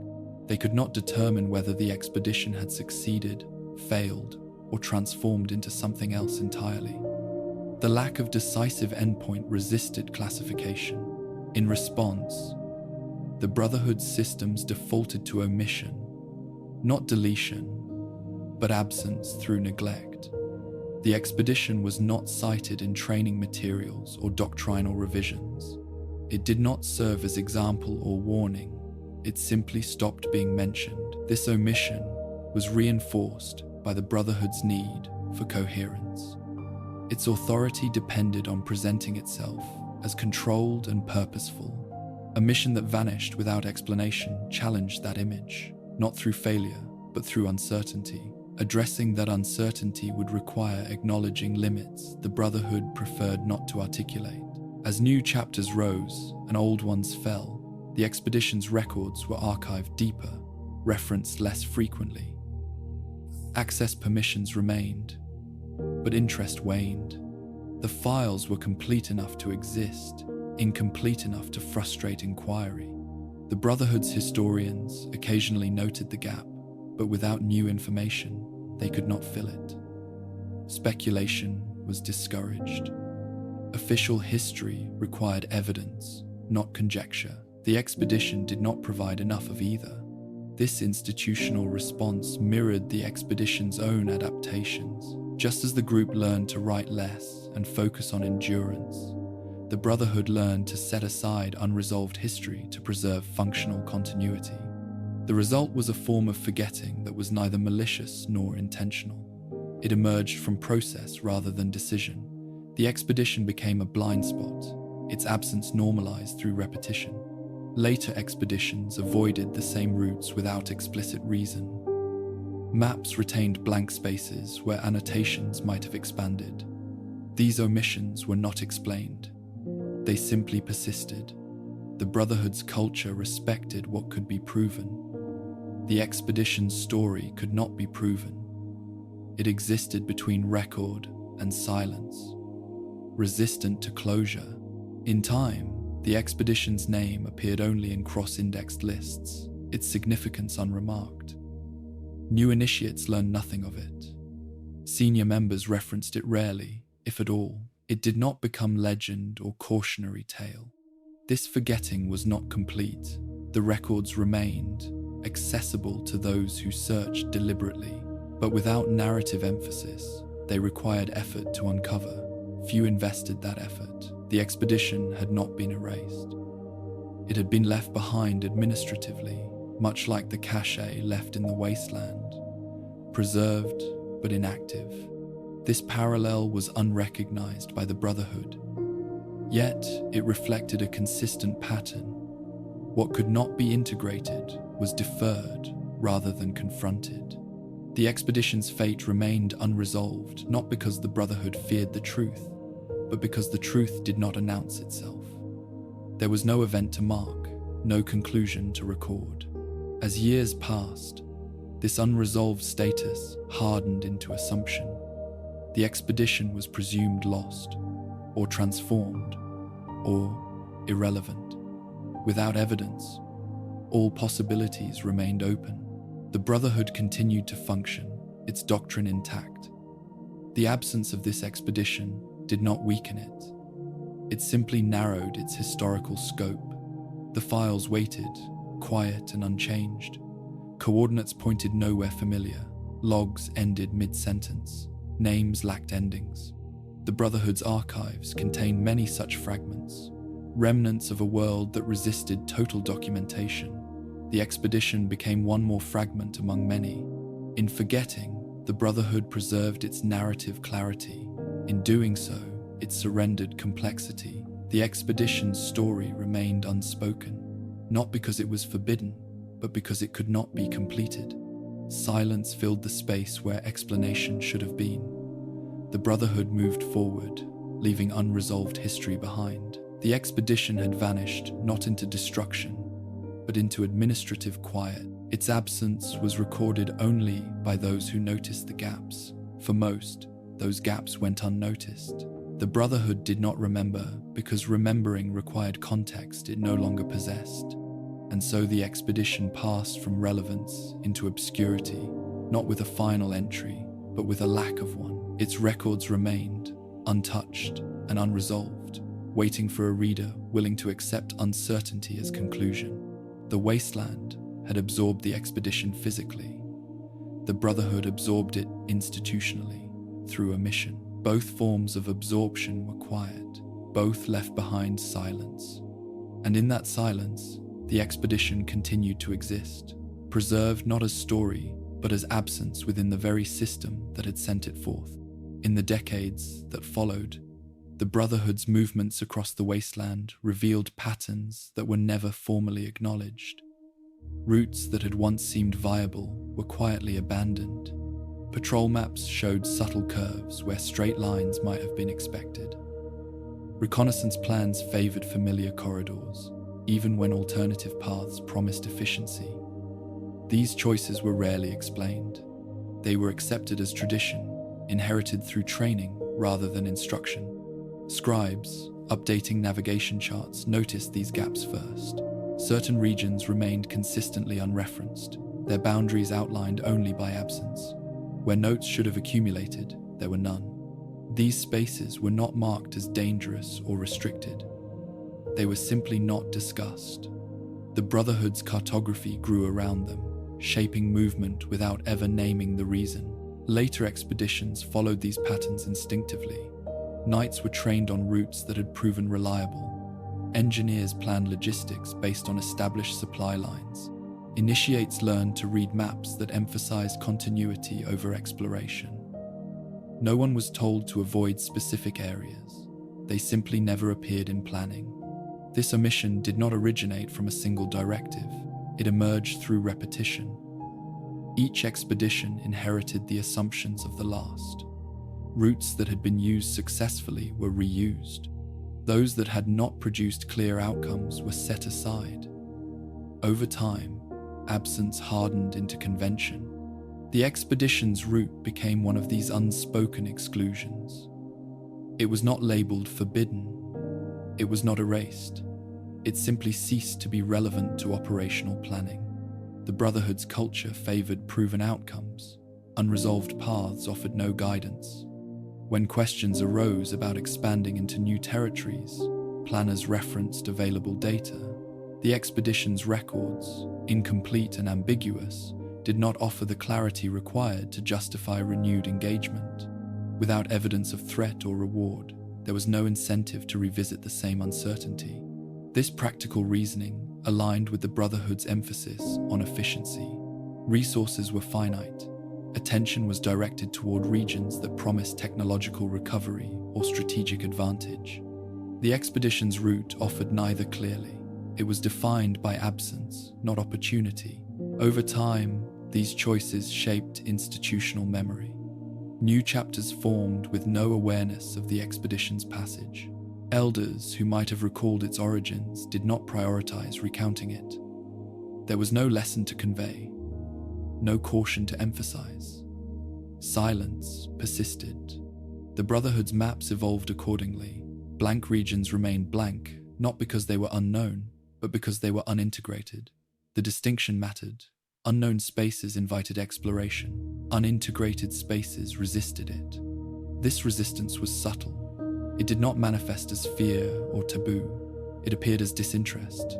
The Brotherhood had learned, through experience, that not every region yielded to its methods. Those that did not were set aside. Occasionally, an initiate would notice the gaps. A question might be asked during training. Why did this route bend away? Why was this region unmarked? The answers were vague. Environmental instability, lack of actionable data, low priority. These explanations satisfied curiosity without encouraging pursuit. Scribes compiling comparative analyses noted that some blank regions persisted across multiple generations of mapping. Their consistency suggested deliberate avoidance rather than oversight. Yet, without documentation, this avoidance could not be attributed to specific cause. The expedition's records, buried within archives, held fragments that might have explained the pattern. But without active interest, those fragments remained unexamined. The Brotherhood's knowledge base grew elsewhere, leaving these gaps intact. This selective attention shaped operational doctrine indirectly. Risk assessment favored environments that responded predictably to intervention. Regions characterized by ambiguity were deprioritized. This preference reinforced existing patterns of movement. As a result, later expeditions rarely encountered the same conditions that had defined the lost expedition's journey.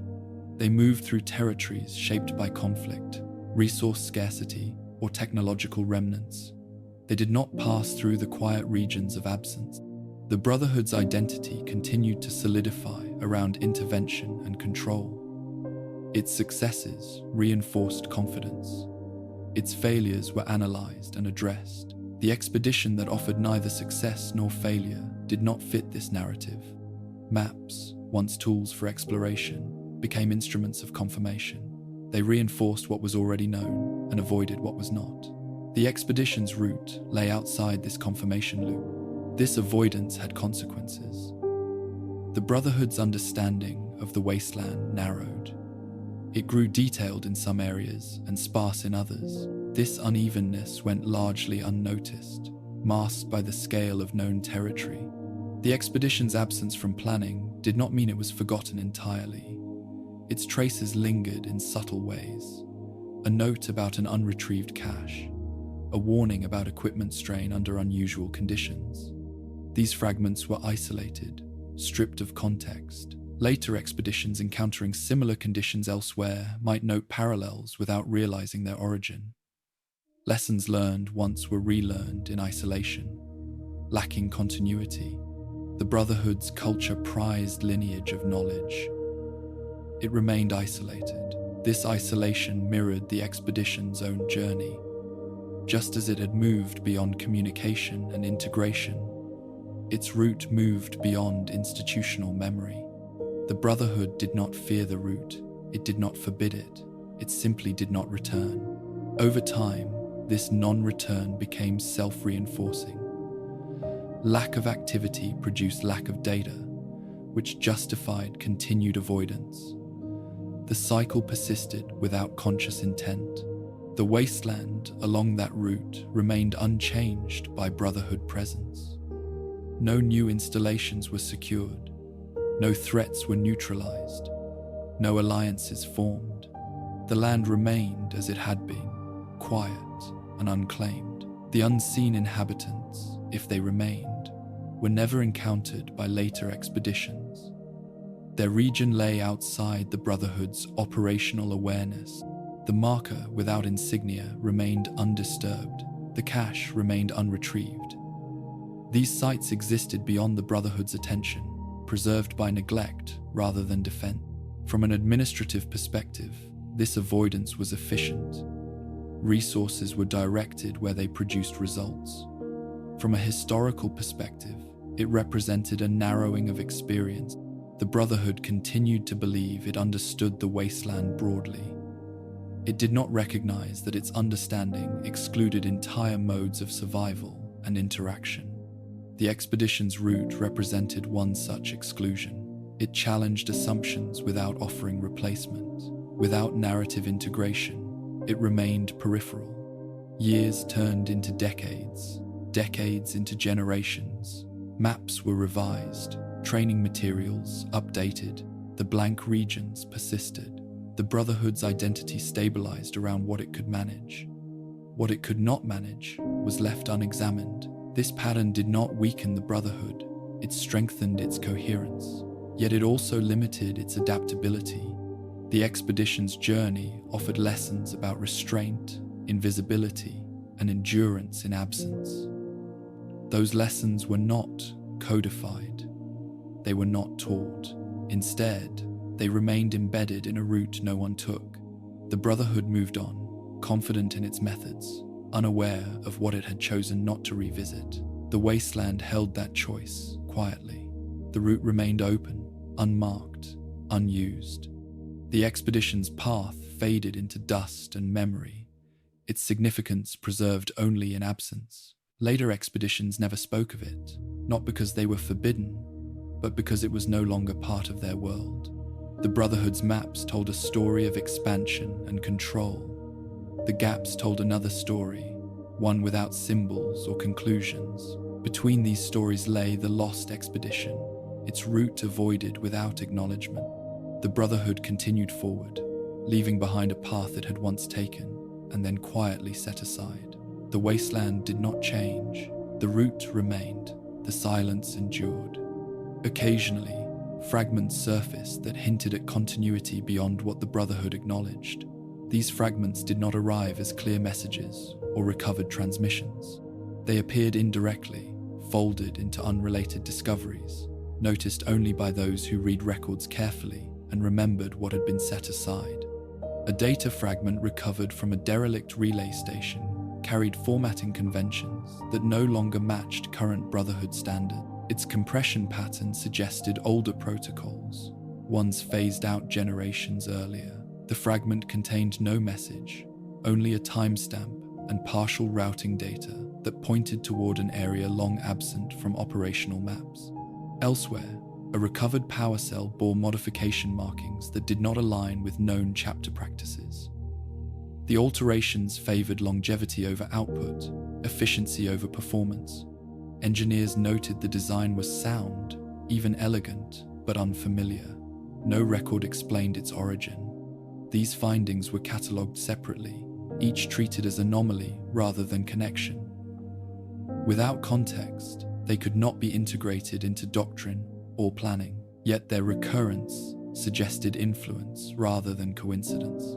Scribes who encountered these fragments sometimes traced them backward, comparing patterns against older archives. In doing so, they found faint echoes of the lost expedition's practices, reduced technological footprint, modified systems optimized for endurance, documentation that emphasized observation over control. These echoes were never conclusive. They did not prove survival or return. They suggested persistence of ideas rather than people. The Brotherhood's structure was not designed to pursue such ambiguity. Without clear threat or opportunity, resources were not allocated. The fragments remained curiosities, noted and filed away. Over time, these indirect traces accumulated. A map annotation using unfamiliar shorthand, a maintenance log referencing procedures not taught, a field report describing a region that felt managed without visible authority. Each instance was insufficient alone. Together, they hinted at continuity beyond official history. This continuity did not imply reintegration. There were no signs of direct contact or coordination. The fragments suggested parallel existence rather than reunion. The lost expedition's adaptations appeared to have endured, carried forward by those who practiced them, wherever they were. Their influence manifested subtly, shaping environments without leaving clear signatures. The Brotherhood's analysts occasionally speculated privately. Could the expedition have transformed rather than ended? Could it have integrated into the land in ways that resisted classification? These questions remained unspoken officially, The Brotherhood's authority depended on clear lineage and command. An expedition that continued without oversight challenged that structure. Without proof, the challenge was ignored. The wasteland itself offered no clarity. Regions associated with these fragments remained quiet, unclaimed, and stable. They did not attract conflict or exploitation. They existed outside the Brotherhood's patterns of interaction. Some scribes, reading between lines, recognized the consistency, the same restraint, the same avoidance of display, the same emphasis on sustainability over dominance. These patterns matched what the expedition had learned before communication ceased. Yet recognition did not lead to action. Without mandate, there was no pursuit. The Brotherhood systems favored certainty. The fragments persisted, appearing sporadically across decades. They did not increase in frequency. They did not diminish. They simply remained. For most within the Brotherhood, these anomalies were footnotes. For a few, they suggested that the expedition had not been lost in the traditional sense. It had stepped outside the Brotherhood's frame of reference. This possibility remained speculative. It could not be confirmed or denied. The Brotherhood continued to function without addressing it. The fragments did not disrupt operations. They did not threaten authority. They existed quietly, like the marker without insignia, meaningful only to those who noticed. The Lost Expedition's legacy, if it existed, did not take the form of recovered personnel or reclaimed technology. It took the form of influence without attribution. This influence did not seek recognition. It did not announce itself. It aligned with the expedition's learned philosophy of minimal presence. The Brotherhood's records continued to grow. These fragments remained isolated, resisting synthesis. Without narrative, they did not alter doctrine. Time passed. New generations entered service. The fragments became older anomalies among many. Yet the patterns remained consistent.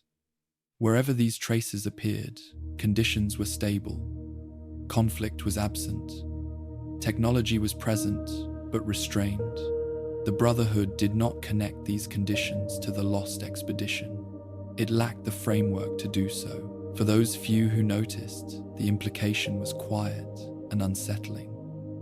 The expedition might have succeeded in a way the Brotherhood could not recognize. Success, in this context, did not mean control or expansion.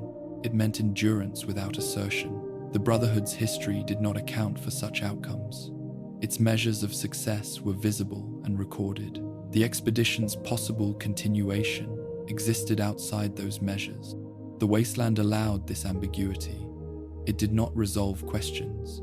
It preserved patterns without explanation. The fragments continued to surface, each one incomplete, each one hinting at something sustained but unseen. The Brotherhood acknowledged none of it officially.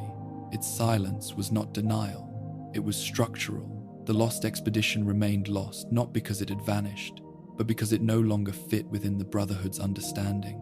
Its influence persisted quietly, shaping places the Brotherhood did not enter, leaving traces that could be noticed but not claimed. In this way, the expedition endured beyond record, not as force or faction, but as method. The wasteland carried that method forward, indifferent to recognition. The Brotherhood moved on, its authority intact, unaware of how close it came to encountering a different kind of continuity. The fragments waited in archives, unchanged, offering hints without conclusions. The expedition's story remained unresolved, its possible survival folded into the background of the world, not lost, just unseen. In later years, when the Brotherhood established stronger footholds across distant territories, there were moments when familiar patterns almost surfaced, not clearly, and never long enough to demand attention, but just enough to leave a sense of recognition that could not be placed. These moments occurred during routine operations, when discovery brushed against memory without fully engaging it. A patrol would enter a region expected to be unstable, only to find it unusually calm. No raider presence, no territorial markers, no evidence of recent conflict. Infrastructure lay dormant but intact, untouched by scavenging or repurposing. Technology existed, but it was quiet, inactive, arranged in ways that suggested deliberate restraint rather than abandonment. Field reports described these places using cautious language. The regions were labeled low activity, environmentally stable, of limited strategic value. The reports moved on quickly, offering no incentive for deeper investigation. Yet among those who read them carefully, something felt incomplete. Scribes tasked with cross-referencing older records sometimes noticed parallels. Descriptions echoed phrases found in fragmented logs from long-archived expeditions, mentions of absence rather than threat, notes about environments that resisted engagement, observations of infrastructure left intact without explanation. These parallels were never explicit. They relied on memory and interpretation, qualities the Brotherhood discouraged in favor of documented certainty. Without direct evidence, such recognition remained personal rather than institutional. In some cases, recovered terminals displayed configurations that did not match standard wasteland modification. Power systems were optimized for longevity rather than output. Security protocols favored isolation over control. These choices mirrored adaptations once recorded by the lost expedition, though the connection was never acknowledged. Knights operating in these regions reported a sense of being observed without engagement. Movements felt anticipated, though no hostile contact occurred. Routes seemed subtly guided away from certain areas without visible deterrence. These experiences were logged as environmental intuition rather than interaction. The Brotherhood's command structure did not prioritize such impressions. Without tangible threat or technological gain, these regions remained peripheral. Operations focused elsewhere, where conflict and recovery aligned more clearly with doctrine. Yet the consistency of these encounters raised quiet questions. Why did certain regions remain untouched? Why did they resist the chaos that defined so much of the wasteland? Why did they feel managed without visible authority? The Brotherhood had encountered isolationist groups before, but these regions lacked the markers of faction identity. No symbols, no warnings, no attempts at control. Whatever presence existed here did not seek recognition or dominance. Some scribes speculated privately that these regions had been shaped by people who had learned to survive through invisibility, people who understood the cost of attention and chose absence as defense. This idea aligned with the Lost Expedition's adaptations, though the Brotherhood had no framework to connect the two. In rare cases, Brotherhood teams discovered caches of technology that defied classification. They were not Brotherhood issue, nor did they match known civilian manufacture. The caches were minimal, containing only what was necessary for maintenance and observation. Excess was absent.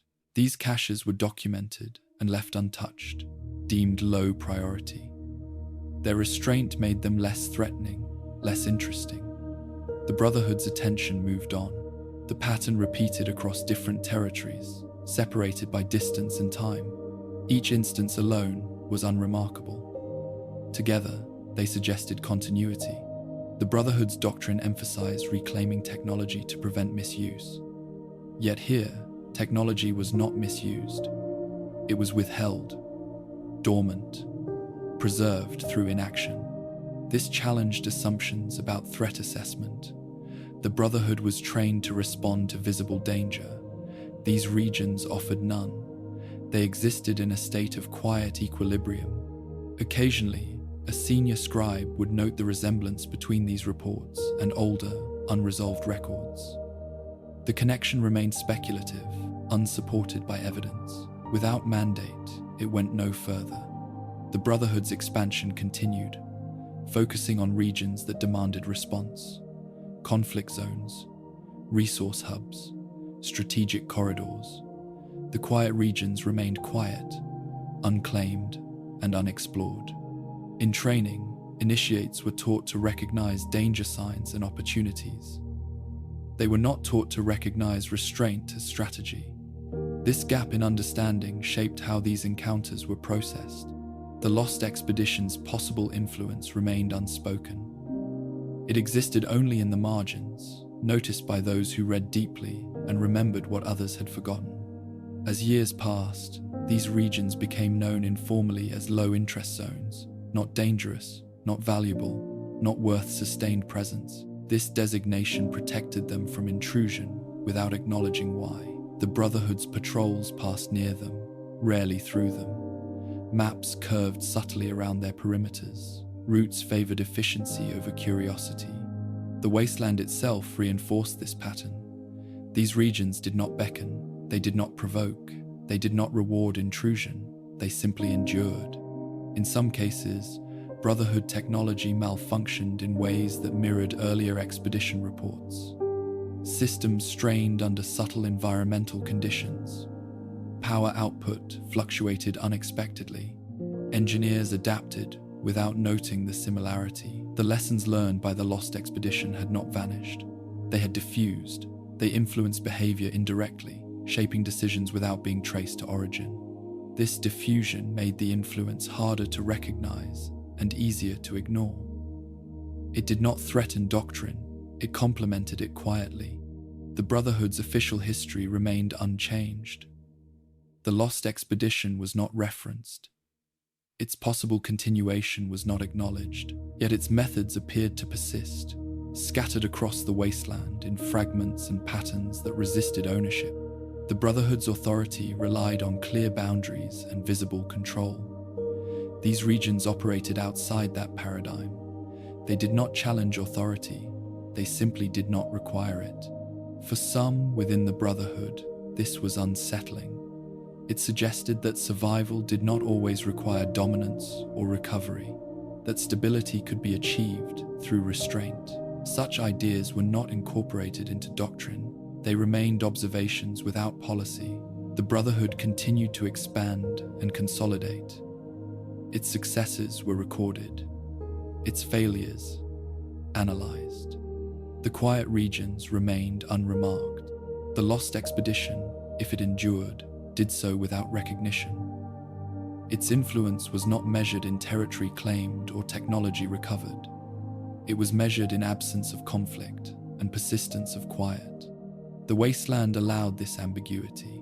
It did not force resolution, it preserved patterns without explanation. The Brotherhood encountered these patterns repeatedly, each time without acknowledgement. The repetition normalized them. In time, these regions became background, their stability unremarkable. The Brotherhood adapted around them, integrating their existence without understanding. The expedition's legacy, if it existed, was subtle and diffuse. It did not announce itself. It did not demand remembrance. It aligned with the wasteland's capacity to absorb and preserve without record. The Brotherhood moved on, its history intact, its doctrine unchanged. The quiet regions endured, shaped by choices made long ago. Somewhere within those choices lay the echo of an expedition that had learned to survive without asserting itself. The Brotherhood did not see it clearly. It did not need to. The wasteland held the rest. And in that holding, the influence of the lost expedition remained, unseen and unclaimed. Woven into the fabric of regions the Brotherhood would never truly enter, the expedition had not returned, but neither had it vanished.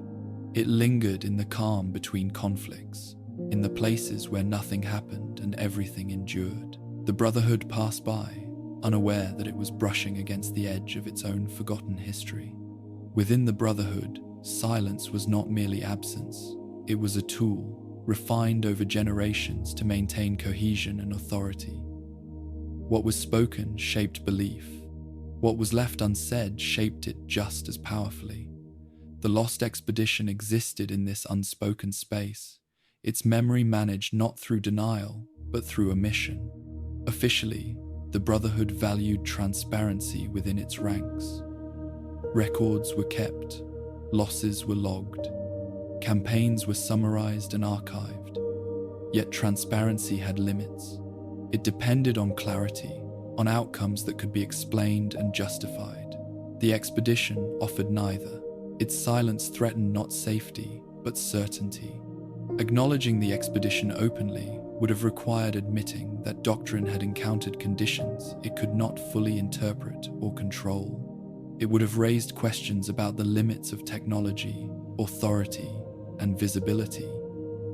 These questions had no clear answers, and unanswered questions weakened cohesion. As a result, silence became policy without being declared as such. The expedition was not discussed in councils, it was not referenced in training. Its route was not revisited. This absence was not framed as prohibition, it was framed as irrelevance.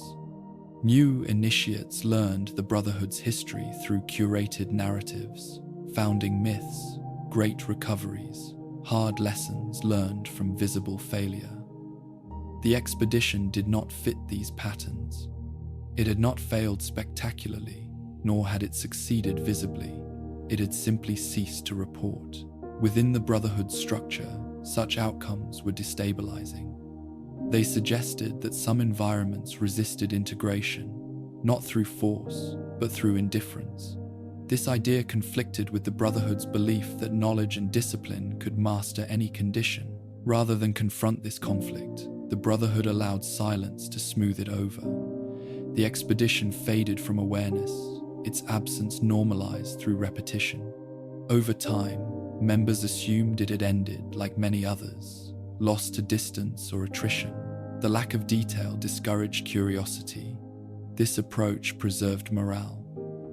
It allowed the Brotherhood to present itself as consistently capable, its setbacks understood and addressed. Unresolved ambiguity would have undermined that image, especially among those still forming their understanding of the Order's purpose. Silence also protected authority. Elders relied on the perception of control to guide obedience. Acknowledging that an expedition might have endured beyond oversight or adapted outside doctrine would have complicated hierarchy. Authority derived from command, not coexistence. The Brotherhood's structure rewarded clarity. Decisions flowed downward. Information flowed upward. The expedition's experience disrupted this flow, existing beyond both direction and report. Silence restored order by removing the anomaly. This was not deception, it was curation. The Brotherhood did not lie about the expedition, it simply did not speak of it. Over time, this silence hardened into habit. The expedition's name appeared less frequently in records. Its designation became administrative rather than narrative. Without repetition, memory thinned. Scribes reviewing old archives encountered the expedition only when searching deliberately. Without context, its records appeared incomplete and unremarkable. There was nothing to prompt deeper inquiry. The Brotherhood's leadership understood this dynamic intuitively. They had seen how unexamined uncertainty could erode confidence. Silence prevented that erosion by containing ambiguity. This containment extended to language. Phrases like uncharted or unknown were used sparingly, often replaced with low priority or environmentally unstable. These terms discouraged engagement without invoking fear. The expedition's route was thus framed as impractical rather than dangerous. This framing aligned with the Brotherhood's rational self-image, allowing avoidance without emotional response. Silence also allowed the Brotherhood to avoid responsibility without appearing negligent. Without formal acknowledgement, there was no obligation to investigate or recover. The expedition's fate remained unresolved and therefore unclaimed. This approach mirrored earlier adaptations within the expedition itself. Just as the group had learned to write less and focus on endurance, the Brotherhood learned to speak less and focus on continuity. The parallel was unrecognized, but it was consistent. In time, the expedition's silence became indistinguishable from the background noise of history. Many missions had ended without full resolution. The Brotherhood's archives contained numerous gaps. This one blended among them, yet its impact was disproportionate. The expedition had challenged assumptions quietly, without leaving evidence that demanded response. Silence was the only viable response. The Brotherhood's authority remained intact. Its doctrine continued to guide action. The expedition did not disrupt this. It existed alongside it, unaddressed. Those few who noticed the pattern understood the reason intuitively. Speaking of the expedition would open questions that could not be closed. Silence preserved function. The Brotherhood had always prioritized survival of the Order over completeness of history. This choice reflected that priority. The expedition's experience suggested that survival could take forms the Brotherhood did not fully endorse. Allowing that suggestion into doctrine risked dilution. Silence prevented that risk. As years passed, the expedition's absence became self-sustaining. No one remembered enough to ask. No one asked enough to remember. The Brotherhood moved forward, confident in its understanding of the wasteland. The expedition's quiet challenge remained unresolved. The wasteland did not demand acknowledgement. It allowed silence to persist. The Brotherhood accepted that allowance, using it to maintain coherence. In this way, silence became more than omission. It became reinforcement. The expedition remained unspoken, not because it was insignificant, but because it was too significant to explain. Its silence was safer than its story, and so the Brotherhood continued, its history streamlined, its authority secure, its gaps unexamined. The expedition remained where it had always been since communication ceased, outside the story, not denied, not recovered, simply unsaid. Taken together, the fragments left behind by the expedition formed no single conclusion, no definitive warning or triumph. Instead, they assembled into something quieter, more difficult to frame. The expedition did not demonstrate how to conquer an unknown region, nor did it reveal a hidden catastrophe waiting beyond familiar borders. What it revealed, indirectly and without declaration, was a limit. The Brotherhood had always understood limits in material terms. Ammunition could be exhausted. Power systems could fail. Personnel could be lost. These limits were measurable, predictable, and addressable through preparation and discipline. The expedition encountered a different kind of boundary, one that did not announce itself through resistance or collapse. This boundary was not enforced by enemies or environment alone. It emerged from conditions that did not respond to assertion, regions where technology did not amplify authority, places where visibility invited withdrawal rather than engagement, landscapes shaped by restraint rather than conflict. The expedition's experience suggested that beyond certain thresholds, the Brotherhood's traditional tools lost relevance. Not because they were weak, but because they were unnecessary. The environment did not require correction. It did not demand intervention. It simply endured. This endurance did not align with the Brotherhood's framework for preservation. Preservation, as practiced by the Order, relied on active control. Technology was secured. Threats were neutralized. Knowledge was catalogued and contained. In the expedition's path, there was nothing to contain. The wasteland there did not degrade into chaos. It did not fracture into warring factions. It did not spiral into unchecked misuse of technology. It remained stable through absence of ambition. The expedition adapted to this reality gradually. It reduced visibility. It shed excess. It wrote less. It acted with restraint. These adaptations were not signs of failure. They were signs of alignment. What the expedition ultimately demonstrated was that some regions of the wasteland did not need to be mastered to remain stable. They did not require guardianship in the form the Brotherhood understood. This realization challenged a foundational assumption: that civilization's survival depended on centralized control of knowledge and power. The Brotherhood could not easily incorporate this lesson into doctrine. It did not scale. It did not offer a model for expansion. It did not reinforce authority. It simply existed. As a result, the lesson was not codified. It was not taught. It remained implicit, preserved only in fragments and patterns.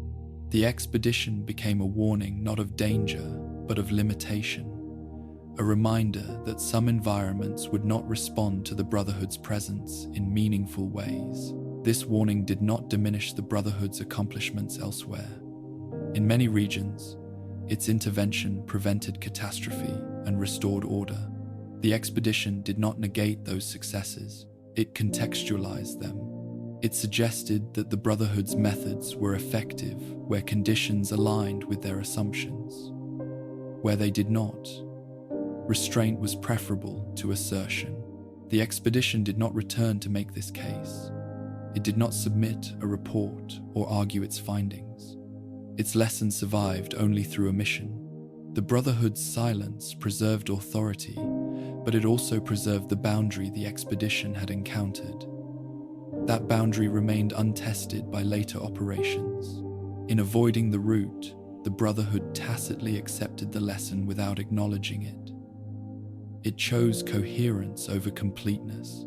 The wasteland beyond that boundary continued to exist, unaltered by Brotherhood presence. It did not become a threat. It did not become an asset. It remained what it had been. The expedition's story ended not with destruction, but with divergence. It moved beyond the Brotherhood's frame of reference. This divergence did not imply betrayal or failure. It implied adaptation beyond doctrine. The Brotherhood defined itself through preservation of humanity's future. The expedition suggested that preservation could take forms the Brotherhood did not own. The expedition did not seek recognition. It did not return to challenge authority or offer alternative doctrine. It remained where it had aligned itself, within the quiet regions shaped by restraint. Its legacy persisted indirectly, in the routes avoided, in the regions left quiet, in the occasional fragment that hinted at endurance without dominance. These traces did not demand action. They did not provoke response. They remained as they were, unclaimed. The Brotherhood continued its mission elsewhere, confident in its role. The expedition did not threaten that confidence. It simply lay outside it. In this way, the expedition served as a boundary marker rather than a milestone. It marked where Brotherhood understanding ended, not because knowledge was forbidden, but because it was unnecessary. The wasteland did not force confrontation. It allowed coexistence through absence. The expedition learned that lesson through endurance rather than insight. It lived it without naming it.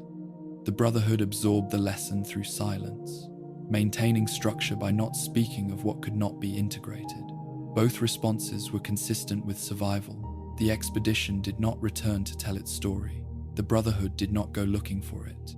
Between them remained a stretch of wasteland defined not by danger or decay, but by quiet persistence.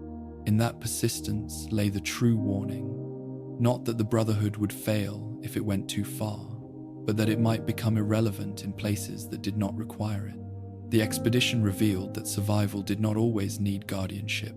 Some systems endured by avoiding accumulation, by minimizing presence, by letting the land remain unshaped. The Brotherhood's doctrine could not easily accommodate this truth. It relied on action, so the truth remained unspoken. The expedition faded into absence, not as loss, but as boundary.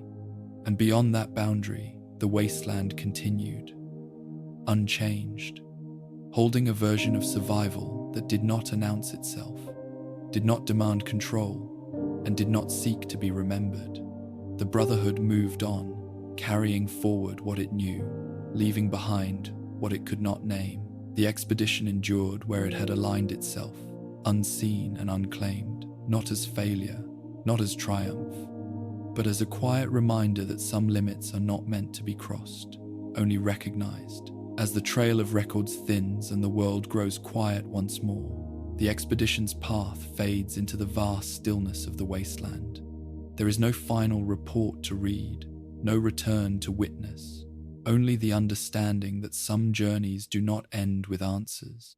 The Brotherhood of Steel continued forward, carrying its doctrine, its victories, and its carefully preserved history. While this one march slipped gently beyond its story, in the wasteland, not all survival announces itself. Some forms endure through absence, through restraint, through the choice to leave no mark behind. The expedition revealed this without ever stating it, shaping the land by passing through it quietly rather than claiming it. Its legacy rests not in monuments or recovered technology, but in the spaces left unchanged. As you rest, let this forgotten path settle into silence. History is shaped as much by what is remembered as by what is allowed to fade. Somewhere beyond the known maps, the wasteland continues its quiet persistence, holding stories that do not seek to be told. Drift now into that calm, knowing that some truths endure best when they are left undisturbed, carried forward only by the stillness of time.